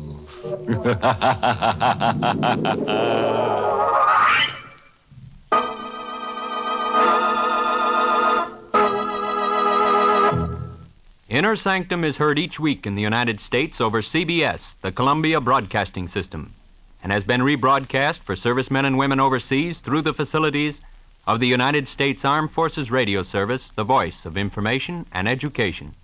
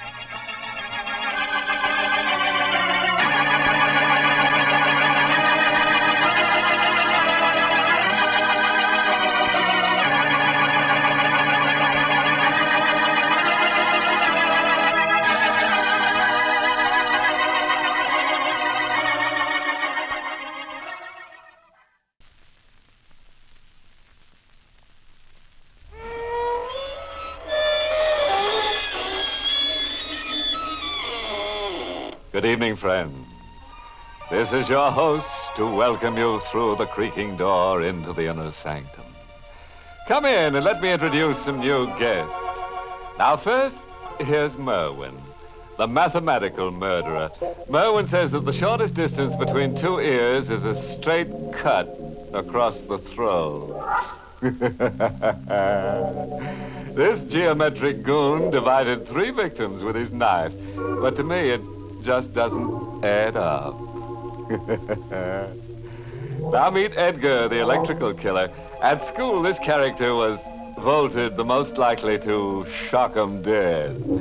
Edgar's wife was a dull dame, so he plugged her into a wall socket. Now you should see the way she sparkles. Yes, sir. Now she's the light of the party.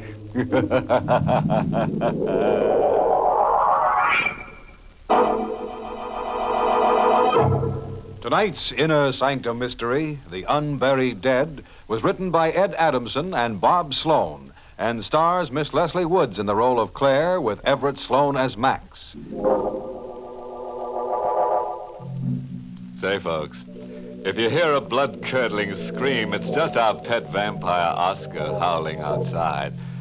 But don't worry, you may be lucky this evening, because some nights Oscar just doesn't give a hoot. Well, Now I'll take my spade and uncover tonight's terrible treasure. A short distance from the railroad tracks, the man and the woman stand in the rain, looking down into the grave. The woman searches her mind, diving deep into the past for the strange, unremembered events. If I could only remember. If I could only go back beyond that day on the ship, then I would know who I am, who I really am. He stands here next to me and says I buried a man in that grave. A man I murdered. That day on the ship, that's the day I woke up and found myself in this nightmare. That day on the ship. I was on the promenade deck, resting in a steamer chair. I must have fallen asleep, and when I woke up, I had an odd, dizzy feeling. I started to get up out of my chair, and then I heard her voice for the first time. May I help you, dear? What? May I help? I've been watching. You seem to be ill. Oh, well, I was feeling a little under the weather, but I'm all right now. Are you sure? Yes, thank you. I'll just have my... Well, what's the trouble? My husband, he's gone. Now, he was... mustn't excite yourself. Well, he was sitting right here next to me where you are now. You're mistaken. Oh, no, There I'm not. wasn't any man sitting next to you. I've been in this chair since this morning. Well, you know, that's just not true. Ralph was here. Look, you're ill. I'd better take you to the ship's doctor. No, please. But you're not well. I know what I'm saying. My husband was sitting in that chair, and I've got to find him. Your husband isn't on this boat. That's a lie. He is, too. Now, why would I want to lie to you? Well, I don't know, but you're trying to hide something. He's disappeared, and you're trying to hide it from me. You're just upset. You don't remember. Remember? What are you talking about? You don't remember me, do you? You don't remember that my name is Mrs. Ferris. Ferris? I never saw you before in my life. You don't remember that we met on the pier, that we came aboard the ship together, Mrs. Denson. Denson? My name isn't Denson. You're mistaken. My name is Kramer. Claire Kramer. And excuse me, I've got to find my husband. He isn't on this boat. He is. Mrs. Denson, look at the dress you're wearing. This isn't my dress. It's black. I never wear black. Don't you remember telling me that your husband is dead? My head started to spin, and then I felt a sharp pain as I tumbled into a bottomless pit. When I came to, I was lying in a bed in a room that was all white. And next to the bed, there was a table with surgical instruments on it. All right, here, drink this. Who are you? I'm the ship's physician, Dr. Ferris. Ferris. Her name was Ferris. My wife. She brought you here. You had an accident. An accident? Yes, you fainted up on deck. You're in it, too. You and your wife. Let me out of here. No, first you must rest. No, let me out of here. I've got to find my husband, Ralph. Your husband is dead. You told my wife he died 6 months ago. No, I didn't. This is a trick. Now, You're trying Mrs. Denson. My name isn't Denson. It's Kramer. What are you two trying to do to me? Why don't you let me find my husband? Please take this medicine. It will... Oh, no! Oh, no, I am not going to take it. I'm not. Now, try to understand, Mrs. Denson. I only want to help. No, you don't. You're lying just like your wife did. You're trying to keep me away from Ralph, but he's on the ship someplace. I can prove it. He was with me when we came aboard in New York. It's just your nerves, Mrs. Denson. This boat didn't sail from New York. It left Liverpool 5 days ago. Liverpool? 5 days ago? Oh, no, that isn't true. We dock in New York tomorrow. Here. Here's your passport book. Look at it. Your passport with your name. Well, there.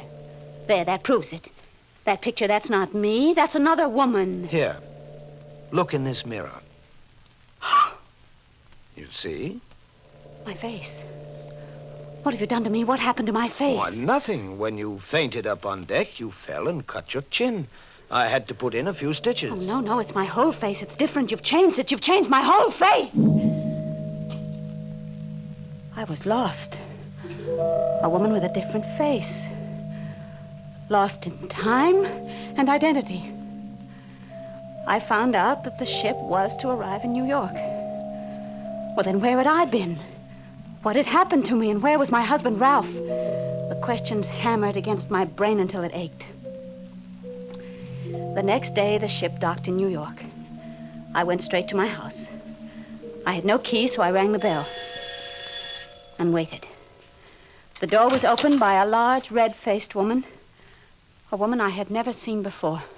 Yes? Who are you? What is it your business? Answer me. Tell me who you are. Why, I'm the housekeeper. Don't lie to me. We never had a housekeeper. Now, look. What are you doing here? Who hired you? Oh, just a moment. It was Dr. Ferris and his wife. They had you come here, didn't they? I don't see why I should answer your questions. Well, you better answer them. If you don't, I'll call the police. The police? Huh.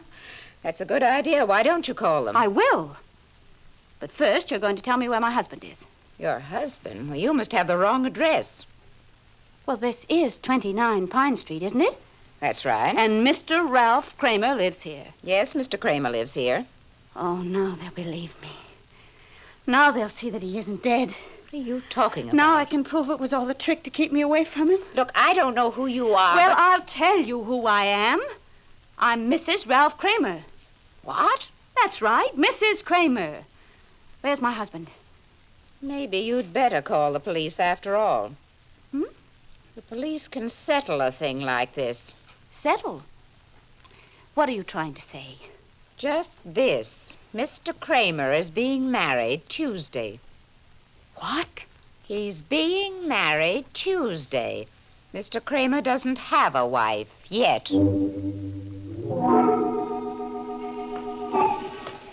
I left the house and walked blindly down the street. She said Ralph was being married Tuesday. She said he didn't have a wife. Well, if he didn't have a wife, then who was I? Who was this person who wore black? This person with a different face? This person with my brain?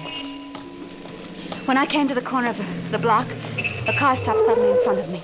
Hey, lady, you ought to look where you're going. Oh, what? Another inch, and I would have hit. Hey, you all right? Yes, I'm all right. You look kind of funny, like you were sick. I'm all right. Can I give you a lift? Oh, well, I'm going downtown, yes, to the Wentworth building. Hop in. I'm going right past it. Thank you. Wentworth building, huh? Yes, my husband's office is there. I see. What were you doing at 29 Pine Street? 29 How did you know I was there? I was watching you. What? Just keeping my eyes open. You were following me. You purposely tried to run me over. Oh, no. I just wanted to get you in the car. You're in with them, with Dr. Ferris and his wife. Dr. Ferris? Never heard of him. If you don't stop this car and let me out, I'll scream. Go ahead. Scream your lungs out. There's a policeman down at the next corner. He'll hear me. You don't need the cop on the corner. You're talking to one right now. What? Plain clothes, homicide division. Keith is the name. Are you a policeman, really? Uh-huh, really. Well, then why were you following me? Following certain people's my business. Your face looked kind of familiar. Oh, then you know me. Think I do. Oh, thank heaven you know who I am. Now I can prove that I live at 29 Pine Street.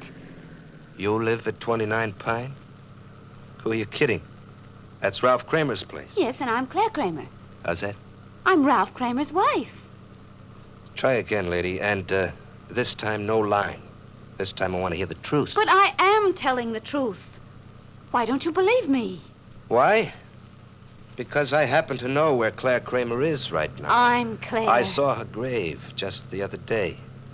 Her grave? Mm-hmm. She's in the same cemetery as my brother. Claire's been buried there for 6 years. Keith was too glib. His remarks were too sure. As if he'd been hired to say them. They were all in it together, trying to frighten me. Trying to keep me away from Ralph. I was almost sure Keith wasn't a detective, but I had to be positive. I had to catch him in a lie. By the time I got out to the cemetery, it was dark. I walked along the deserted path, flashing my light as I passed the gravestones. Hello? I've been waiting here for you. I turned my flashlight on his face. It was Keith. His lips were twisted in a sly smile. Is this what you were looking for? I sent the beam of light in the direction he pointed. The shock ripped through me like a knife of fire. What I saw wasn't believable. Well, there it is. You satisfied now, lady? It was a tombstone, and the letters carved on it said, Claire Kramer, died May 13th, 1943.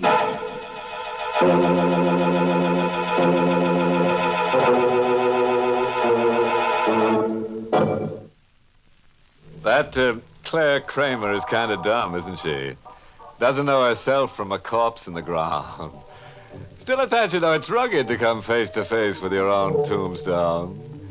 Yeah, it's enough to kill you. Claire's what you might call a real dead-end doll. And hey, talking about her face, looks like somebody cut up her nose to spite her life.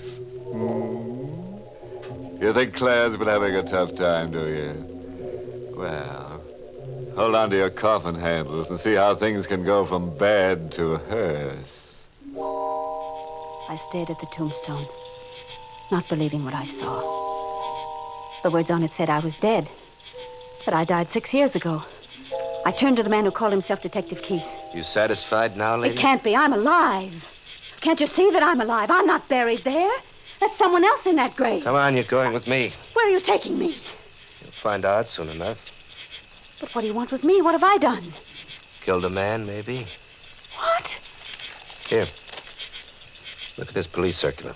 Found it in my car a minute after I let you go. But... I knew I saw you someplace before. Now go ahead, look at it.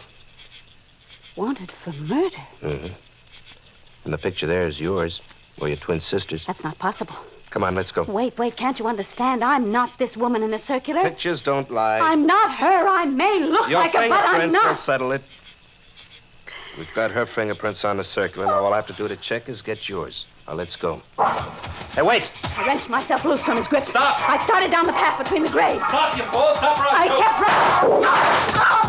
running. One of his bullets burned through my left arm with a terrible tearing pain. In a moment, Keith was standing over me. I wasn't smart. The next shot, and I would have killed you.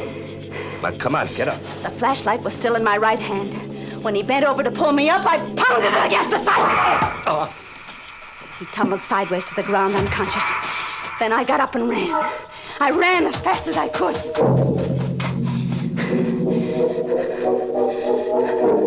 I took the side roads back to town. I ran and then I walked. I walked and walked, holding my wounded arm with the other, losing blood all the time. Then I saw the shingle outside of the house. Dr. Bennett. By the time I staggered into his office, I was nearly fainting. But I was lucky the doctor was alone. There you are, Mrs. Kramer. You'll be all right now. Thank you, Dr. Bennett. You still haven't told me how you happened to get that wound. Oh, no, I didn't. Well, I was carrying a jar. No. And... Mrs. Kramer, it wasn't a jar. But The bullet was still lodged in your arm. Who shot you? I don't know his name. I have to report this, you know. You better tell me the truth. I am telling you the truth. Doctor, do you know anything about fingerprints? A little. Why? Well, look. Look at the fingerprints on this circular. Mm-hmm. And now, look at the ones on my hand. Would you say they're the same? Yes, I would. Of course, I'm no expert. Neither am I. But I can see now those are my fingerprints on the circular. The same scar on the right thumb. Somebody's done a perfect job of making me look like a murderer. Mrs. Kramer, I'm afraid I must report this to the police and let it go at that. I couldn't let him do it. He had his back to me. I lifted the paperweight from his desk. Just as I raised my hand, he turned. Mrs. Kramer, don't! I struck him hard on the head. He dropped to the floor, and I bent over him. As I listened to his uneven breathing, a roaring thought drove through my mind. Kill him, the thought thundered. You are a murderer. Kill him, kill him. I brought the paperweight up, and I struck him again. And he was dead. Now I really was what they made me. A murderer. I had to hide. I couldn't go to see my husband, Ralph, until I was sure I'd be safe. I went to a town across the state line, and I hired a room in a cheap hotel. For 3 days, I only left the room to eat. It was on the 4th day that it happened. I had just come back from dinner, and Close the door behind me. Hello? As he got up from the chair and came toward me, I reached for the gun in my purse.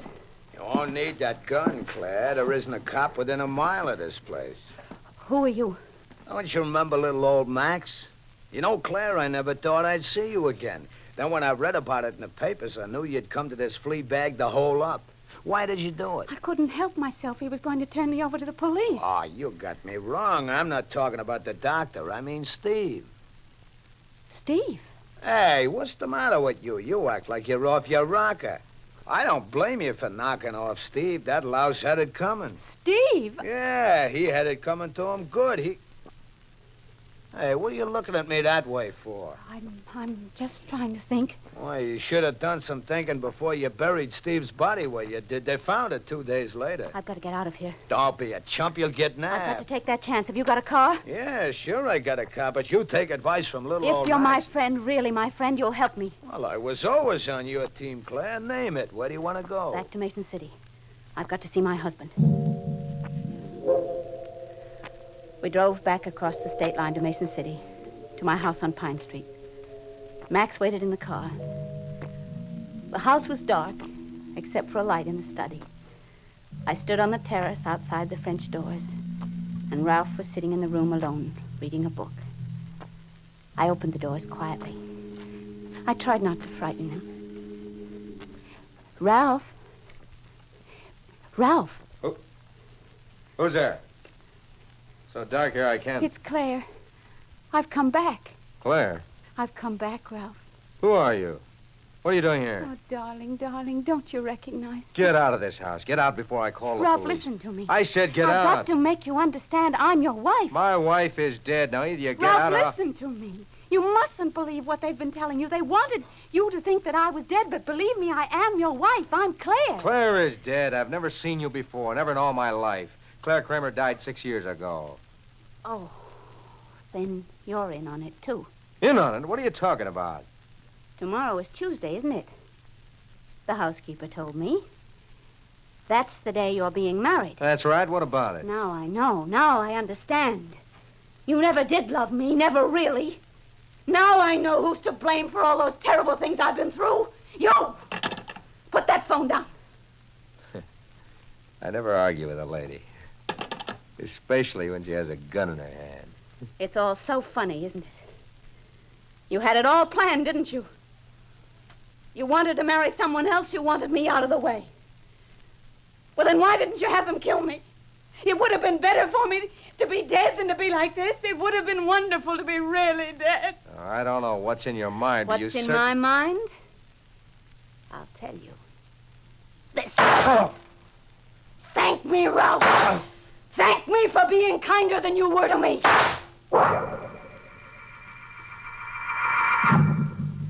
Max came into the house when he heard the shots. I had him carry the body to the car.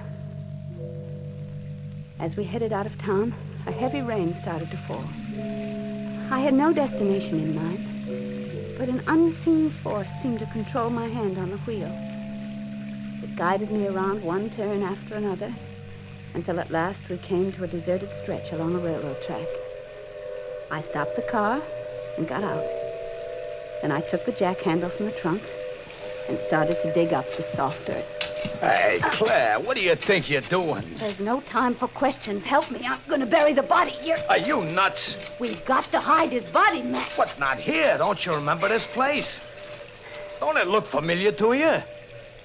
Familiar?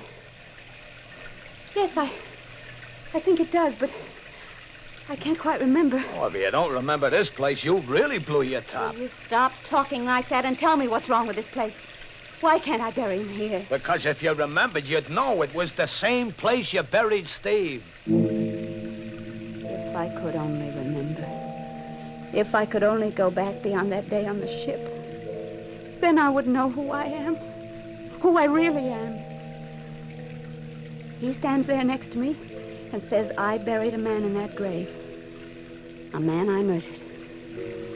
Oh, if I could only remember. Come on, Claire. We gotta get out of here. Max, you've got to tell me about Steve. Why did I kill Steve? You killed Steve just the way you knocked off that other guy tonight. Maybe he had it coming to him, too. That's your business. But you didn't tell me why I killed Steve. Steve Denson was your husband. Oh, Max. When was the first time you saw me? The first time? Oh, let's see. 5 years ago. And I looked as I look now? Sure. You told me you just had a plastic done because your face was burned. Only between you and me, little old Max didn't fall for your gag about the burn. Burn? Burned, that was true. My face was burned. Okay, so it was burned. Burned, yes. Now I remember. The boat was one day out of New York. Ralph and I were up on the deck when the fire broke out. I lost him, and then something struck my head. I remember the name of the boat, too, the Tragania. Hey, that's that ship that was sunk a way back. Yes. Yes, a way back, Max. 6 years ago. Well, then somebody must have picked you out of the water. The water. There were charred bodies in that water. Charred beyond recognition. They listed me as one of the dead. Oh, I guess you had what they call that amnesia business, huh? That day I woke up from that nap in the deck chair. That's the day I stopped being Claire Denson and became Claire Kramer again. I was a murderess, and I never knew it. Ralph thought I was dead. He really thought so, and I killed him. Hey, Claire, the cops. Come on, we gotta get out of here. I've already gotten out, Max. I'm dead. Dead and buried. Oh, stop talking that crazy talk. Come on, before it's too late. It's already 6 years too late, Max. Hey, you can't skip the cops by going over the tracks. Come on back, Claire, and get in the car. Claire, you can't make it that way. The train! Look out!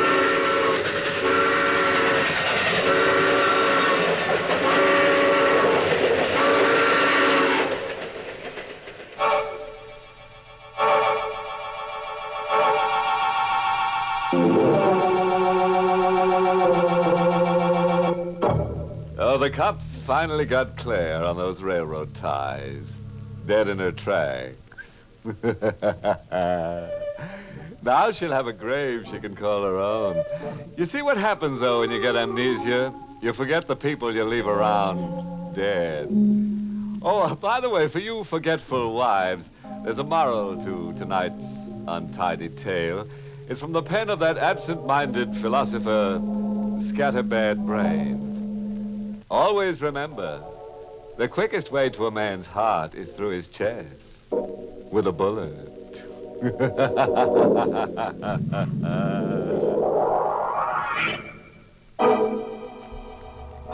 Inner Sanctum was heard in the United States over CBS, the Columbia Broadcasting System, and has been rebroadcast for servicemen and women overseas through the facilities of the United States Armed Forces Radio Service, the voice of information and education.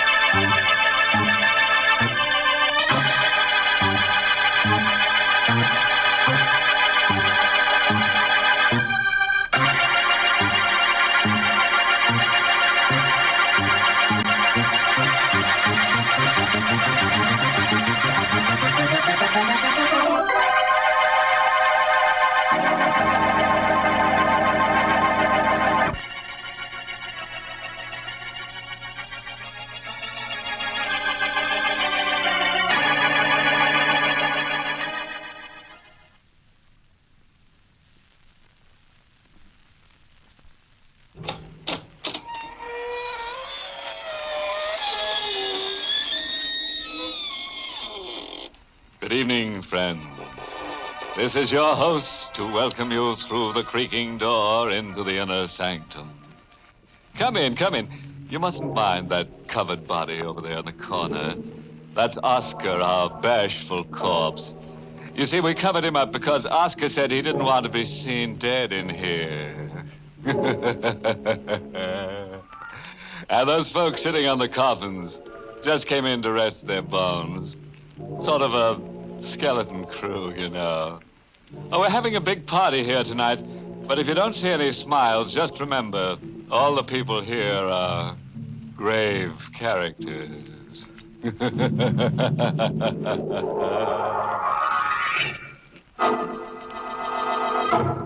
Tonight's Inner Sanctum Mystery, Corpse Without a Conscience, was written by Ed Adamson and Bob Sloan and stars Carl Swenson in the role of Charles with Everett Sloan as Bellini. As they so often say, the line that separates the dead from the living is very thin. Now take tonight's character, Mario Bellini. Bellini crossed that line so many times he almost wore it out. Like the strange, mystic man that Mario Bellini was in life, the small mosque-shaped tomb in which his body reposed was strange and mystic, too. In the hillside cemetery, it stood alone and aloof, above the other tombs.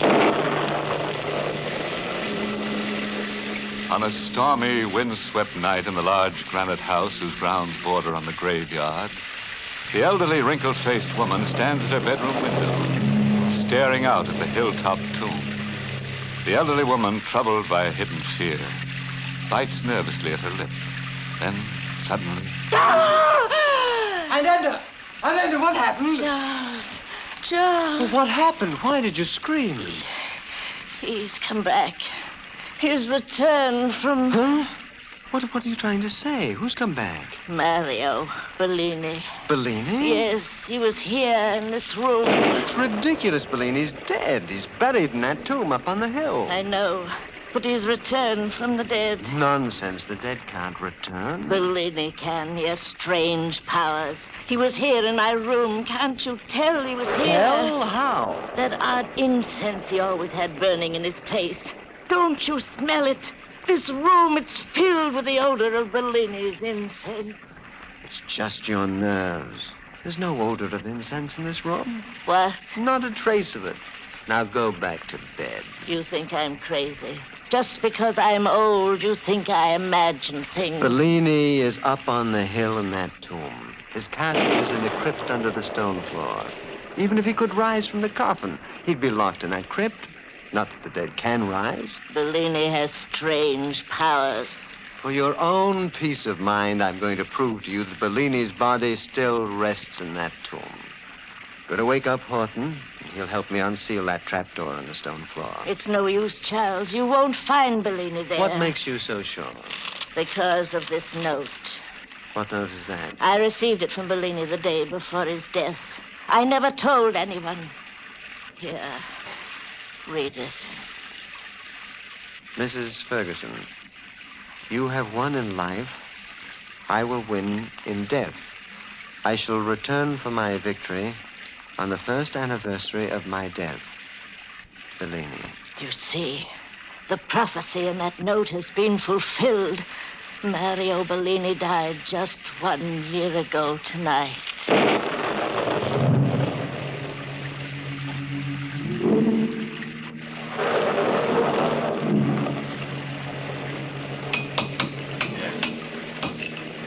Charles, please, I want to go back to the house. After I show you what's below the floor of this tomb. It's pure witchcraft, Mrs. Ferguson, coming to life after being dead for a year. My aunt is upset enough, Horton, without your comments. I'm sorry, Mr. Ferguson. Just keep working on that concrete. Yes, sir. Aunt Edna, you still haven't told me why Bellini sent you that note. I don't know.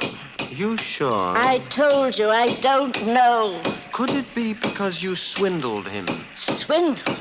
I won't have you talking to me that way. Forgive me, Aunt Edna. Swindle is a bad choice of a word, isn't it? It was a perfectly legal transaction. I obtained his property fair and open. Just a shrewd business, hmm? Well, I've always prided myself on my ability to deal shrewdly in all matters. How's it coming, Horton? You need any help? No, sir. As soon as I get this bolt loosened, it'll take the two of us to raise the door. It's solid stone, you know. I know. Charles, perhaps we better call the police. You have nothing to worry about, Aunt Edna. Except, of course, your own conscience. That's an ugly thing to say to me. I've given you everything you ever wanted, haven't I? Yes, you have, Aunt Edna. I've often wondered why. There. It's off. The boat's free, Mr. Ferguson. I think we can raise the door now. All right, Horton, take hold of the ring. Yes, sir. Let's pull together. All right. Come on. It's beginning to lift, sir. That's it. Keep pulling. Keep pulling. It's open. What do we do now, sir? Mrs. Ferguson, you and I are going down there into the crypt. Oh, please, sir. Mr. Bellini always frightened me when he was alive. I'd rather Don't not. be a fool, Horton. The dead can do no harm. But Mrs. Ferguson said he came out to this crypt tonight. Never mind what Mrs. Ferguson said. You are doing as I say. Yes, sir. Ready, Aunt Edna? Yes, Charles. If you insist. I'll take the lantern, Horton. Here you are, sir. All right. Now, you two follow me down. Watch out for your head, Mrs. Ferguson. The ceiling's low. Please, Charles, hurry. Moving as fast as I can. Got to find the catch on the side of the casket. There, here it is. Now, pull back the panel, Horton. Yes, sir. Is he there, Charles? Of course he is there. Exactly as I said he would be. Hermetically sealed under glass. No sign of life, is there? No sign of life. Don't be afraid to look. But Go ahead. Look. See for yourself. See how safe you are from the unrising, dead Mario Bellini. Oh, thank heaven. He's there. And dead.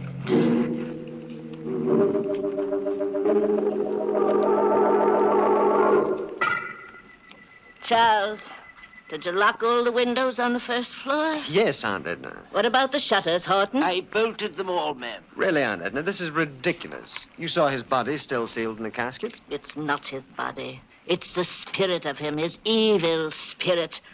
I know he'll try to kill me, but I'll fool him. I'll live through this night. Why, of course you will.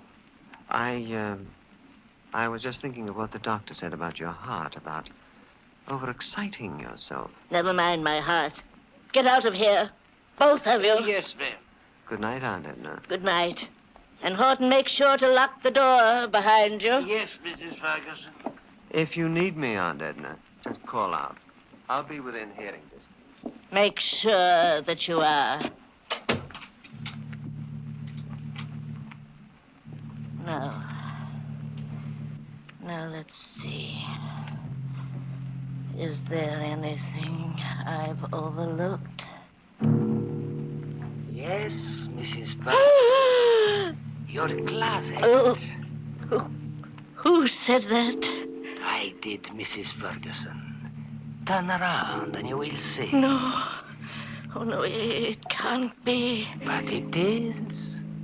It's Mario Bellini. No. It's just in my mind. You're not really here at all. It's just my mind. You're in your casket where we left you. Am I? You're dead. I saw you in that casket. And I will return there after I settle with you. Oh, this is a trick. A trick to frighten an old lady. You're not really Mario Bellini. You can't be. You are going to die, Mrs. Ferguson. Stay away from me. You are going to die for what you did to me in life. It was all legal. I can prove it. I am not bound by the law now, Mrs. Ferguson. I'm taking you with me back to the grave. No. Please, stay away. Don't come near me. You foolish old woman. Do you think I'm afraid of that knife in your hand? Do you think a knife can protect you from the dead? Don't come near me. No, let go.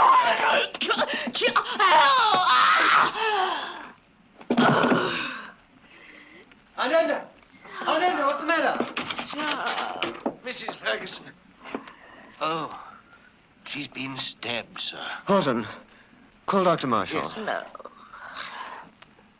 No. Wait. Bellini. What? Mario Bellini. Return from the grave. Mrs. Ferguson. She's dead, Horton. She was trying to tell us something. What did she say about Bellini? I'm not sure, but it seems as if she were trying to accuse him. Of stabbing her? Yes, but that doesn't seem possible. Every entrance to this room was locked. Horton, look. Her hand on the knife, as if she'd plunged it into herself. Mrs. Ferguson wouldn't have killed herself, sir. And yet there was no way for anyone to get in here. Anyone alive. I don't know what to think now. Maybe my aunt knew what she was saying. Maybe she did. Horton, what are you staring at? Look, sir. This was on the floor. What is it? A ring, a gold ring, with the initials MB engraved on it. I saw that ring tonight. I saw it on Mario Bellini's hand while he was in the casket in his tomb.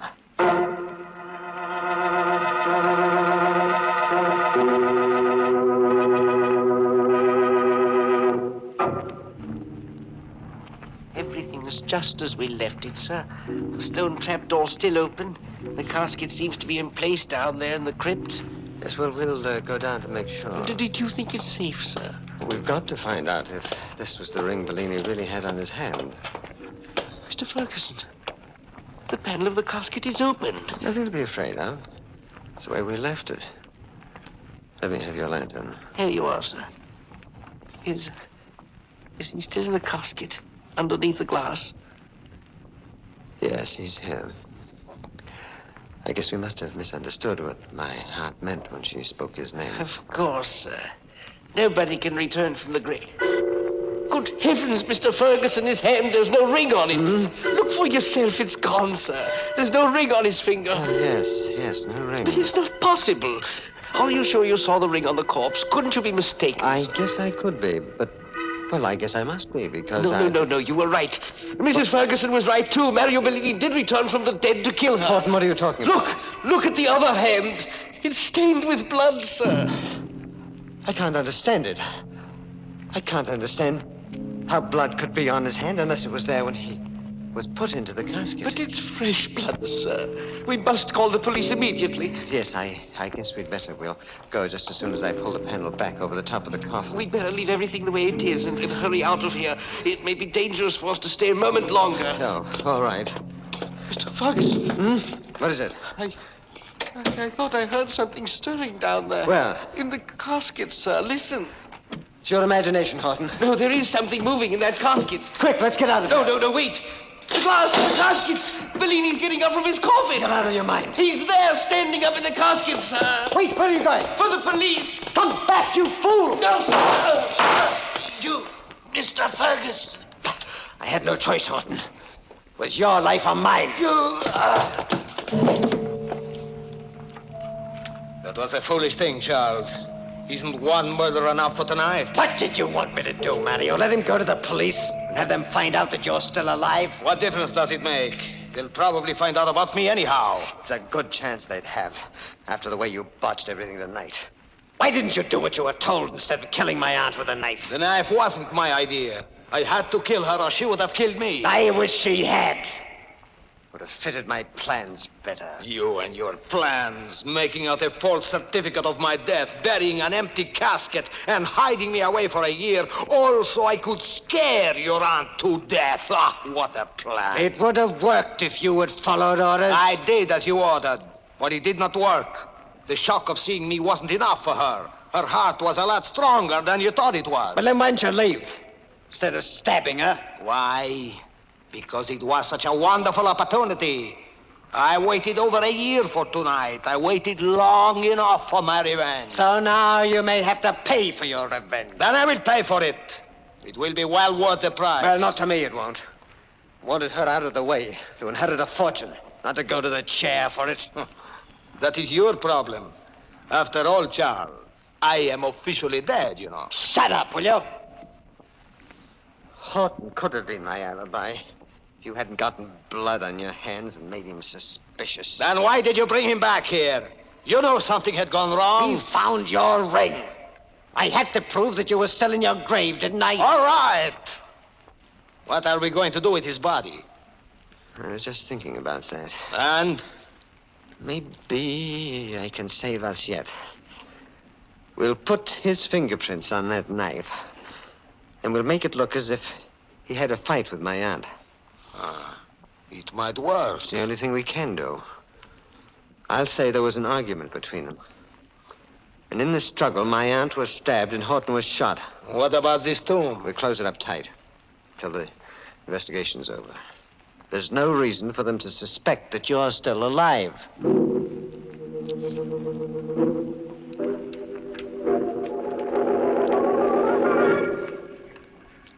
Yes, Lieutenant, the bodies were just where you found them. You didn't touch a thing, Mr. Ferguson. No, not a thing. My aunt was there on the floor near the bed, and Horton was only a few feet away. Tell me, Mr. Ferguson, where were you when you heard the first shot fired? Downstairs in the library. Mm-hmm. And you couldn't hear anything of the argument that went before it? Didn't hear a thing. That's why I'm not sure they were arguing. All right. Well, I won't take up any more of your time tonight. I'll be back in the morning. Oh, very well, Lieutenant. By the way, this window here faces the hillside cemetery, doesn't it? Yes. Did you happen to notice anything strange going on out there about the time your aunt was killed? No. I told you I was in the library. Oh, yeah, so you did. Why do you happen to mention the cemetery, Lieutenant? Oh, it probably has nothing to do with this case, but I had a call about an hour ago from a woman who said she saw a light out there. A light? Yeah. Oh. Probably just a crank call. The woman insisted she saw two men coming out of a tomb, the one on the top of the hill shaped like a mosque. Tomb they buried that queer duck in. His name was Mario Bellini. Mario Bellini. Oh, yes. I guess I'll have to investigate it sometime tomorrow after I make my report on this case. It's the trouble with being a cop. You get 100 crazy calls like that a year. No, they're bum steers, but you got to see them through anyway. Yes. It must be quite a nuisance. Yeah, sure is. Well, good night, Mr. Ferguson. Good night, Inspector. Charles. Charles. What do you want, Mario? Is it all right to come in now? Give him a chance to get out of the house. He won't come back anymore. All right, all right. Come in. I heard what he said, Charles. Well, what about it? If the lieutenant goes to that tomb tomorrow, there will be trouble. Why do you say that? Are you crazy? That stone door to the crypt is chipped. The bolt has been broken. And there may be blood stains on the floor. Well, what if there are? There's no connection between me and Mario Bellini. Isn't there? What about the false death certificate? Don't you think they can eventually trace that back to you? Oh, I don't know. Well, I'm not going to wait to find out. I'm taking the first train out of here, and you had better do the same. Run away? What good would it do me without the inheritance? Where can I go? How can I live? That is your problem, not mine. I am dead, remember? No matter what happens now, I will be in the clear. Oh, that's right. If you go, you'll be in the clear. And if you stay, then I'll be in the clear. What do you mean? There's only one flaw in my story, Mario, the false death certificate. That certificate doesn't have to be false. What? It doesn't really have to be false at all. If you're dead when they open that casket tomorrow, then my hands will be clean. Charles. Yes, that's the only way out. No, Charles, stay where you are. I can't let you live. You've got to die. No, Charles, wait. No, I've got to die, Bellini. I can live. Killing you is the only solution.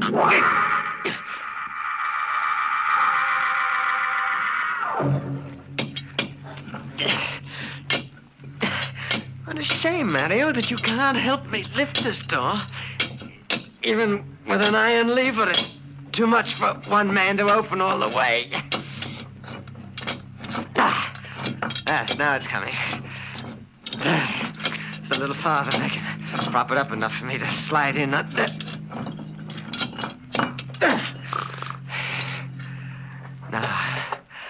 Now I can slide through. If I do it ever so carefully.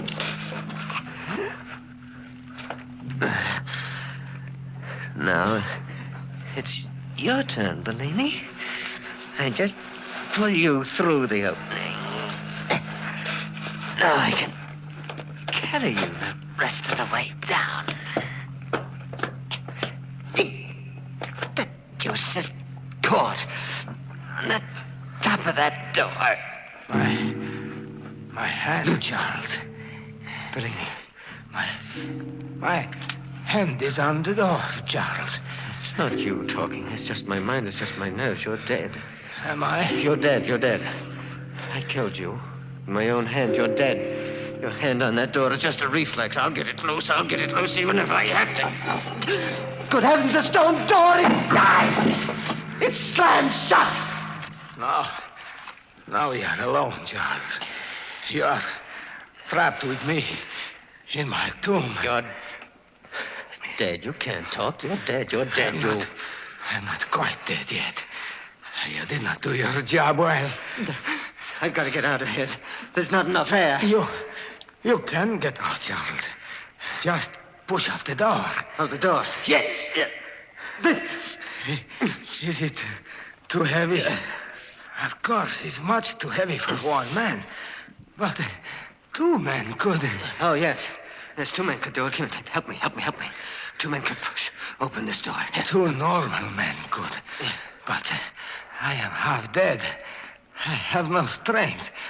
Remember, you choked the strength out of me. Help!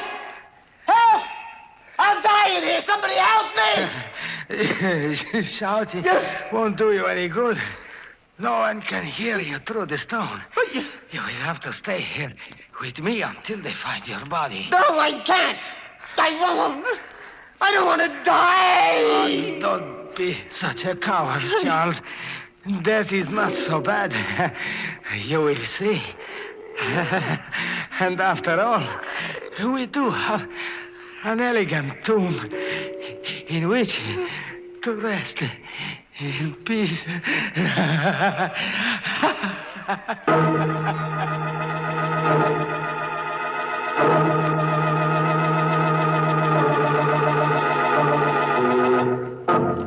That's what we mean when we say the guy died laughing. No sense of humor, that Mario Bellini. Just couldn't take a choke. Oh, well, I'll have to get along. Now, Bellini and I have a date with a couple of ghoulish girls. We're going out tonight to paint the town black. Oh, you didn't know that Bellini and I were pals? Why, of course. I've known that stiff ever since he stood knee-high to a grave hopper.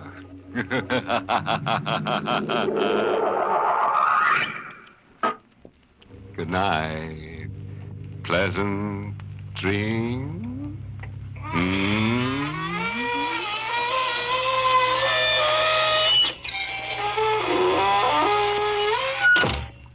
Inner Sanctum was heard in the United States over CBS, the Columbia Broadcasting System, and has been rebroadcast for servicemen and women overseas. This is the United States Armed Forces Radio Service, the voice of information and education.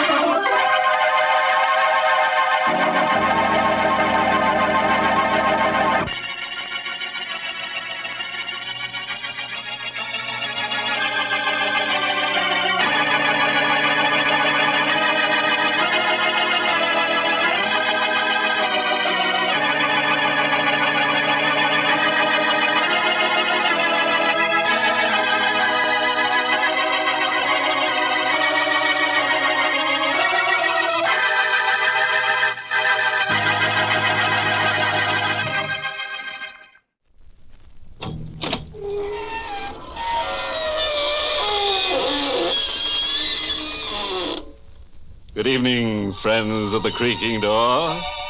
This is your host inviting you into the Inner Sanctum. Come in, come on in. Oh, come on, we love company. Simply can't do enough to them. We've got lots of games custom designed for our guests. They'll simply slay you. The favorite's called A Tisket, a Casket. But the game we play best is called Revival. Oh, it's wonderful. You pass out and we try to revive you. If we don't, you don't.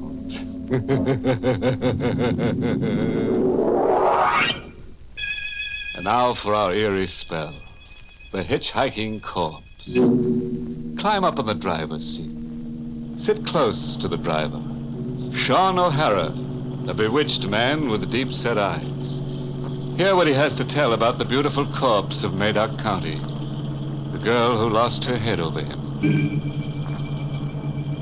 Eileen, the last time I saw her, she was standing where she always waits for me. In the rain on the little white bridge where the road takes a bend around Moon Hollow. I could hear her call for me to stop. Stop, Sean! I'll ride with you! Stop! But I wasn't going to stop for her. Not anymore. My mind was made up to that. And then a lightning flash burned over her like a million lighted candles. And she was standing there where she always waited for me, without her head. Eileen had lost her head. Am I right in my mind now, I'm wondering? These things I know, these things that I saw, was it a dream? A man's imagination gets tipsy when he drives a great silver van 400 miles in the loneliness of the night. Eileen. The first time I saw her, she was standing where she stood the last time on a little white bridge near Moon Hollow. Climb in, miss. Yeah, sit deep in your seat with your head low. It's a black mark in the book for me. If the company inspectors see you riding in the cab, I'll be docked. They won't see me. Only you can see me, Sean. Only I can Why, you're calling me by name. No, I'm making up a name for you. But it is my name, Sean O'Hara. It's an uncanny bit of making up you just did, Miss... Try, Sean. If you try, you too can do an uncanny bit of making up. With your hair like it is, and your face, just one name suits. Only one name. And my name? Eileen. I am Eileen. And just where are you riding to? To Madoc County. But someday, not tonight. Madoc County's a good 80-mile ride from Moon Hollow. Is it someday, I heard you say? Yes, someday I'll be riding to Madoc County. And it will be you who will take me there. Wow. There's little to that. I always pass through Madoc. It's on my route. My people came from up there. It's a big house we once had. A great big house. Without windows. Without windows, you say? There was a great hall. And a great long table. With my people sitting round it. The living and the dead. The living and the... A house without windows, and now it's the living and the dead. You're a pretty one. But you're as batty as a loon. Am I really a pretty one to you, Sean? Sure. Pretty hair, eyes to light up a man's dream. Dainty little hands. The two of them fit into one of mine. And a face... A face, Sean. No, the face I cannot praise. Why not? With all the war paint on it, if I didn't bite my tongue, I might say that what I see smeared over your cheeks is blood. Don't bite your tongue, Sean. You're getting out. Trust Sean O'Hara to pick up a gibbering farm girl who smears her face with chicken blood. Good night to you. Good night, Sean. I'll be waiting again tomorrow night at Moon Hollow. I'll be watching for you. I watched her go, sailing off on the mists. As high as my eyes could go, I could see her riding into the sky like a night witch, and then blowing into the smoke of the moon. There had been no Eileen, I dreamed her up in my fat head. A man's imagination gets tipsy when he drives a great silver van in the loneliness of the night.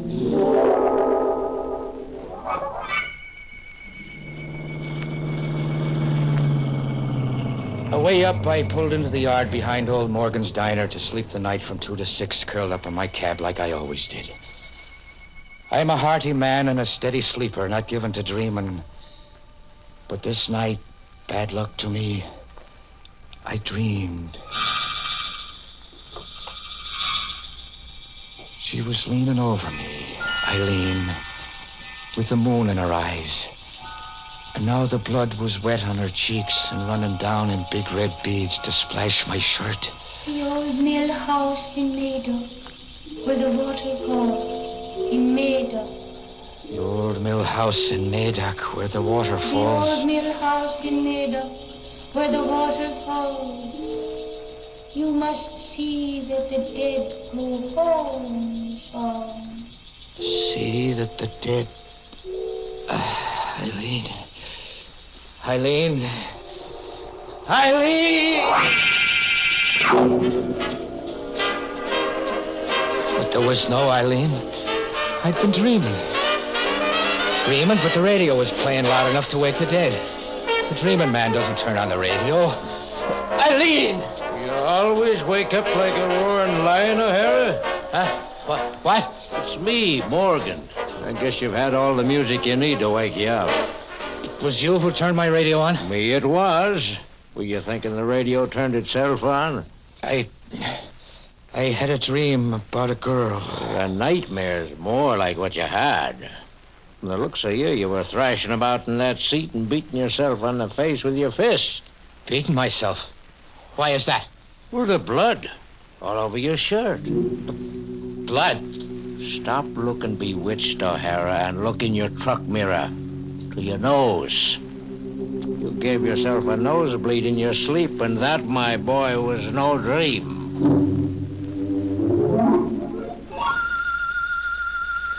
I was an hour late for unloading in the Cloverville depot. O'Hara. Yeah, Red. Come over to the van a minute, where the loaders can't get an airful. You're acting funny.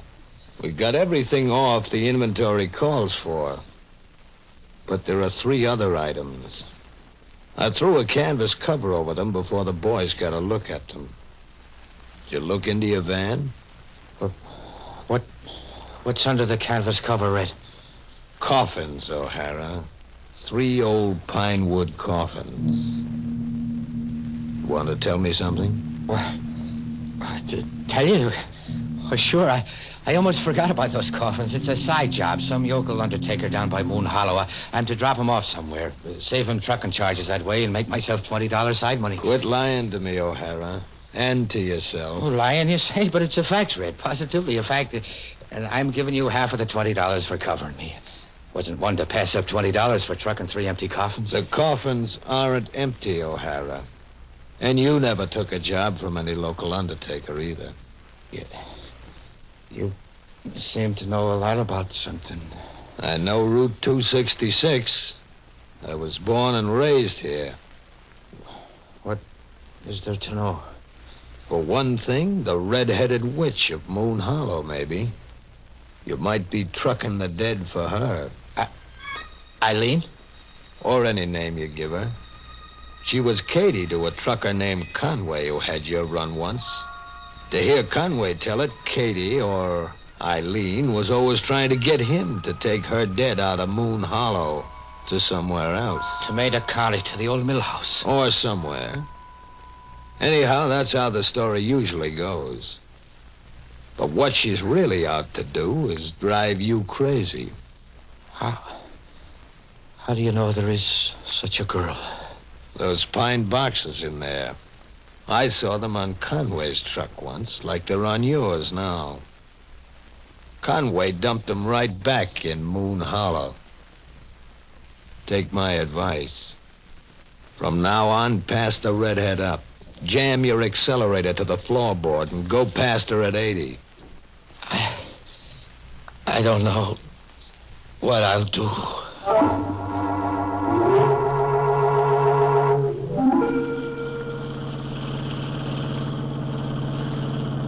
what I did.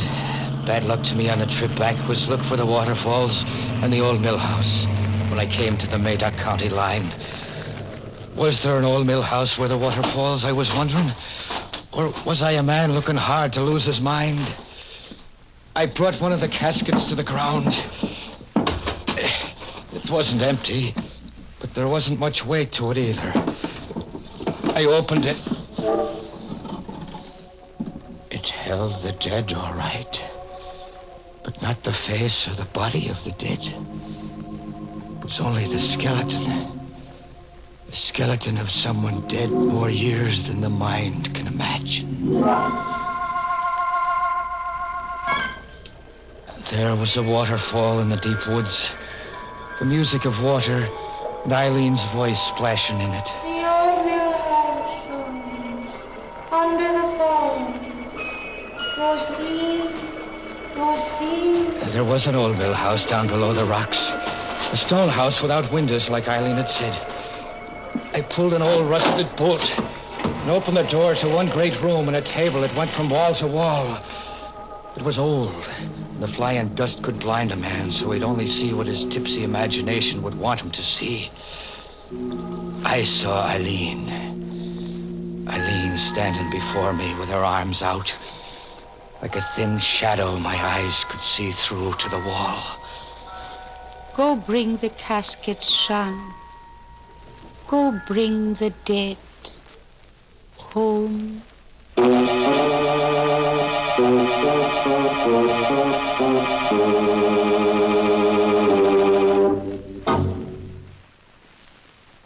Well, here's something terribly new in thumbing a ride. A witch-hiker. And a neat switch, too, on the old boy meets girl formula. This one's boy meets school. Eileen. Now, there's a bonny lass, dead set on getting ahead. And if she keeps up the pace, she'll have O'Hara shorn of his sanity any mile now. But let's get back beside our bewitched trucker. A man's imagination gets tipsy when he drives a great silver van in the loneliness of the night. But there was an old mill house where the waterfalls, as Eileen has said. And it was there I left 3 caskets of the old dead. Passing Moon Hollow on the way back, I stopped in at Morgan's Diner for some warming coffee. It was just old Morgan putting his profits into the screaming jukebox. O'Hara, it's you. Nobody else. Well, I've been waiting all night for you to come. I stopped for a time in Madoc. Well, agitated the way you look. Have I slipped out owing you for a meal? No. I don't understand the looks of you. This shoebox. It's for you, you see? Your name's written on it, Sean O'Hara. And left by whom? The devil's own daughter. O'Hara, her face was enough to send a man hiding in his coffin. But a face all smeared with blood, was it? You have seen her, too. We are old acquaintances by now.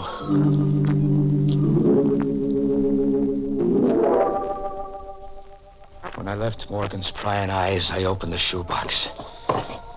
It held a small white envelope and an old rusted tin can. I opened the envelope. 2 tickets there were to a costume party in the Moon Hollow firehouse for the next night. And the tin can full of money. A showering of Indian pennies and buffalo nickels, coins with the grit and tarnish of years on them, like some miser had saved them in a secret nook of the kitchen.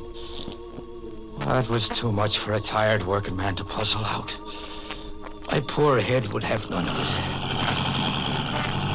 I had a load to haul back that night. There was time enough for puzzles another night. She'd be standing on the little white bridge where the road takes a bend, and then I would put my questions to her.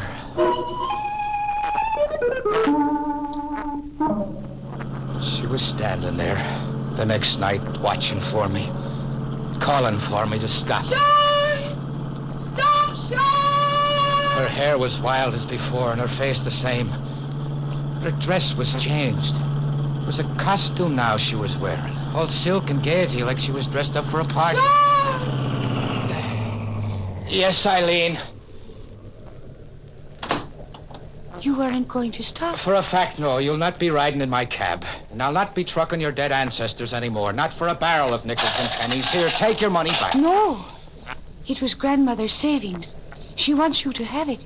Oh, so there's a grandmother too, is there? Yes. And when will she be riding along to the old mill house? Tonight, Sean. She will ride with you tonight. And after that, I'll be riding with you to Madoc too. And that settles the count of your people? No. It still leaves you, Sean. Me?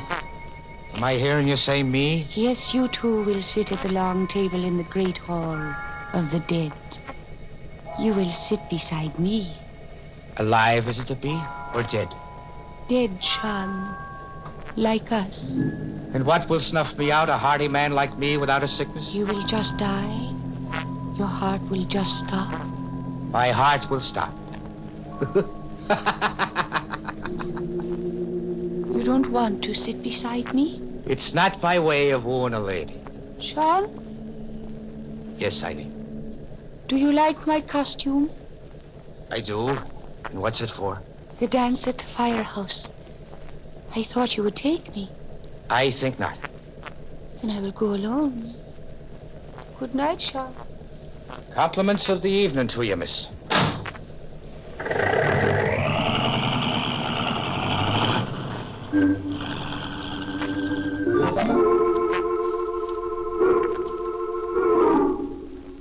But instead of sleeping in old Morgan's yard, there I was just before the midnight hour, in the costume of a trucker with a tottering mind, and looking for Eileen in the firehouse. I found her in her silken gaiety where the Japanese lanterns were dimmest, wearing a mask like the others were, but not dancing like the others. Eileen? Sean. You're not surprised I came? I knew you'd come. You're not dancing? The music is stopped. It's unmasking time. Midnight's not a minute away. The caller's announcing... Attention! Attention, everybody! It's midnight! Everybody, unmask! You're not unmasking, Eileen? You unmask me, Sean O'Hara. All right, I'll... Speak again. Say my name again. Sean O'Hara. Your voice. It's not the voice of Eileen. I am not Eileen. Put your hand to my mask, Sean. Yeah. You're an old lady. I am old, and the life you see is the last I have to show. Look at me for the last time, O'Hara. I am Eileen's grandmother. But Eileen, she was here. Her hand was in mine, dressed in the costume with the silken gaiety you're now wearing. Eileen slipped away to leave me with you. You have business with me now, Sean. Business, you say? Take me to Madoc County, the old mill house where the water falls. I'll be waiting to ride with you, O'Hara. Don't be long.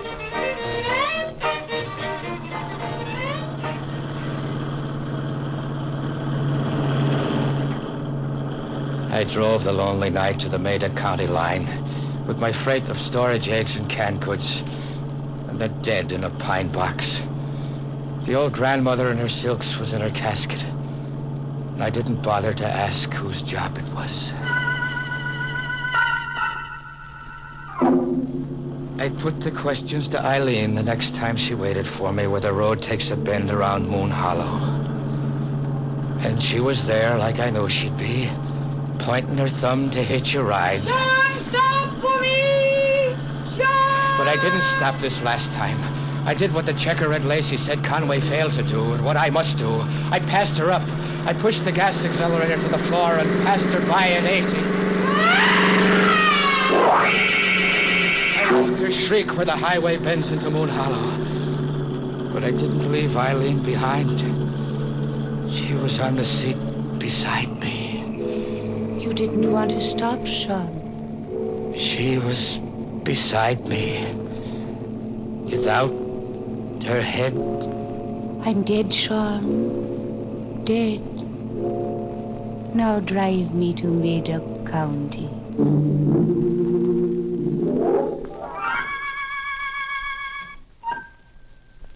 The imagination gets tipsy. The sheriff of Madoc County is one to know it. And the doctor beside him looking at me with eyes of pity is one to know it, too. I hear them talking to me, but the words go sailing into the smoke of the moon. I listen, but I do not understand. You ran over her on the bridge down in Moon Hollow last night. A 20-ton truck, O'Hara. Her head was severed. I'll tell you all you need to know about Eileen Grant, her grandmother, and her people. They were run out of the old mill out of Madoc County about 30 years ago. Native superstition did that. The family was thought to have, well, call it evil powers. Where'd you take Eileen to, O'Hara? Huh? Eileen. What did you do with the body? I'll take you to her.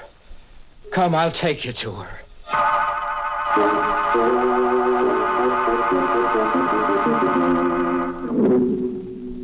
I took them, the sheriff and the doctor, to the old mill house where the water falls.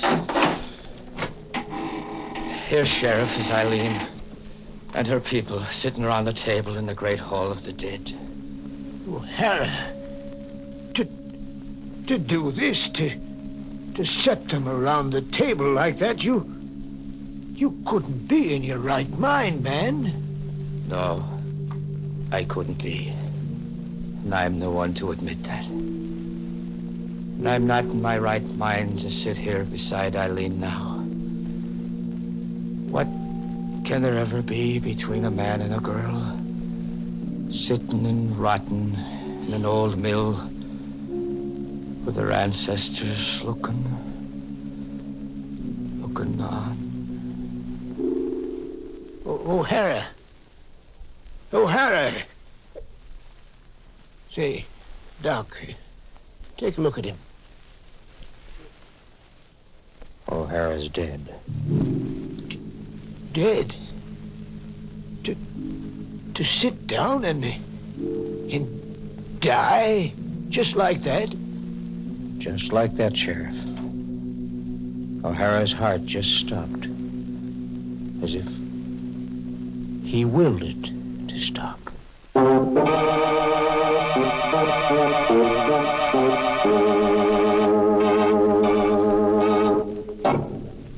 Now that O'Hara's given up the ghost, there's a job open.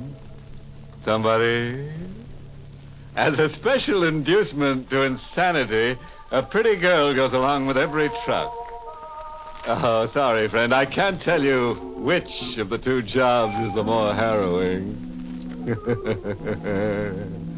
Moral? Oh, sure. I've got one carved right here on my vertebrae. This is for any motorist who runs across Eileen. Give her the go-by, Bob. All she'll get you is dead mileage. Night. Pleasant dreams.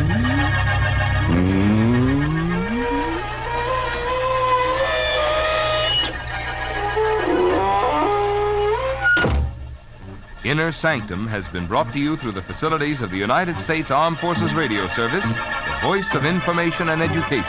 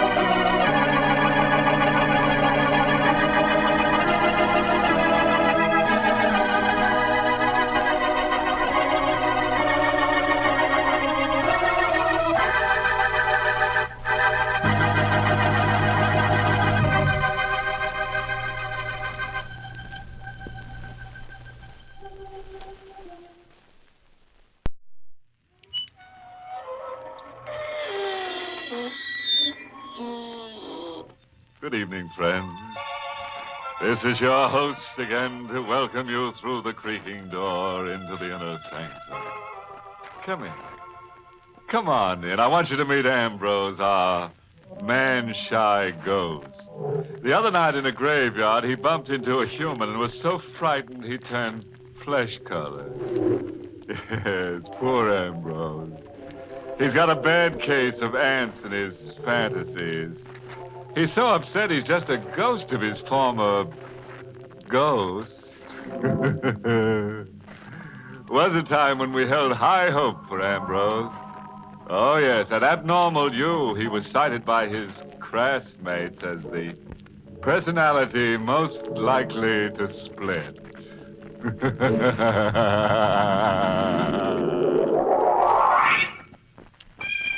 And now, let's visit Murder Mansion.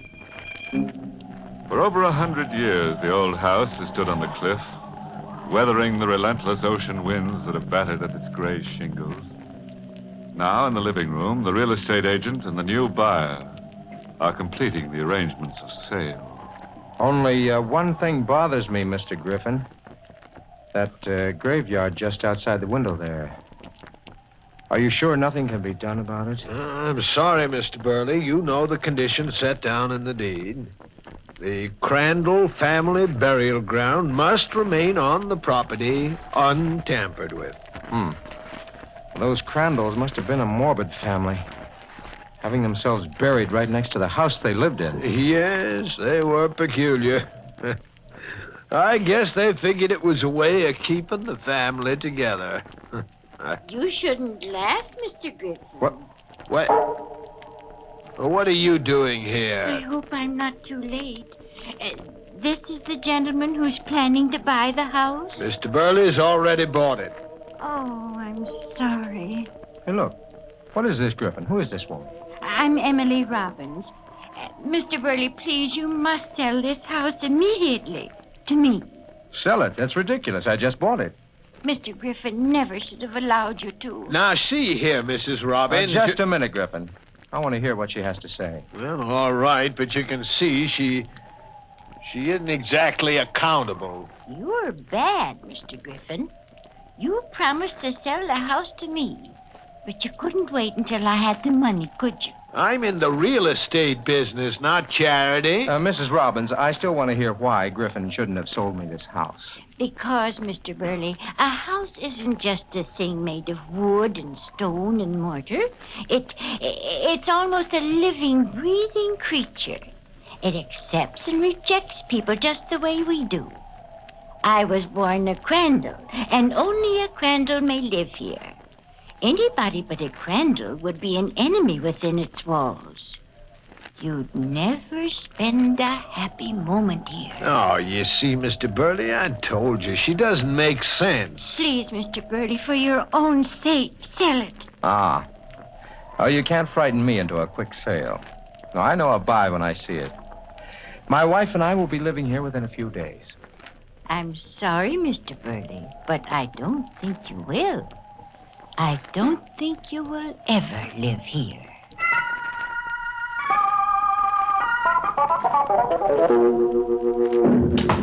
Helen! Oh, Helen! Mr. Burley? Yes, Ada.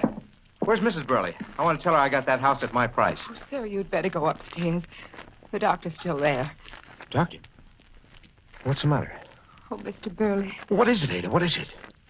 your wife is dead. What? She seemed so well after lunch. She was upstairs napping, and when she didn't come down at her usual time, I went up. I tried to wake her, but... Helen dead? Oh, no, it can't be. It just can't be. I tried to get you everywhere.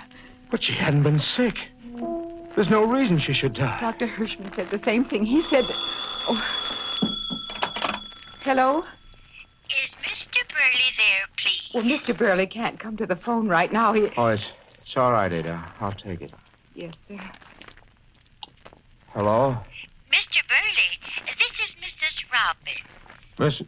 I called to ask you if you've changed your mind about selling me the house.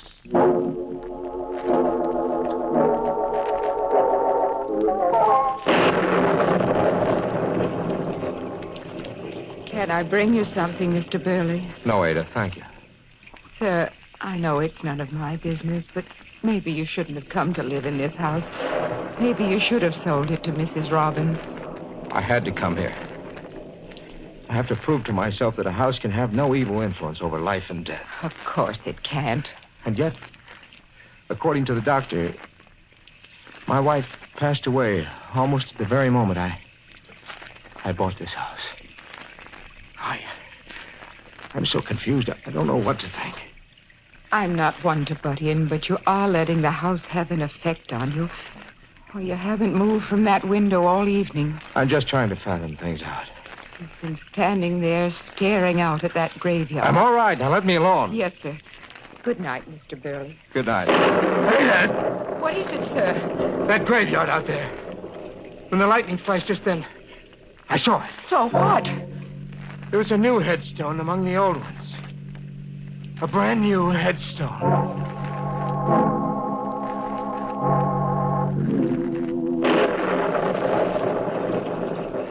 Mr. Griffin, how long ago was the last Crandall buried in the graveyard out there? The last one? Let's see.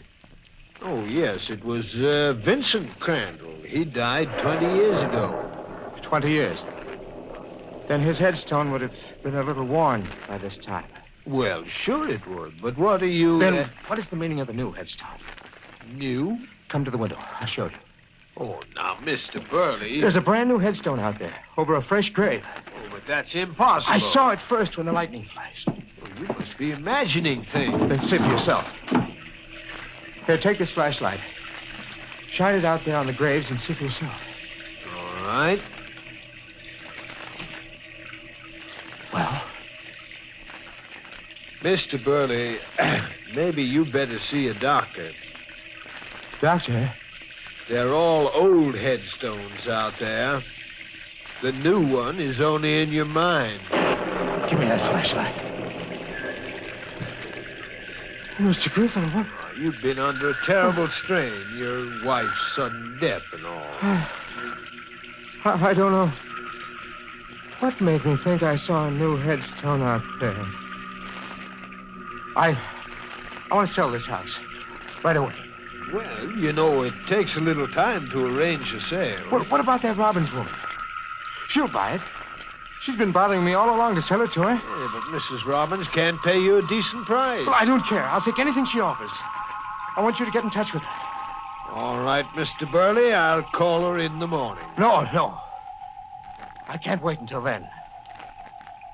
I want this house sold tonight.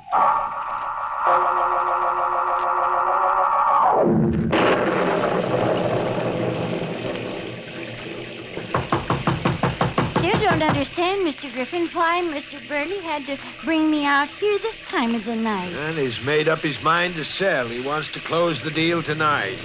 You don't want me to have this house, do you? Look, Mrs. Robbins, I don't care who gets it, just as long as it's at a decent price. So you can get a higher commission. You're a very selfish man, Mr. Griffin. Not in business for love. Your wife did well to leave you. She was as crazy as you are. Why doesn't he answer the door? What's taking him so long? Oh, mercy! What was that? Someone screaming. It came from... Say, the garage. There's a light in there. Come on. Whoever screamed must be in that garage. Well, we'll soon find out. But maybe it isn't safe for us to go in there. That's a chance I'm going to have to take. What? Ada. Mr. Griffin. Well, that was you who screamed, huh? Yes. Why? What happened? Mr. Burley. What is it, Ada? What about Mr. Burley? He's dead. What? He left the house an hour ago. I looked out of the window and noticed that the garage here was lit. I came out and I found him slumped over in the car, dead. How dreadful.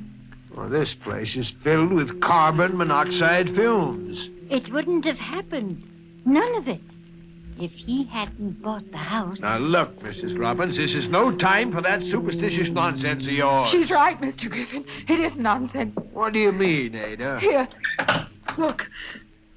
On the back seat of the car. Good Lord. A new headstone.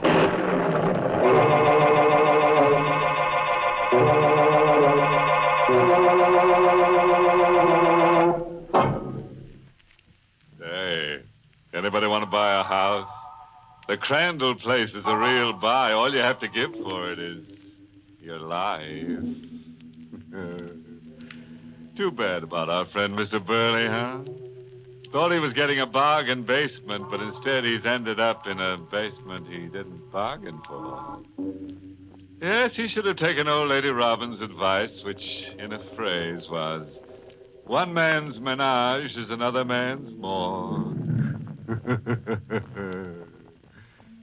Well, now, let's get back to our mystical manor. A week has passed since Burley's death, and the real estate agent, Mr. Griffin, has found a new buyer. Here's your check, Mr. Griffin. Oh, thank you, Mr. Wagner. I consider this house a real buy.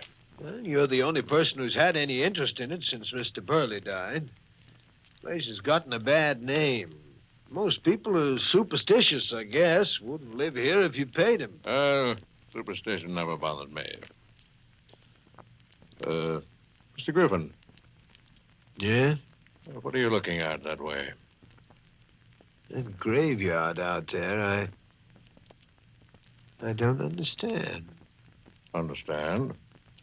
What are you trying to say?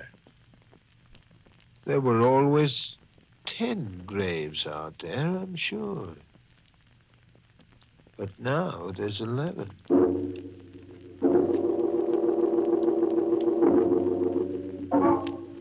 I'm sorry, Mrs. Robbins, but nothing you say can persuade me to sell. Please, Mr. Wagner, for your own sake, don't be stubborn. It may cost you your life. You know what happened to Mr. Burley and his wife. Well, I've always prided myself on being a jinx breaker. Oh, be sensible. That's a very silly reason to live here. Maybe I have another reason, too. What do you mean? Charles Burley was a very close friend of mine. Oh, I didn't know that. I told it to Mr. Griffin. Now I'm telling you. I knew Burley like a brother. Everything about him. Mrs. Robbins, he wasn't the type to commit suicide. Oh, but he didn't commit suicide. Oh, you seem to know a lot about it. I do. Then maybe you can tell me who killed him. I can. Who? This house is the killer. Now, look. Oh, it is, Mr. Wagner. I know. You don't believe me, do you? Of course not. Soon you'll find out that I'm telling the truth. That sounds like a threat. No, Mr. Wagner. I'm not threatening you. I'm just trying to help. I'm just giving you a chance to live. One more chance to sell me this house at my price. And if I refuse?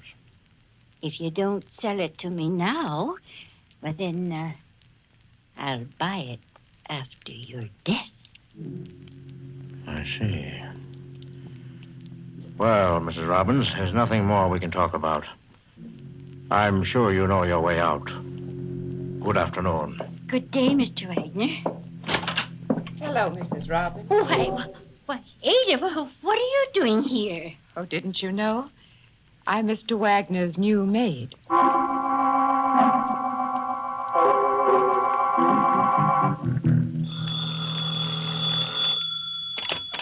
Hello. Mr. Griffin? Yes? Well, come over here to the Crandall house right away. Mr. Wagner wants to see you. Why, who is this? It's very important, Mr. Griffin. Come as quickly as you can. Yes, but who is this? Hello. Oh.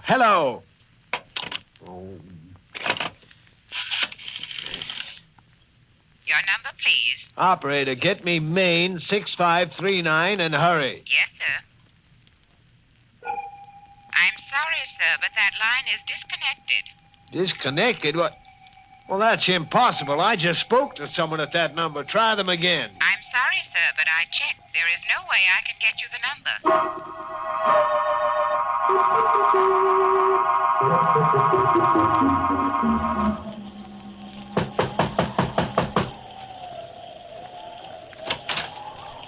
Come in, Mr. Mr. Griffin. Mrs. Robbins, what are you doing here at the Crandall house? I was waiting for you, Mr. Griffin. I don't understand. Come in, please. I was the one who called you on the phone to come out here. I didn't say who I was because I didn't want to mention names. But I tried to get the phone here right after you hung up. The operator said the line was disconnected. It is. The wire has been cut. I walked down the road to the mobile gas station to call you to come out here. Mrs. Robbins, just what is this all about anyway? Why are you here, and where is Ada and Mr. Wagner? Ada's left. She's gone away. For good.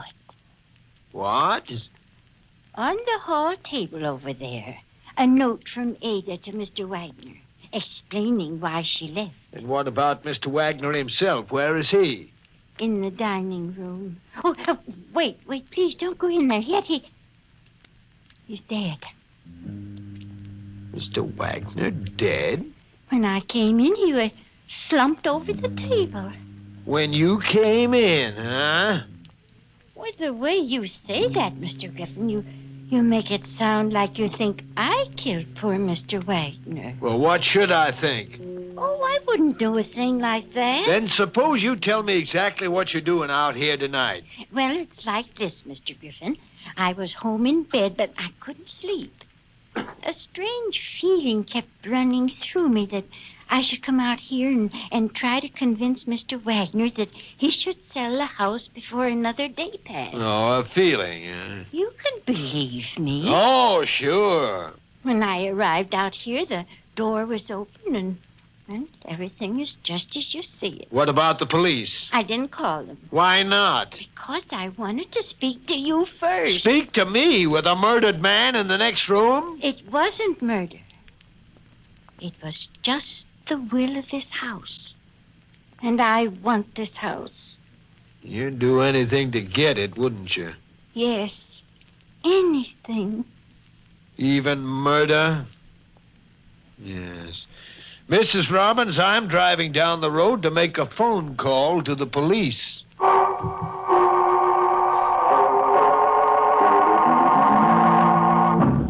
Griffin! Mr. Griffin, wait! Well, Ada, what are you doing here? I was watching you and Mrs. Robbins through the window. Mr. Wagner is dead. I know. But how could you? You left the house this morning. I saw his body slumped over the table. You think the same as I do, don't you? Oh, what do you mean by that? You suspect Mrs. Robbins, too. In a way. But I also suspect you, Ada. Me? But I can't exactly figure out what your game is. Game? I have no game. And why did you leave a note saying you were going away? What note? There's no use lying. I saw it myself on the hall table. But you must be mistaken. Today is my day off. I left the house early this morning. I didn't write a note. Well, if you are telling the truth... I am. Then I know who did write that note. You wait right here for me. I'll be back in 10 minutes. Keep your eye on the house. Where are you going? The phone inside is disconnected. I'm going down the road to call the police. I'll go with you. Why? I'd rather not stay here alone. Mrs. Robbins doesn't know you're out here. You're safe. But just the same, I'd feel better if I went with you. I'm not taking you with me. You act as if you're afraid of me. Maybe I am. But why? Why? Because when Mrs. Burley died, you were in the house. The same with Mr. Burley. And now Mr. Wagner. You were there when every victim died, Ada. I won't let you in this car with me.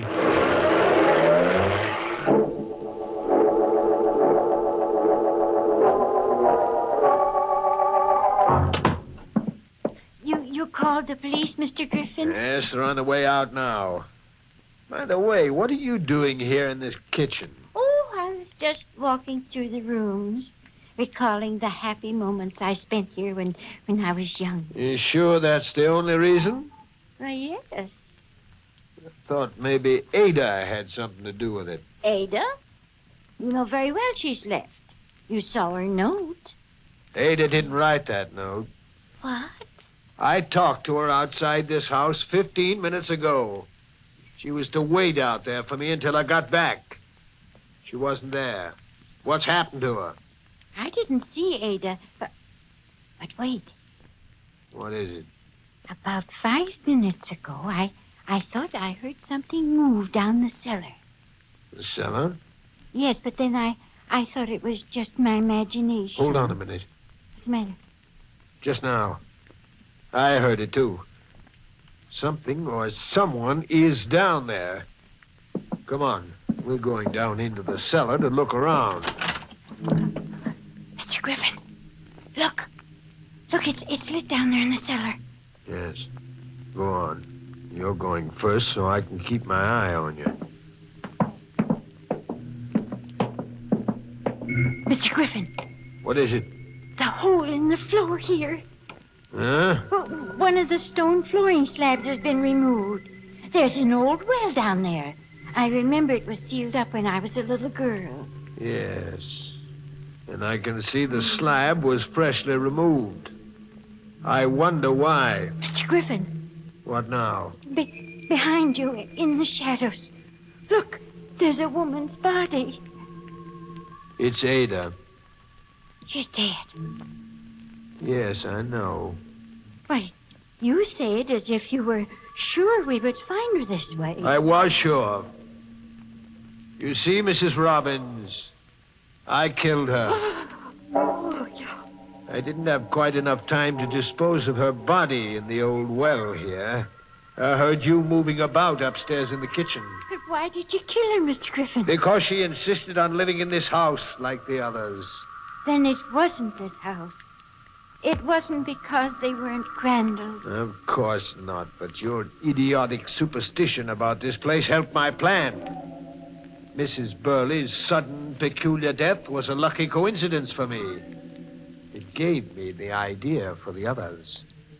I needed a series of deaths to completely destroy the value of this place, so no one would ever live in it. But why? On several occasions, you mentioned my wife, Mrs. Robbins. You see, you were wrong about her, as everybody else was wrong. She didn't run away from me. She would have, but I killed her. And her body is down at the bottom of that well, just as Ada's will be, and just as yours will be. But the police are coming. They'll find you out. You foolish old woman, do you think I really called them? Now, Mrs. Robbins. No, please don't come near me. You wanted to stay in this house. Now you will, forever. Don't.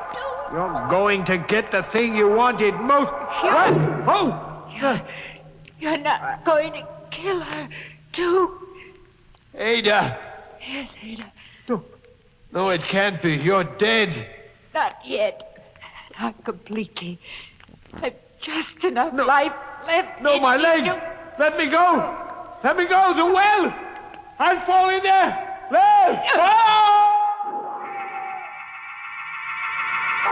Ada. Oh, Ada. You thought it was nonsense, didn't you, Mr. Griffin? But it was this house that kept her alive long enough to protect me. My house, Mr. Griffin.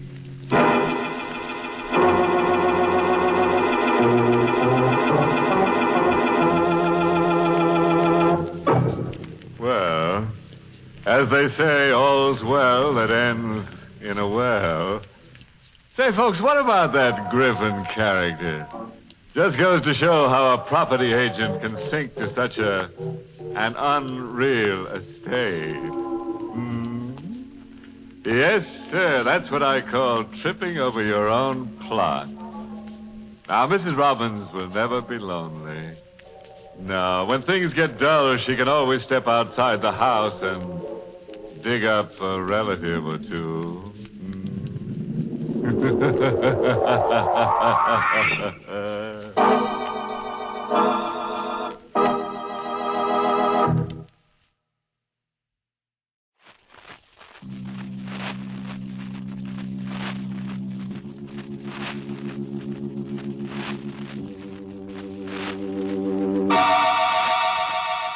Bromo Seltzer, made by the Emerson Drug Company, invites you through the creaking door for tonight's Inner Sanctum Mystery, titled Beneficiary Death, written by Ed Adamson and Bob Sloan.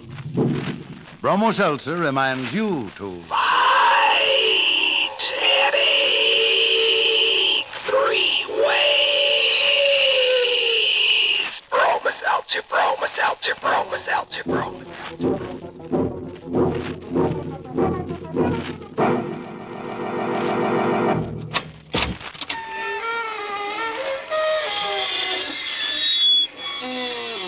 Good evening, friends of the creaking door.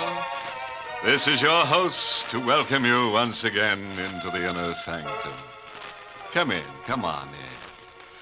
Oh, I'm tired. Just finished my spring gardening, planted a couple of dozen of bulb heads. But I'm sure they won't be content to stay in their new loams.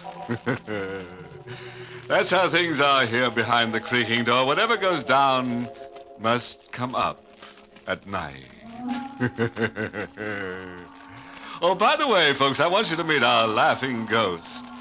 We call him Silly Willie because it's easy to tickle his fantasy. But Willie's not really so silly when it comes to getting rid of his mates.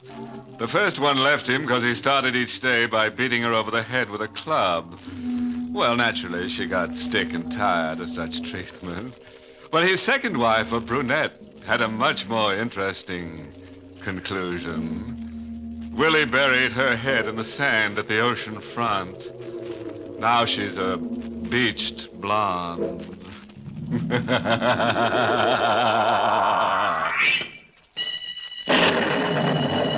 Horror has many sides.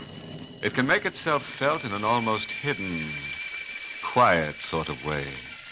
Just as it did that rainy Monday morning that Sam and Helen Braden were at breakfast in their small suburban home. The Bradens sat in the kitchen nook near the window, the same as they'd done for 20 years. But still, this morning, things were not quite the same. Sam, you've just been sitting there staring out the window. You haven't touched your breakfast. I'm not hungry, Helen. You didn't sleep last night, did you? A little, on and off. You're just worrying yourself sick over nothing. Now, business is bound to get better. Oh, there's no use kidding you any longer. The store is on its last legs. The bank refused me the loan. Oh. Said I was a bad risk. Then you don't need the bank's money. You can still raise some yourself. Yes? How? Your insurance. Yes. I begged and borrowed everything up to my teeth, but I won't touch that insurance. That's for you, Helen, Sam, in case... please, listen to me. No, I don't want to talk about it anymore. Getting late. I'm starting for town. Sam, wait. Yes? I wish you'd take the train instead of the car. Why? Well, weather's so awful. Look at the way the rain's coming down. I drove into town in lots worse weather than this. I know, but... But what? Feeling the way you do, Sam, I wish you wouldn't drive. Oh, I'm all right, Helen. I'll see you this evening. Sam, please take the train. I told you I'm all right. I had an awful dream last night. I saw you driving the car along the turnpike, and then suddenly the car crashed and you were... Killed? Yes. Well, that's not such an awful dream at all. Why, Sam... Well, it isn't. When you consider my insurance, I'm really worth more to you dead than alive.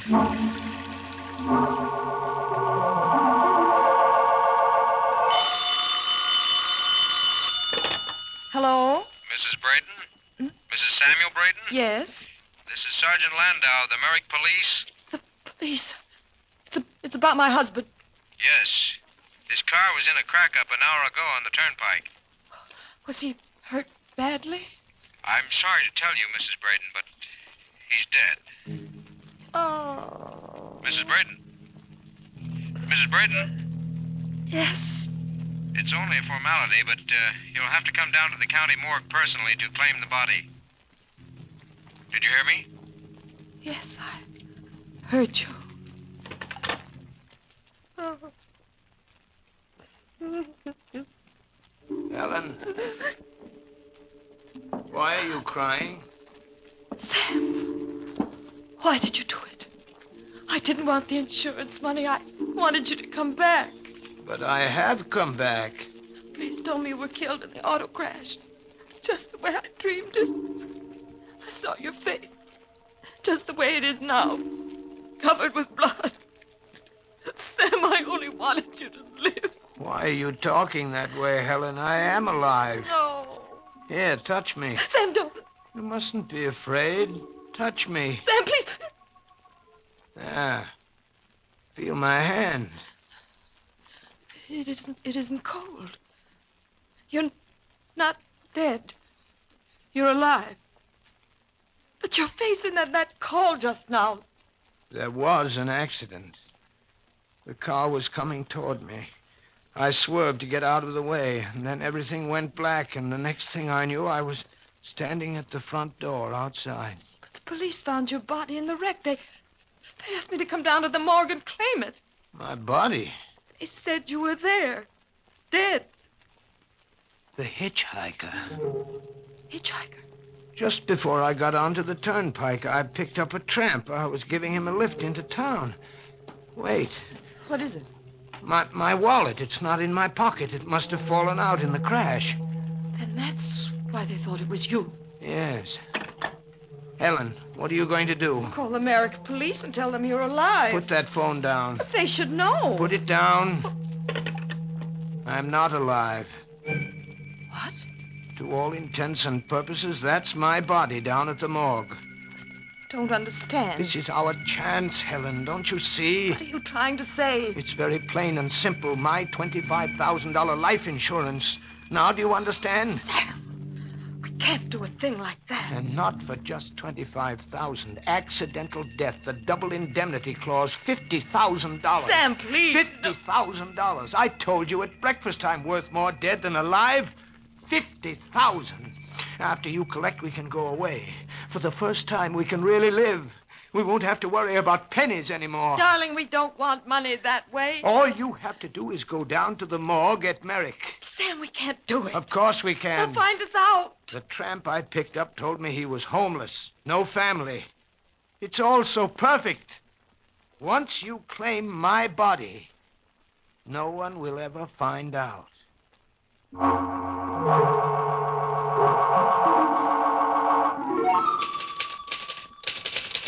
Now, Mrs. Braden, just one more thing to be filled out on this form. Where do you want your husband's body sent? To the Winston Funeral Home in Crestview. Winston Funeral Home, Crestview. Now, come with me, please. Sergeant Landau, where are we going? To that room at the end of the hall. That's where the bodies are kept. Do I have to go? Well, I'm sorry, but that's the law. But you know it's my husband, don't you? Sure. But the next of kin has to make identification. Oh, Sergeant Landau. It'll only take a second. Here we are. Yes, Sergeant, that's my husband. Mrs. Braden, how many years were you married? 20. Why do you ask? Well, it just hit me as peculiar, but it may be because you're upset by your loss. I don't understand. The body you just identified has been here in the morgue for 3 days. What? Your husband's body is here to your right, on this other slab.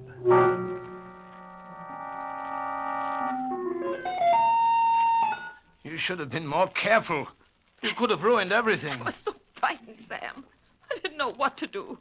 When Sergeant Landau stopped, I thought that was the body. I didn't know what he looked like. Oh, well, I guess it was my fault. I should have described him to you. Anyway, you got away with it. They gave you the death certificate, and they sent the body to the Winston Funeral Home. Came so near to getting caught. But luckily, you acted upset enough to save us. We may not be so lucky the next time. There won't be a next time. From here on, there won't be any trouble for us. Sam, please, let's forget about the whole thing. Are you crazy? Before it's too late. We can still save ourselves. We can say you had amnesia and just turned up. They'll believe that. And let $50,000 slip through our fingers? But we never did anything wrong in our lives. You know we're not the kind of people to do a thing like this. Someone's at the door. All right, get hold of yourself and answer it. Who could it be? I'll hide in the closet here.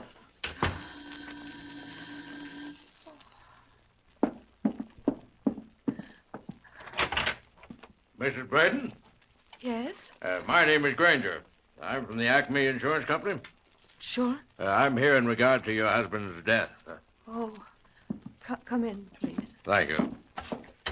I'll just be a moment. I don't want to bother you unnecessarily at a time like this, but before the company pays you the double indemnity benefits of your late husband's policy, you'll be required to sign these papers. Now, you may mail them in if you choose, or you may sign them right now, and I'll take them back to the office with me. Oh, I'll sign them now. Very well. Oh, by the way, Mrs. Braden. Yes, Mr. Granger. Where will the services be held? The Winston Funeral Home in Crestview. Tomorrow?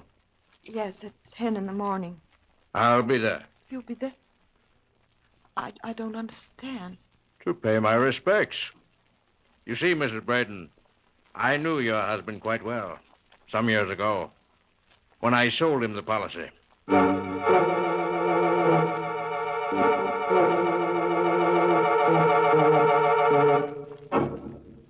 Bromo Seltzer, famous for fast headache help, is bringing you Inner Sanctum. Bromo Seltzer, Bromo Seltzer, Bromo Seltzer, Bromo Seltzer, Bromo Seltzer, Bromo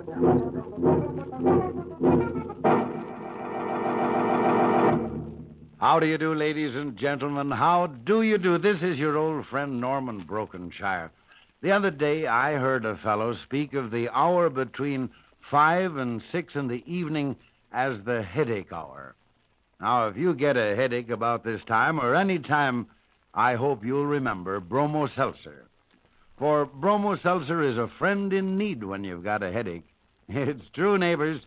Bromo Seltzer not only quickly helps the pain of a headache, but it also soothes the upset stomach and the jittery nerves that may come with it.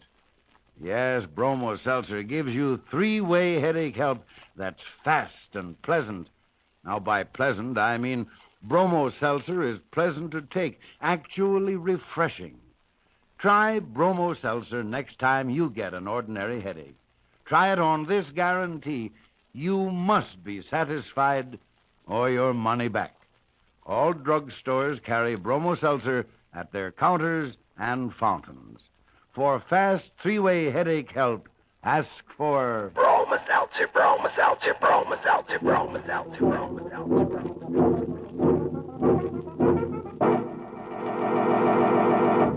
You know, personally, I feel kind of sorry for that Sam Braden. The only way he can make a decent living is by being dead. Well, that's fate for you. Everything was going pretty well until that insurance guy Granger turned up and said he was going to pay his last respects to Sam. You see what happens when you fool around with death? Things go from bad to worse. Well, now let's get back to our tale and the troubled Braden. Of all people for the insurance company to send out here, it had to be Granger. Told you we couldn't get away with it. Well, we're not finished yet.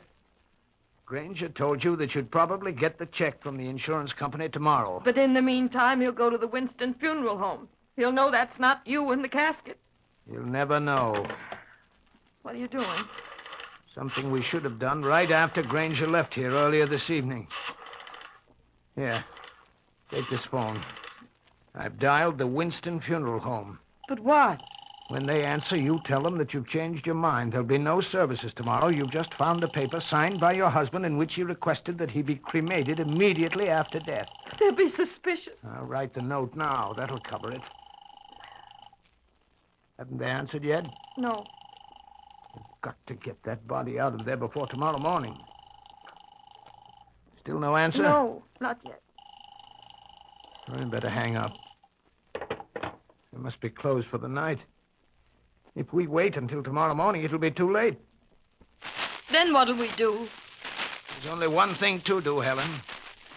We're going over to the funeral home and get that body out ourselves.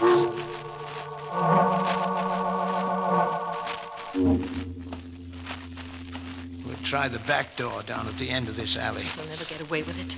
I've had the feeling all along Will you that... stop talking like that, Helen? Don't you understand it's worth any risk we take to get that 50,000? But I told you I don't want the money. Wait and see. When you get your hands on it, you'll feel differently. Here's the back door. It's locked, isn't it? Well, of course. What did you expect? There's no way we can get in. Yes, there is. I'll break the glass panel and then reach in and turn the lock. Someone might hear us. You're just making things worse by talking that way. Besides, we looked out in front, didn't we? There's not a soul around. Yes, I'll need something to break the glass. What can I use? I know. Helen, give me your compact. Here. This compact should do fine. Oh, Sam, you cut yourself. I guess I'm not much of an expert on housebreaking. Don't you see we can't do any of this, right? Because we're not people for a thing like this. Then we'll make ourselves that kind of people. We'll manage. We did so far. I'll have this door unlocked in a second. There. All right, come on, Helen. Can't I wait here? No, I need your help. Come on. Sam, I'm so frightened. You mustn't be. Just try to think of the money. Just try to think of all the pleasure we'll have with it. We'll never enjoy it. We'll never have a happy moment again. Please, Helen, don't say things like that. Here are the caskets. Let's see what this tag says.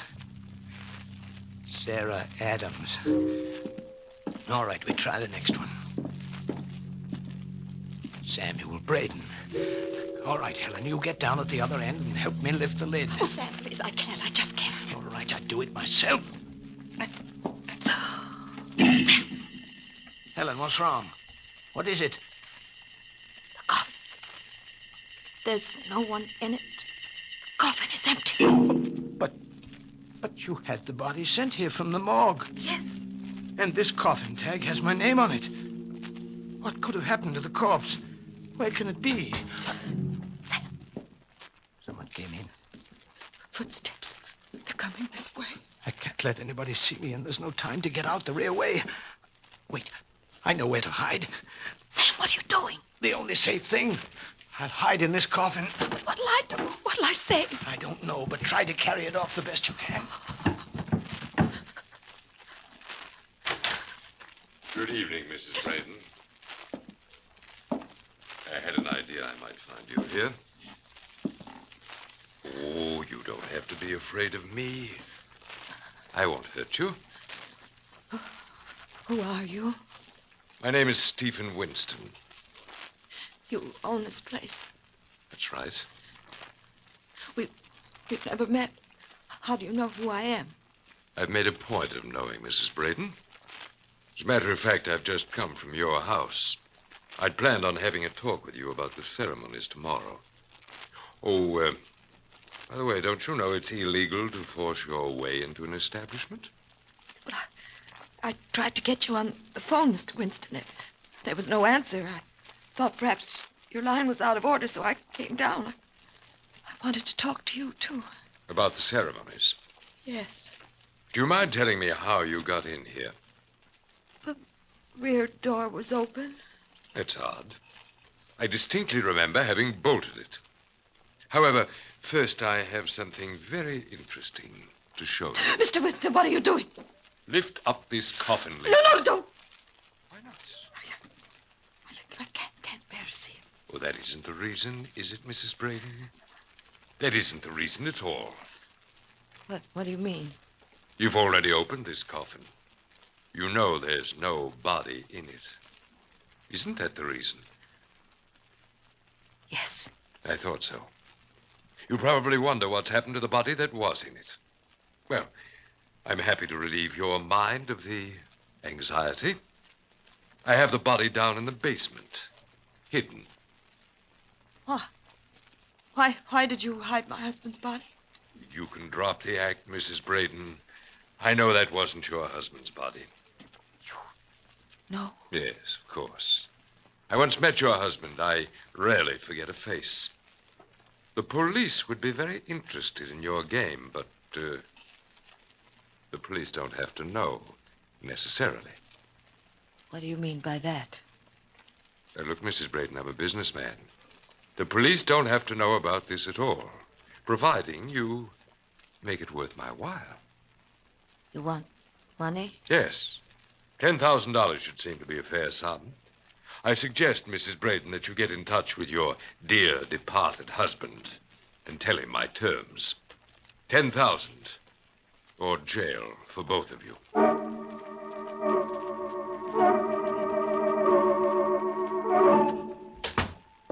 Sam, it's been hours. Thought you'd never get back here to the house. It became light out. I had to be careful no one saw me. Winston knows everything. It was he who took the body out of the casket. Yes, Helen, I know. I heard from inside the coffin. He wants money. We mustn't give it to him. Of course not. He'd go on blackmailing us until he got every cent of the 50,000. That's not what I mean, Sam. It's a good thing you didn't tell him I was in that coffin. Darling, please listen to me. I've been waiting for you to come home. I wanted you to be the one to call the police. Call the police? You've got to. If we make a clean breast of everything now, they may not be too hard on us. We're not telling the police anything. Then Winston will. No, he won't. Winston is dead. What? I killed him. I buried his body where it will never be found. Sam. I had to do it, Helen. Things had gotten so that I just had to.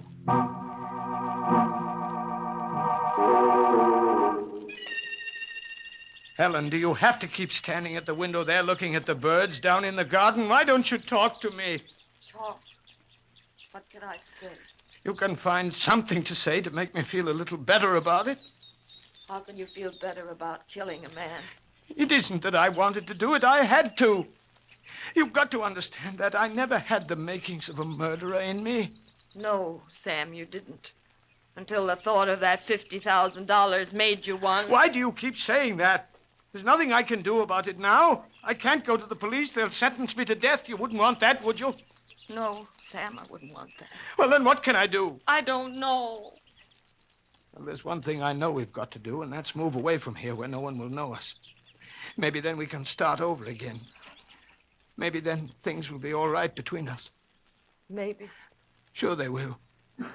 The 50,000 will make all the difference. Sam. What's the matter?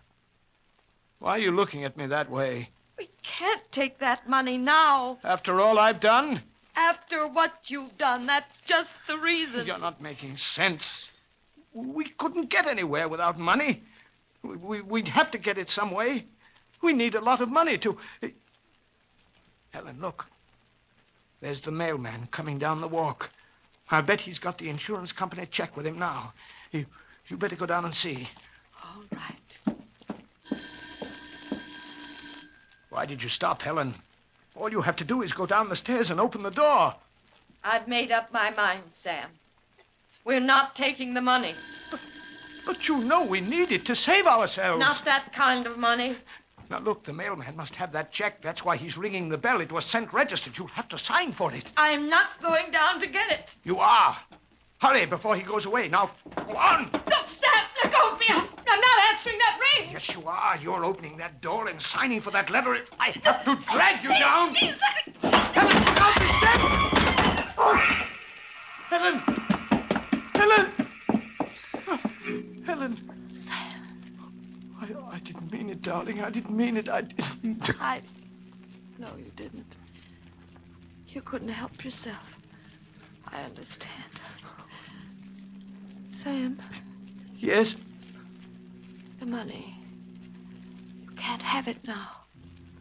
I'd have to sign the check, and I won't be able to. I'm glad about that. Wasn't meant for us. Never would have brought us a happy home. Helen. Helen.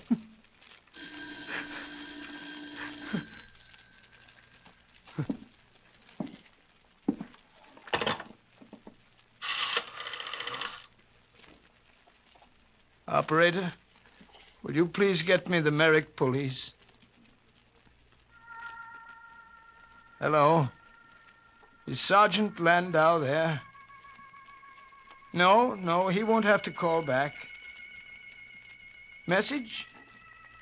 Yes. Just tell him that Sam Braden is on his way over.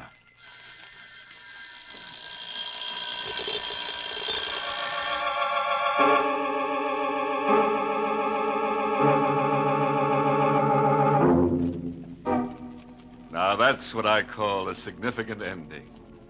No doubt there for whom the doorbell tolls. That Sam and Helen sure were bunglers. They handled a cold corpse like it was a hot potato.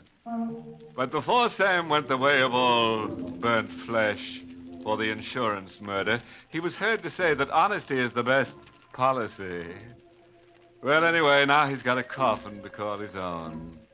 Footnote. I mean, 6 footnote.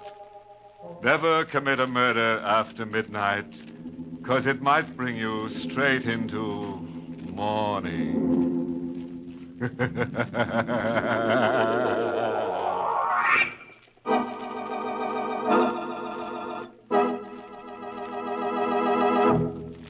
Say, neighbors, here's a fact I'm sure you'll agree with. To help a headache one way is good. To help it 2 ways is better. But to help your headache 3 ways is best of all. And that's exactly what Bromo Seltzer does. First, Bromo Seltzer helps the headache itself, and fast. Then it soothes the upset stomach and jittery nerves that may team up with your headache. And that's not all, neighbors. Bromo Seltzer tastes good. You'll actually like sparkling, refreshing Bromo Seltzer. Convince yourself. Try Bromo Seltzer the next time you get a headache.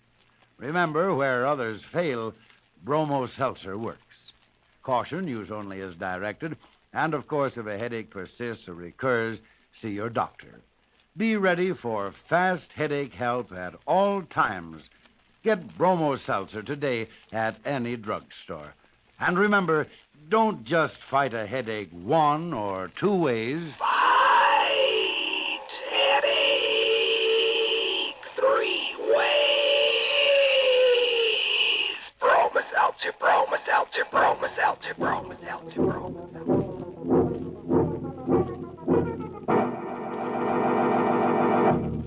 Well, it's time to close that creaking door on tonight's Inner Sanctum, which featured Everett Sloane as Sam and Barbara Weeks as Helen. The music was by Lou White, and the entire production was directed by Hyman Brown. Tonight, friends, we close the creaking door for several weeks, while Inner Sanctum takes a short vacation. We'll be back soon, so be sure to listen for that familiar creaking door. Oh, by the way, this month's Inner Sanctum mystery novel is The Motive by Evelyn Piper. Until we meet again, then. Good night. Pleasant dreams.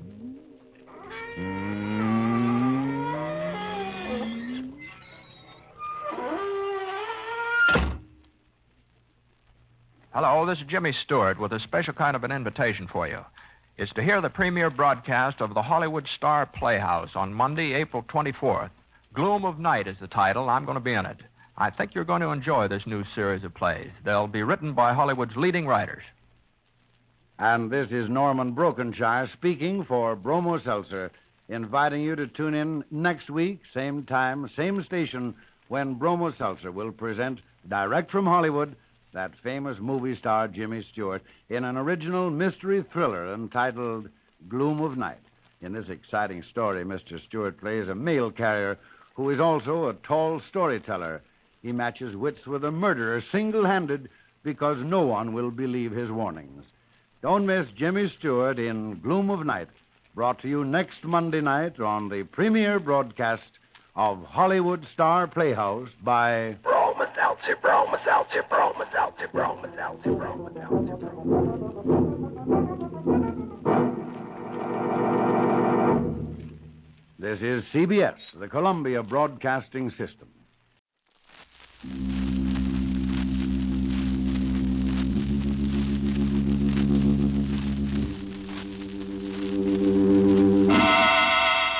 Inner Sanctum Mysteries, brought to you by the American Broadcasting Company.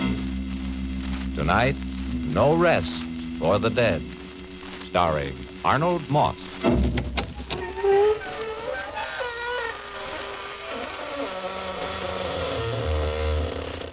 Good evening, friends of the Inner Sanctum. Yes, it's your old friend, the host again, inviting you through the blood-stained portals of the creaking door, through which so many people have entered and so few return. Well, friends, I just got back from a vacation. I've had a most delirious time. Lovely. We rented a little haunted house in the country right next to a cemetery so that the little ones could play tag around the tombstones. Did you ever play golf with a couple of ghouls by moonlight? The only thing you have to be careful about is that they like to make holes in one. You guessed it. You're the one.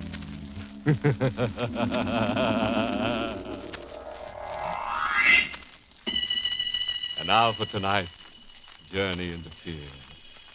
No rest for the dead. Got a stranglehold on your nerves? Remember, if you're the jumpy type, don't sit near windows. All right, then. Gather close, and we'll hear Gordon Wells tell us his story in his own words.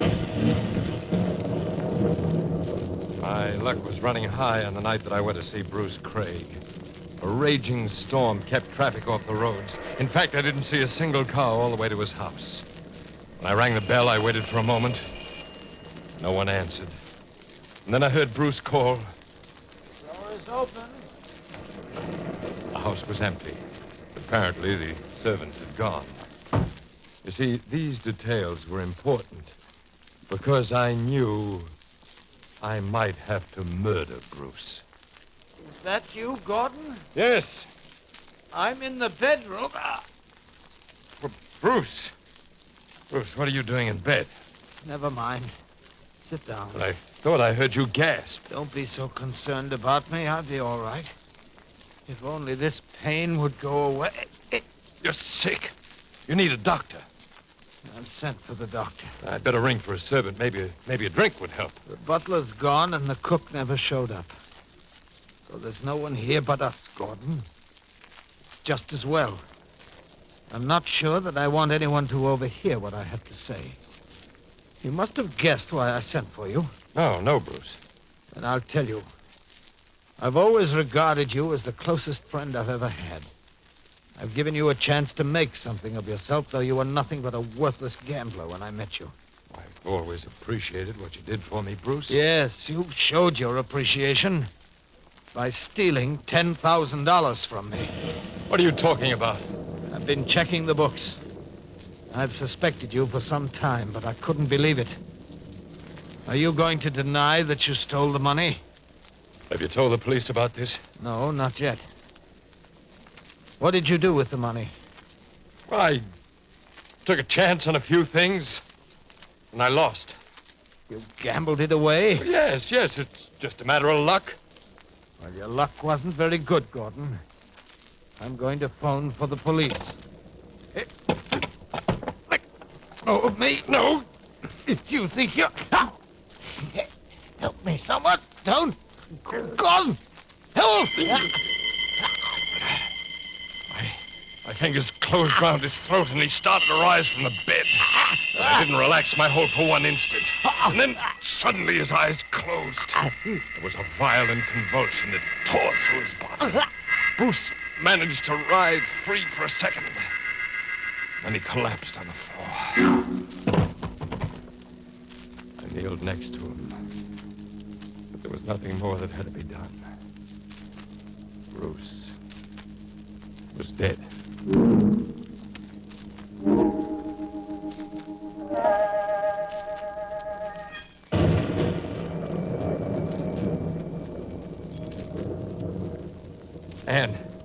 Anne, wake up.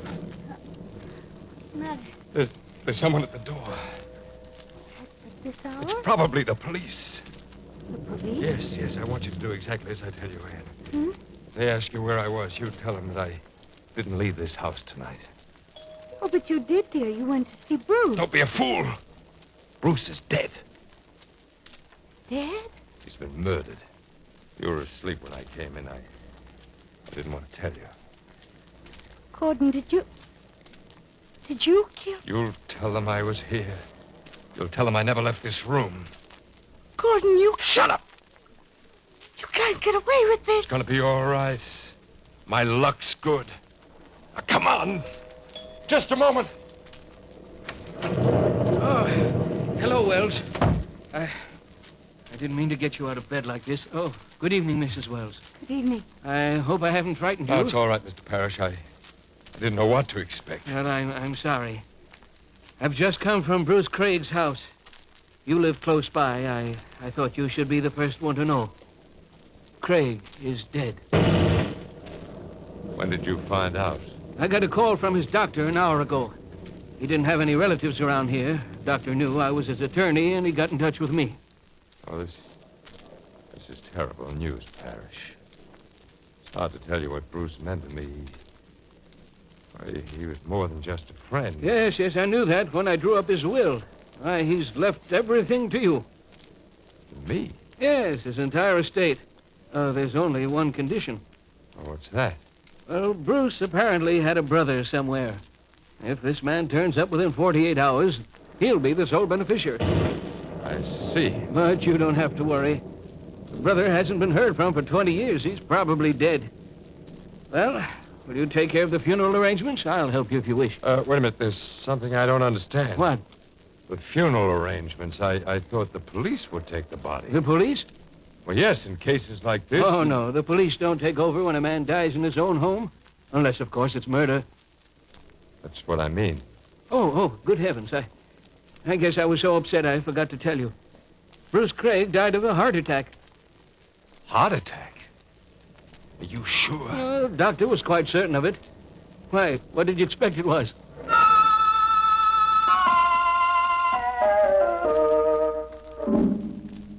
We were in the funeral parlor the next day. Everyone had gone but Anne and myself. Gordon. What's the matter?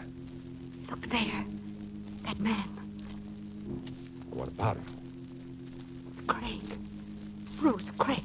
I looked at the man who'd just walked in. It was Bruce. He was standing in the dim shadows. I watched him as he walked over to the open coffin. And suddenly I realized that man is Bruce Craig's brother. His brother? Bruce never told me anything about him. He's apparently a twin. And do you realize what this means? He'll inherit the estate. Yes. Well, perhaps it's just as well. Oh, no, Anne. But what can you do? I have to do something. No, Gordon, now, please, let's forget the whole thing. It was just bad luck. My luck can't run out now. If he inherits the estate, I go to jail. What are you saying? He'll find out about the money that I... What money? Anne. Go to the car. Turn on the motor. Wait there. But why? Do as I tell you. If you love me at all, you've got to help me. The man stood near the coffin, looking at the body inside it, lost in thought. I looked at his face, and I looked at the face of my friend in the coffin. They were identical, except that one was alive, and the other had the calm repose of death. What do you want? Nothing. You're his brother, aren't you? Who are you? Gordon Wells. I was his closest friend. Were you? You are Dennis Craig, aren't you? Excuse me, I'd better go. No, wait a minute. I'm leaving, too. May I go with you, please? I'd rather go alone, but... All right, come along. No, go this way. Where does it lead? To the alley. It's easier to reach your car. Will you be at the cemetery? When is the burial? Early tomorrow morning. The alley was dark. I'd been counting on that. The man beside me walked along quietly, but seemed wary, suspicious, as though he could read the thoughts in my mind. It was then that I noticed some paving bricks piled on the side where they were repairing the road in the alley. I stopped. He seemed to sense what I wanted to do. What are you up to? Nothing. Why did you come over to me before? Well, isn't it only natural since he was your brother? I never said he was my brother. It's true, but... Let go of my No! arm. You're not gonna get me! Ow! For a moment, I was dizzy from his blow, but in the darkness, I saw him running down the alley. Suddenly, I saw his body shoot into the air, and I heard him scream. I saw him stumble and fall. He lay still for a moment. I picked up one of the paving bricks and quickly came up to him. He was on his back, unconscious. I raised my hand. His eyes opened. No, don't. I'm not Dennis Craig.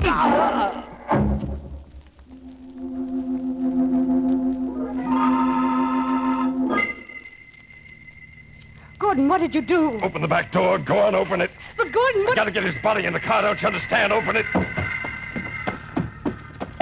All right, now get going. Where shall I drive to? Home. But what are you going to do with him?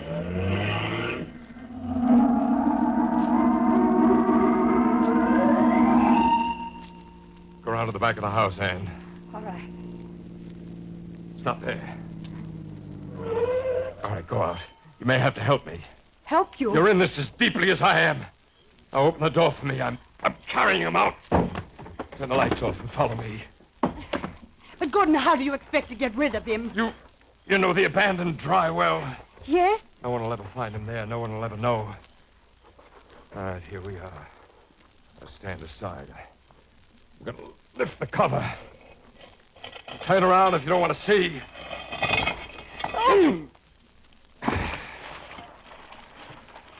Now, I'll replace the cover. One of these days I'll seal it up. Gordon, you'll never get away with it. Never. Don't be a fool. Can't you see everything's going my way? He even tripped in the alley when he got away from me and not a soul saw us. Nobody knows about it but you. But why did you have to kill him? Why? You got away with it once. Why weren't you grateful? Why did you have to do this?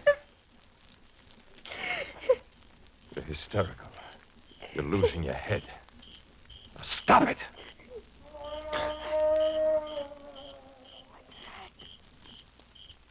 Nothing. He came from the well. Couldn't have. He's dead. Wait a minute.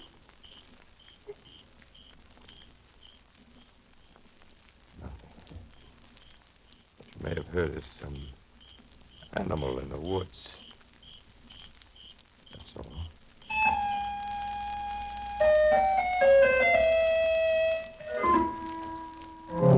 Everything went perfectly. I knew it would. Nothing can go wrong when you have a run of luck, the way I did. I inherited Bruce Craig's estate. I took over the business. I was wealthier than I'd ever been. I think I could have even been happy if it weren't for Anne. You see, I could forget, but she couldn't. And one night, about 8 weeks after Bruce Craig died, we were at home together. Gordon. Yes? Can't we go out tonight? And there's a storm. Yes, I know there's a storm. But it's only a few minutes into town. We can see a movie. Anything would be better than staying here. Anne, what's the matter with you? I can't stand this house anymore. We haven't been out of it for one night since Bruce Craig died. We haven't been out because you're afraid. Afraid to leave. You're afraid someone might discover what's in that abandoned well. And you're afraid of me. Because I'm the only one who knows that you're a murderer. You'd better be quiet. You hate the very sound of that word, don't you? Well, you are a murderer. Murderer, murderer! Anne, Who's that? I don't know. But whoever it is, they're welcome. I don't think I can take another night alone with you.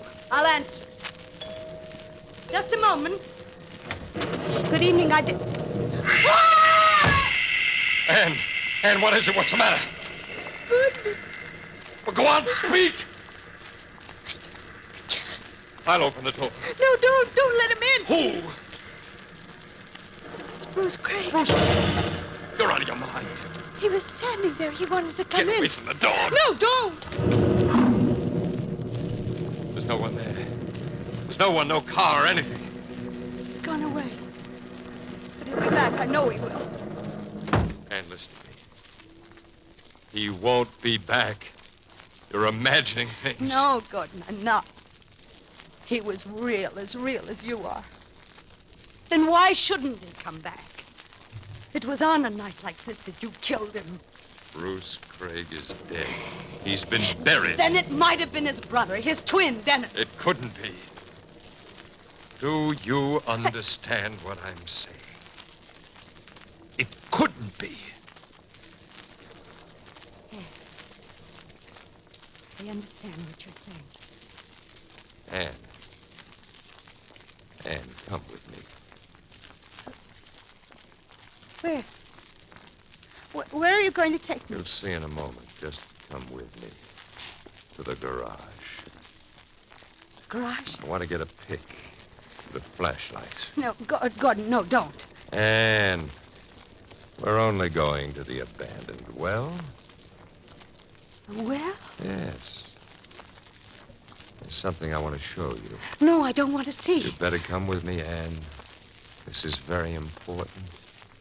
Perhaps a matter of life or death.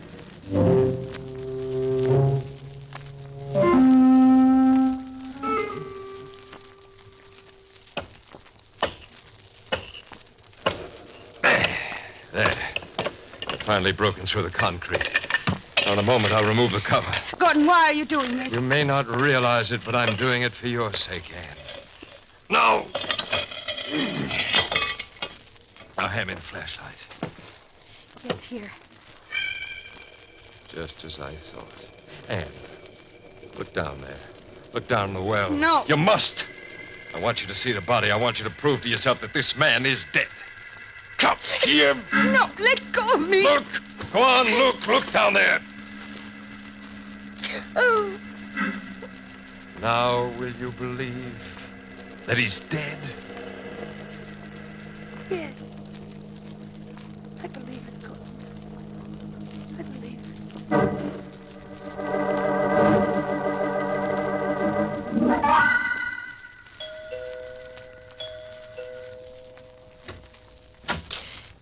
Good evening, Mrs. Wells. Who are you? I just wanted to speak to you.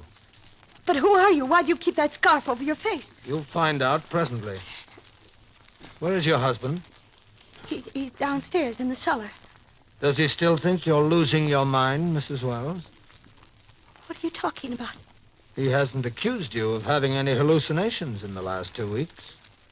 Looking into the well seems to have helped you a great deal. How do you know? Don't you realize who I am now? No. Perhaps if I remove the scarf, you'll recognize me. Craig. Good night, Mrs. Wells. Gordon! Gordon! What's wrong? Gordon, come here! What happened? What happened, Annie? I just saw. Well, what did you see? Gordon, I know what's been in your mind. I know what you've been planning. That's why I'm afraid to tell you this. What are you afraid to tell me? I saw him again. Bruce Craig. Bruce Craig or his brother, I don't know which one. But he was standing as close to me as you are now. Was he? And he spoke to me.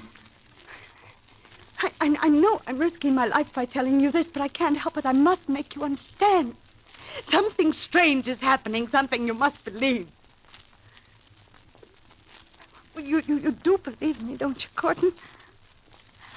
I'm not losing my mind. You can trust me. I won't give your secret away. I only told you this because I wanted to help you. Gordon. Gordon, what are you going to do? Tell me. I've just decided what to do, Anne. No, you wouldn't. You can't kill me like you killed the others. You can't. I've been loyal. I've been faithful. You can't murder me. Murder you? All I want to do, dear, is take you away on a trip. Trip? Yes. Back to Canada, to your hometown. You can see your old friends, take a long rest, regain your health. You said you'd like to get away. You would like that, Anne, wouldn't you? Good, yes. It'd be wonderful to get away from here.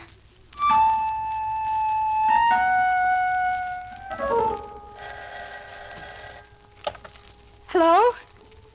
Oh, yes, Janet. I'm so glad you called back. Well, Gordon and I are leaving tomorrow. No, I won't have a chance to see you. We're going by car early in the morning. Yes, I know. I held the knife behind my back as I approached Anne. The way she looked that night made the task I'd set for myself even more difficult.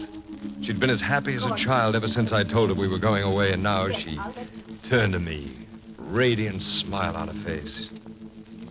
Yeah, she looked lovelier than I'd ever seen her before. That was Janet. She sends her regards, dear. Have you told the people in town we're going away? Yes, I have. And I paid the grocer and the milk company, everyone. And you see, I checked them off on my list. Mm-hmm. Darling, you married a very efficient wife. Oh, yes, dear, I know. Oh, Gordon, I don't think you really understand what this trip means to me. We'll both be able to make a new start. Away from here, away from this place. Maybe we'll even be able to forget. Because I love you, darling. Oh, Anne. Gordon, that knife. Yes? But, Gordon, I thought... I know what you thought, Anne. You mean the trip was just part of your plan? I'm sorry, Anne, I don't want to do this. But I must. But why? Why, I'd never give you away. I haven't betrayed you, even in the slightest way, have I? Why must... No, the knife! Good. The first thrust killed her.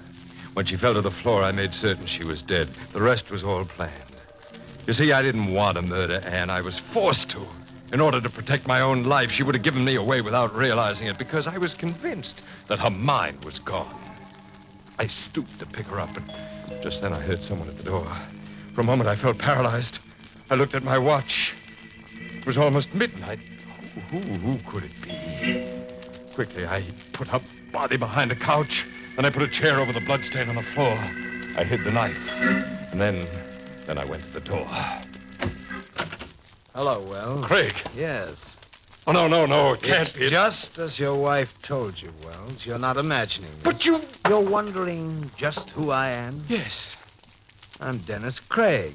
But that's impossible. Is it? If you don't mind, there's a phone call I must make. Phone call? Yes. Hello, operator. Call the police immediately. Tell them to come to the home of Gordon Wells on Glendale Lane. Tell them that Mr. Wells has just murdered his wife. Craig, how did you... How did I get here? Yes. How do you think? I don't know. You were dead. Was I? I killed you. I saw your body in the well. So you did. How did you come back? That's something I'm going to let you wonder about during those last few hours before they electrocute you. Why did you come here? To show you that your wife wasn't lying, nor was she insane. And you're alive, you... I wouldn't try to get that knife if I were you. Well, you've got a gun. Yes. I think you'd still prefer to take a chance with the police rather than risk certain death from one of my bullets. You overplayed your hand. What makes you think so? You didn't have to murder me. You would have collected every penny my brother left without killing me. I could never have claimed a thing from my brother's will. I happen to be an escaped convict.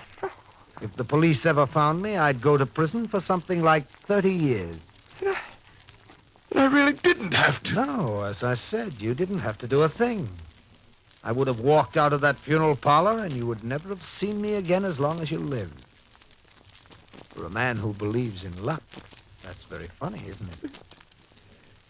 It's very funny. And so now, here we are.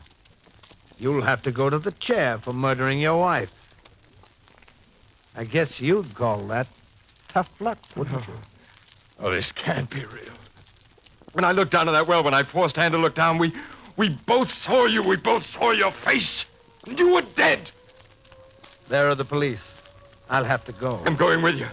I'm not going to let them find me here. I'm afraid you're wrong about that. Oh, my leg.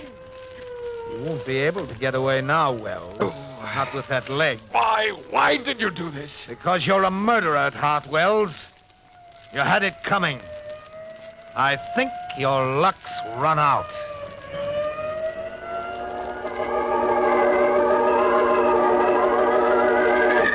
He was right. My luck had run out. At the trial, I tried to tell them my wife was murdered by the same man who came into the house and shot me, but no one believed me. I still don't know whether Dennis Craig was alive or dead. Perhaps he was alive when I put him in the abandoned well, and then he could have escaped and dug up his brother's body and substituted it for his own. Sure, that's the only way he could have done it. But then again, perhaps he did return from the dead. I'll never know.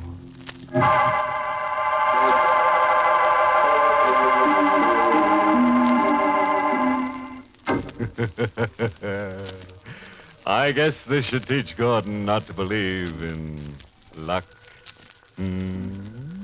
Which brings us right to the moral of our story, which I found inscribed in blood on an old lace doily. It reads, "Never slaughter your wife while she's cooking dinner. It's liable to ruin your meal." And remember, if a couple of homicidal maniacs come into your room in the middle of the night to murder you, don't be scared to death. Do what I do. Say nuts and bold.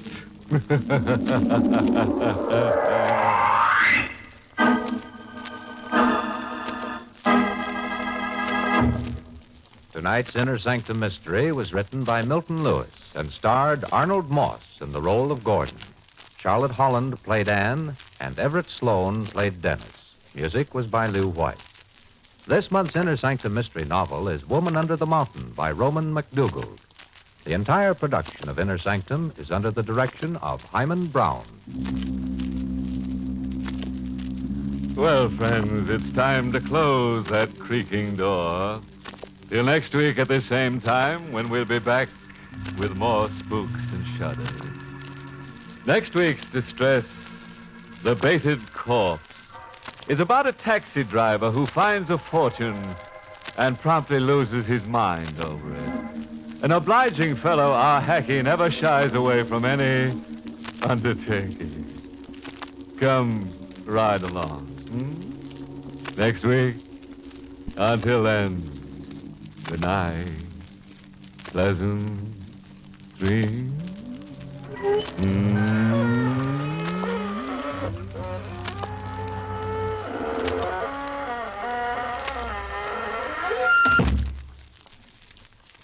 Now, a listening reminder. Stay tuned for the original Amateur Hour as Ted Mack starts tomorrow's talent off on the royal highway to fame and fortune.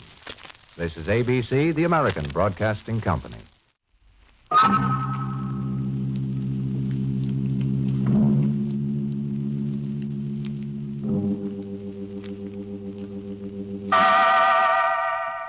Inner Sanctum Mysteries.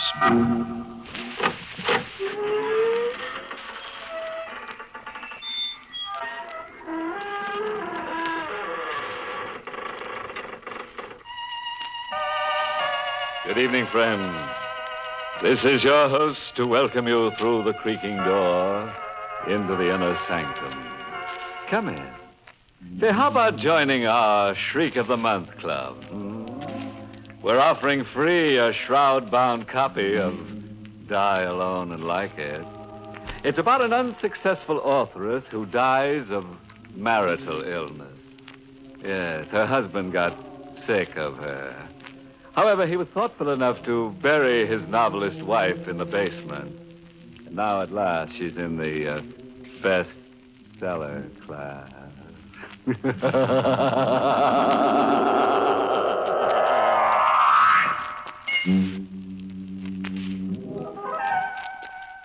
And now for tonight's gruesome little item. Oh, you better not disturb that fellow in the corner. He's our ghost of honor tonight. Poor guy.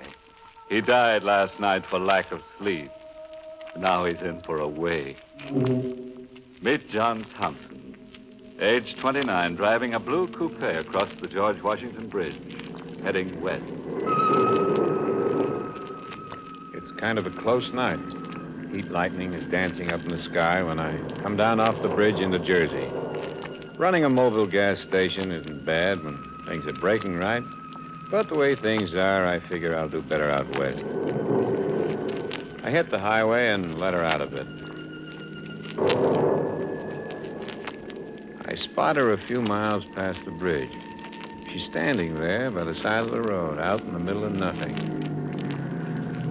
I don't know exactly why, but I stop. Want a lift? Thanks. Now, hop in. Going far? Not very. Well, yell when you want me to leave you off, huh? My name's Thompson.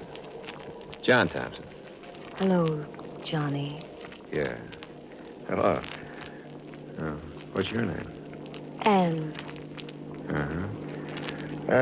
Where in particular are you heading for?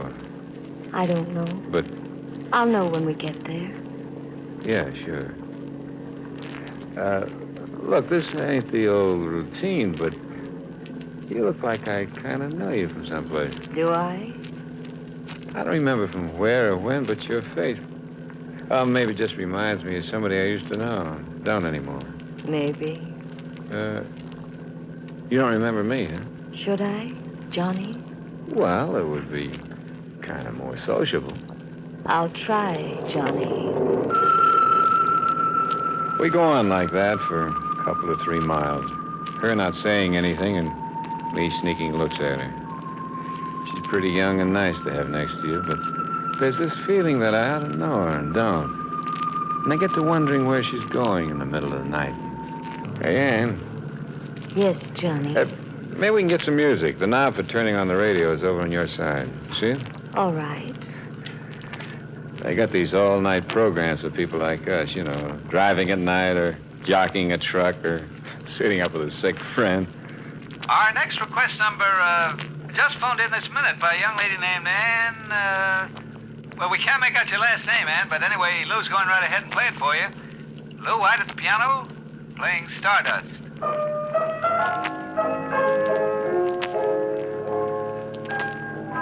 He plays a nice piano, huh? Very nice. Kind of funny, a girl with the same name as yours just phoning in to the show and we started listening to it. I mean, with the same first name. Is it? Yeah, well, I guess it's a coincidence. I like Stardust. Maybe you better try another station. Why? I like Stardust. Yeah, but get another station. I'm happy with this one. Get another station or turn the set off. I don't care which. Do what I'm telling you. Why? Don't ask me why. I can't take that music. It bothers me. Now, will you please? No. I said, will you please turn it off? No. Look, it's my car. It's my radio. I want you to... Oh, never mind. I'll turn it off myself. You better watch the road. You might have an accident. I'll turn it off myself. And now let go of my hand. No, I don't want you to turn it off. Let go. I gotta keep my other hand on the wheel. I won't let go. I want you to listen to Stardust. I like it. But I don't. I'm warning you. Very pretty. All right. This is what you wanted. You're choking me. I told you to turn it off. You let go of the wheel. You wouldn't listen to me. No. No, it's too late. Ann!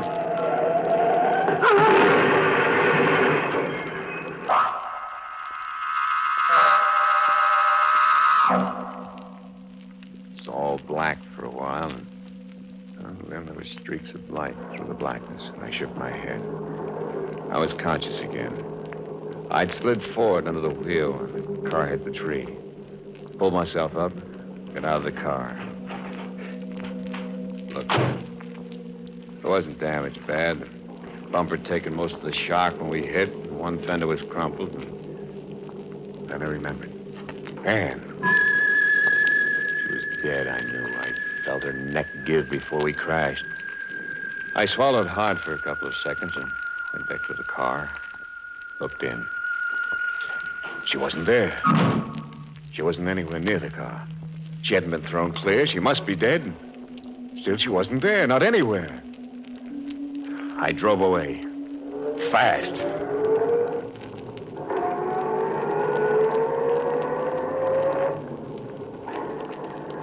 My head don't feel so good, but I stop thinking as I go through the night. I do puzzles and arithmetic, multiplication. 49 times 76, 102 times 27, so I won't think. But not thinking isn't easy when you're alone, so when I see a diner, I think that's for me. And I stop and get out. I walk over to the diner. The air's still heavy and the crickets are raising Cain. I go in. What'll it be, mister? Job and a hamburger. Sure. Coming up. Yeah, it's a hot night, ain't it? Huh? Oh, I didn't notice you sitting next to me. Yeah, it's plenty hot. You're driving a nice car. I noticed you pulling in. That's all right. Here you are. Yeah, looks good. Say, Joe, I was wondering, you going far? Far enough. Yeah, that's what I was thinking. West? Uh-huh. How about me riding with you for a bit? My feet are getting awful tired holding me up. Well, sure, I guess so. Thanks. Thanks a lot. Yeah, I could use a bit of company for such... Hey! Hey, you dropped your coffee. I'm sorry. Did I get any of it on you? No, you missed, but your hands are trembling. Well, I'm tired. Come on, let's get out of here. Hey, that'll take care of my check. But, hey, you ain't finished your hamburger. I'm not hungry. Well, you mind if I work it over? No, of course not. Only let's get out of here.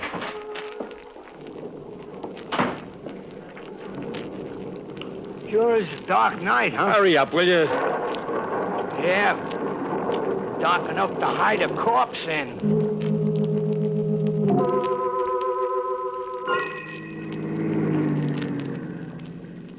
What did you mean back there by dark enough to hide a corpse in? Nothing. Just an expression. Why? It seemed like a funny thing to say. I don't think so. Hey, you better slow down. We're going through a town. It's deserted this hour of night. No, it ain't. Look at that, down near the corner. Huh? Where? You seen her, huh? Standing under that lamppost? Pretty as a picture, ain't she? Hey, slow down, will you? Maybe she wants a lift. You're crazy. Well, look, she's giving us the thumb. We're gonna pass her in a minute. And don't bother me. Yeah, but... Hey, she's calling you. She knows you. You can't pass up a girl like that. Will you shut up? I don't get it. You was willing to give a hobo like me a lift, and you don't even know me. You know that She's girl. not there. She can't be. Well, you seen her. No. You looked where I was pointing. You heard her. No. All right, yes, I did, but she's not real. She couldn't be. Why? She's dead. Yeah, how do you know? Because I saw her die. Yeah? Yeah, in an accident. 100 miles from here. Well, then what was she doing under that lamppost? I don't know. Maybe it was a ghost. Maybe I'm going crazy. I seen her. Then maybe you're dead, too. And the ghost riding with me.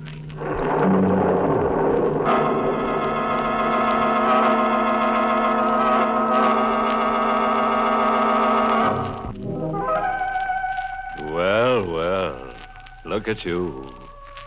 Chips off an old block of ice.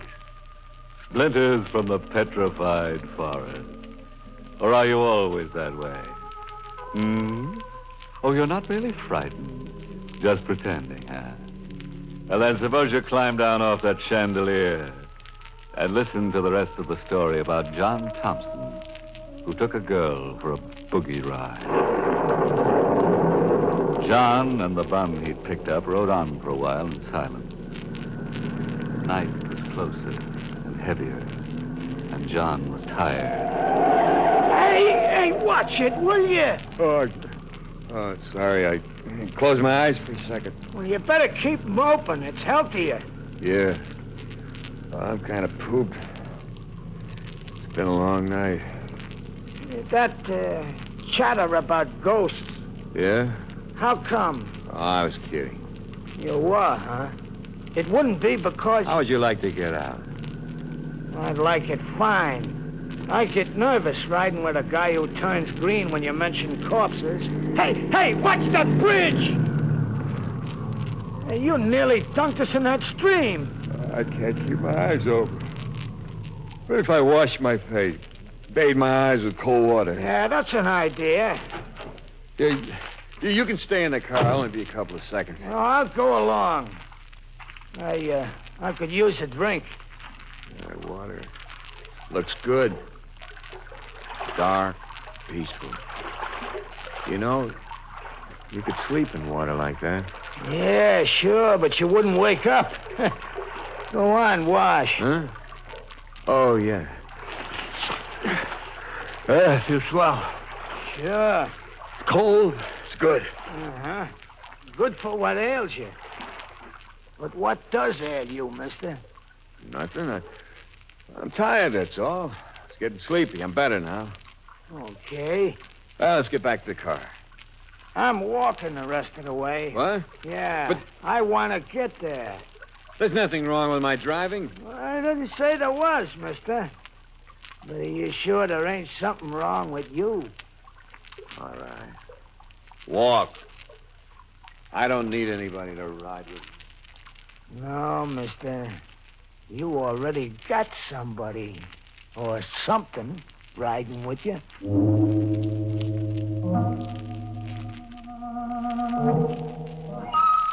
So I walk back to the car. Get in. And don't pay no attention. The old bum says. Nothing wrong with me. Nothing. Start the car and drive off. Down the highway into the darkness. It's a long night. Maybe the longest night I ever lived. But it's only night someplace, west of New York, and that's all. The storm hanging overhead, never breaking. That's all. Hello, Johnny. It's her. Sitting right next to me. When she saw me looking at her, she smiled. Hello, Johnny. Oh. I didn't expect to see you again. No, Johnny? Oh, I left you so far behind. Not so far behind. Yeah, but I guess you must have got a lift on some other car, faster car than mine, huh? That's how you got ahead of me. Way ahead of you, Johnny. And that's the way it was. Sure. You're all right, though. I'm all right. Very all right. Well, I'm glad to hear that. I mean, funny, ain't it? Hey, the rain's still holding off, you know. You're not going to sworn that it poured hours ago? Why are you talking so much, Johnny? Because I'm afraid, Ann.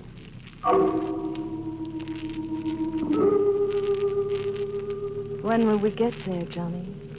Get where? Where you're going? I don't know. Why? Because I'm going there with you. Oh. Yeah? What? Nothing. Back again. That song's back again. I don't have to take it. I can't take it.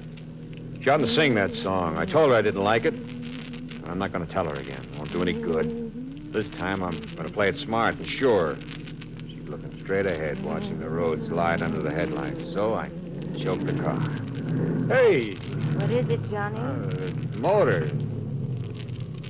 Oh, seems to be something wrong. Oh, Yeah, I better get out and see.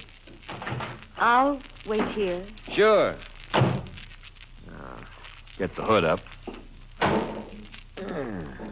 Mm-hmm. Ann? Yes? Yeah, I can fix it, but will you bring me the wrench? Where is it? In the dashboard compartment. All right. I got it, Johnny. Swell. Will you bring it to me?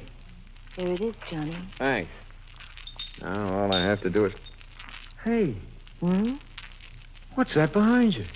Where? Well, turn around. You'll see. All right. So she turns her back to me, looks down the road we came, and I lift the heavy wrench. And I... No! This time I made sure. She's dead, lying on the road. But I still got to make sure she won't, even dead, be riding with me again. So I lift her up, put her back in the car. Get in myself next to her. And start the car up. I remember the stream. It's not much of a stream, but deep enough for a thin girl to lie in. And that's where I go.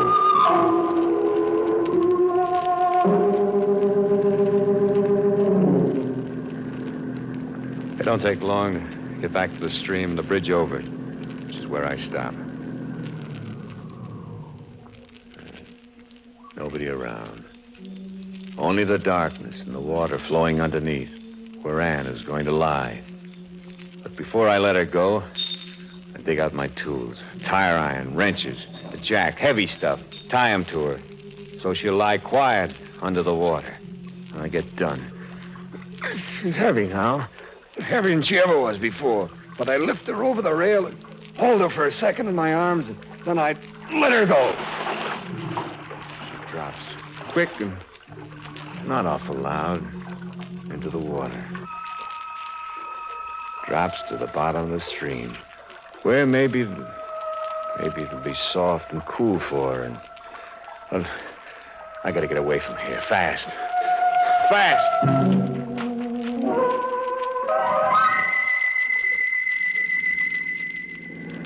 Every time the wheel turns around, every time the valves open and close, every time the sparks fire, I'm getting further away from her. This time she isn't going to follow me. This time she's deep under the water with irons tied to her and her head bashed in. I'd never turn around again and find her sitting next to me. I'd never hear her calling Johnny again. I'd never see her eyes or her thin body again. Clouds are pressing down now. No more moon. Thunder's purring closer like a big cat. I don't care. I'm through with her forever now. I'm so happy I could sing. La da da dee, da da da dee, da da. Oh no.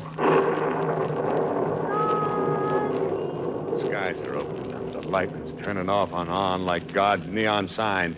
The thunder's pounding in my head. I go faster. Hit a curve. Take it at 60. I'm standing there, lit by the light, and it's... Gas pedal down to the floor. The motor's roaring like 100 horses screaming. We're pulling up the hill with rain slanting against the window pane like a million fingers tapping on my brain. The top of the hill swept by the wind, her wet dress plastered against her body. I can't take it. I can't take it much more. The car's sliding down the wet road like death on butter, and she's there all the time now, running with the car, face plastered against the closed window next to my seat. Johnny. Ann, you're dead. Am I, Johnny? You're dead. I killed you. Don't you remember? No, Johnny. Back there, I hit you. I dropped you into the water. I hit you. You're dead. Am I, Johnny? No, not now, Ann. Please, please. Aren't you tired, Johnny? Tired of running away? Isn't the road too long? The road away from me? Go away. Go away, Ann. No. You want to drive me mad? No, Johnny. Then what do you want? Just to go with you to the end of your road. But where's that? Why, maybe here.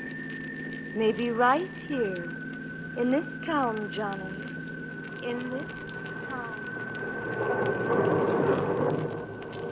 Yeah. It's a town. Small place, and I'm riding through it. The storm's dying out. Dying out. Yeah, and the air's clear now, and fresh after the storm. Ann? No, she's gone.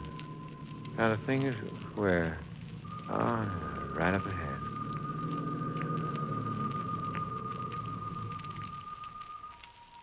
Sure. They always have one. Yeah, with a green light shining over the door. And they're always open. And there's always a sergeant half sleeping in the chair behind the desk. Hello? Oh, what do you want? My name is John Thompson. All right, so your name is John Thompson. So what? If you check, I think you'll find that I'm wanted. Wanted? For what? For the murder of my wife, Ann Thompson. Huh? Hey, don't move. I've got you covered. I killed her in our apartment in New York City. Come on. Stick your hands out. When I killed her, the radio was on. They were playing Starter.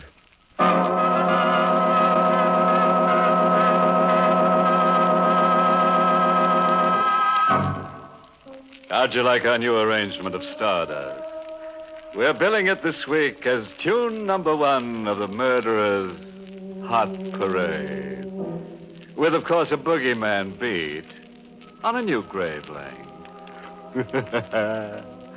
Oh, yes. Before I stop off for a little chat with John in that one-way death cell of his, let me give you a bit of homicidal advice. Never kill your wife with the radio on. Tune in later.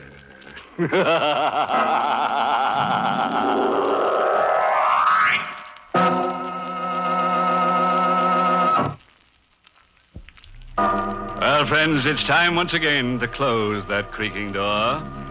Until next week at the same time, when we'll be back with a little hunk of horror. You'll be sure to listen, won't you? Until next week, then. Good night. Pleasant dreams.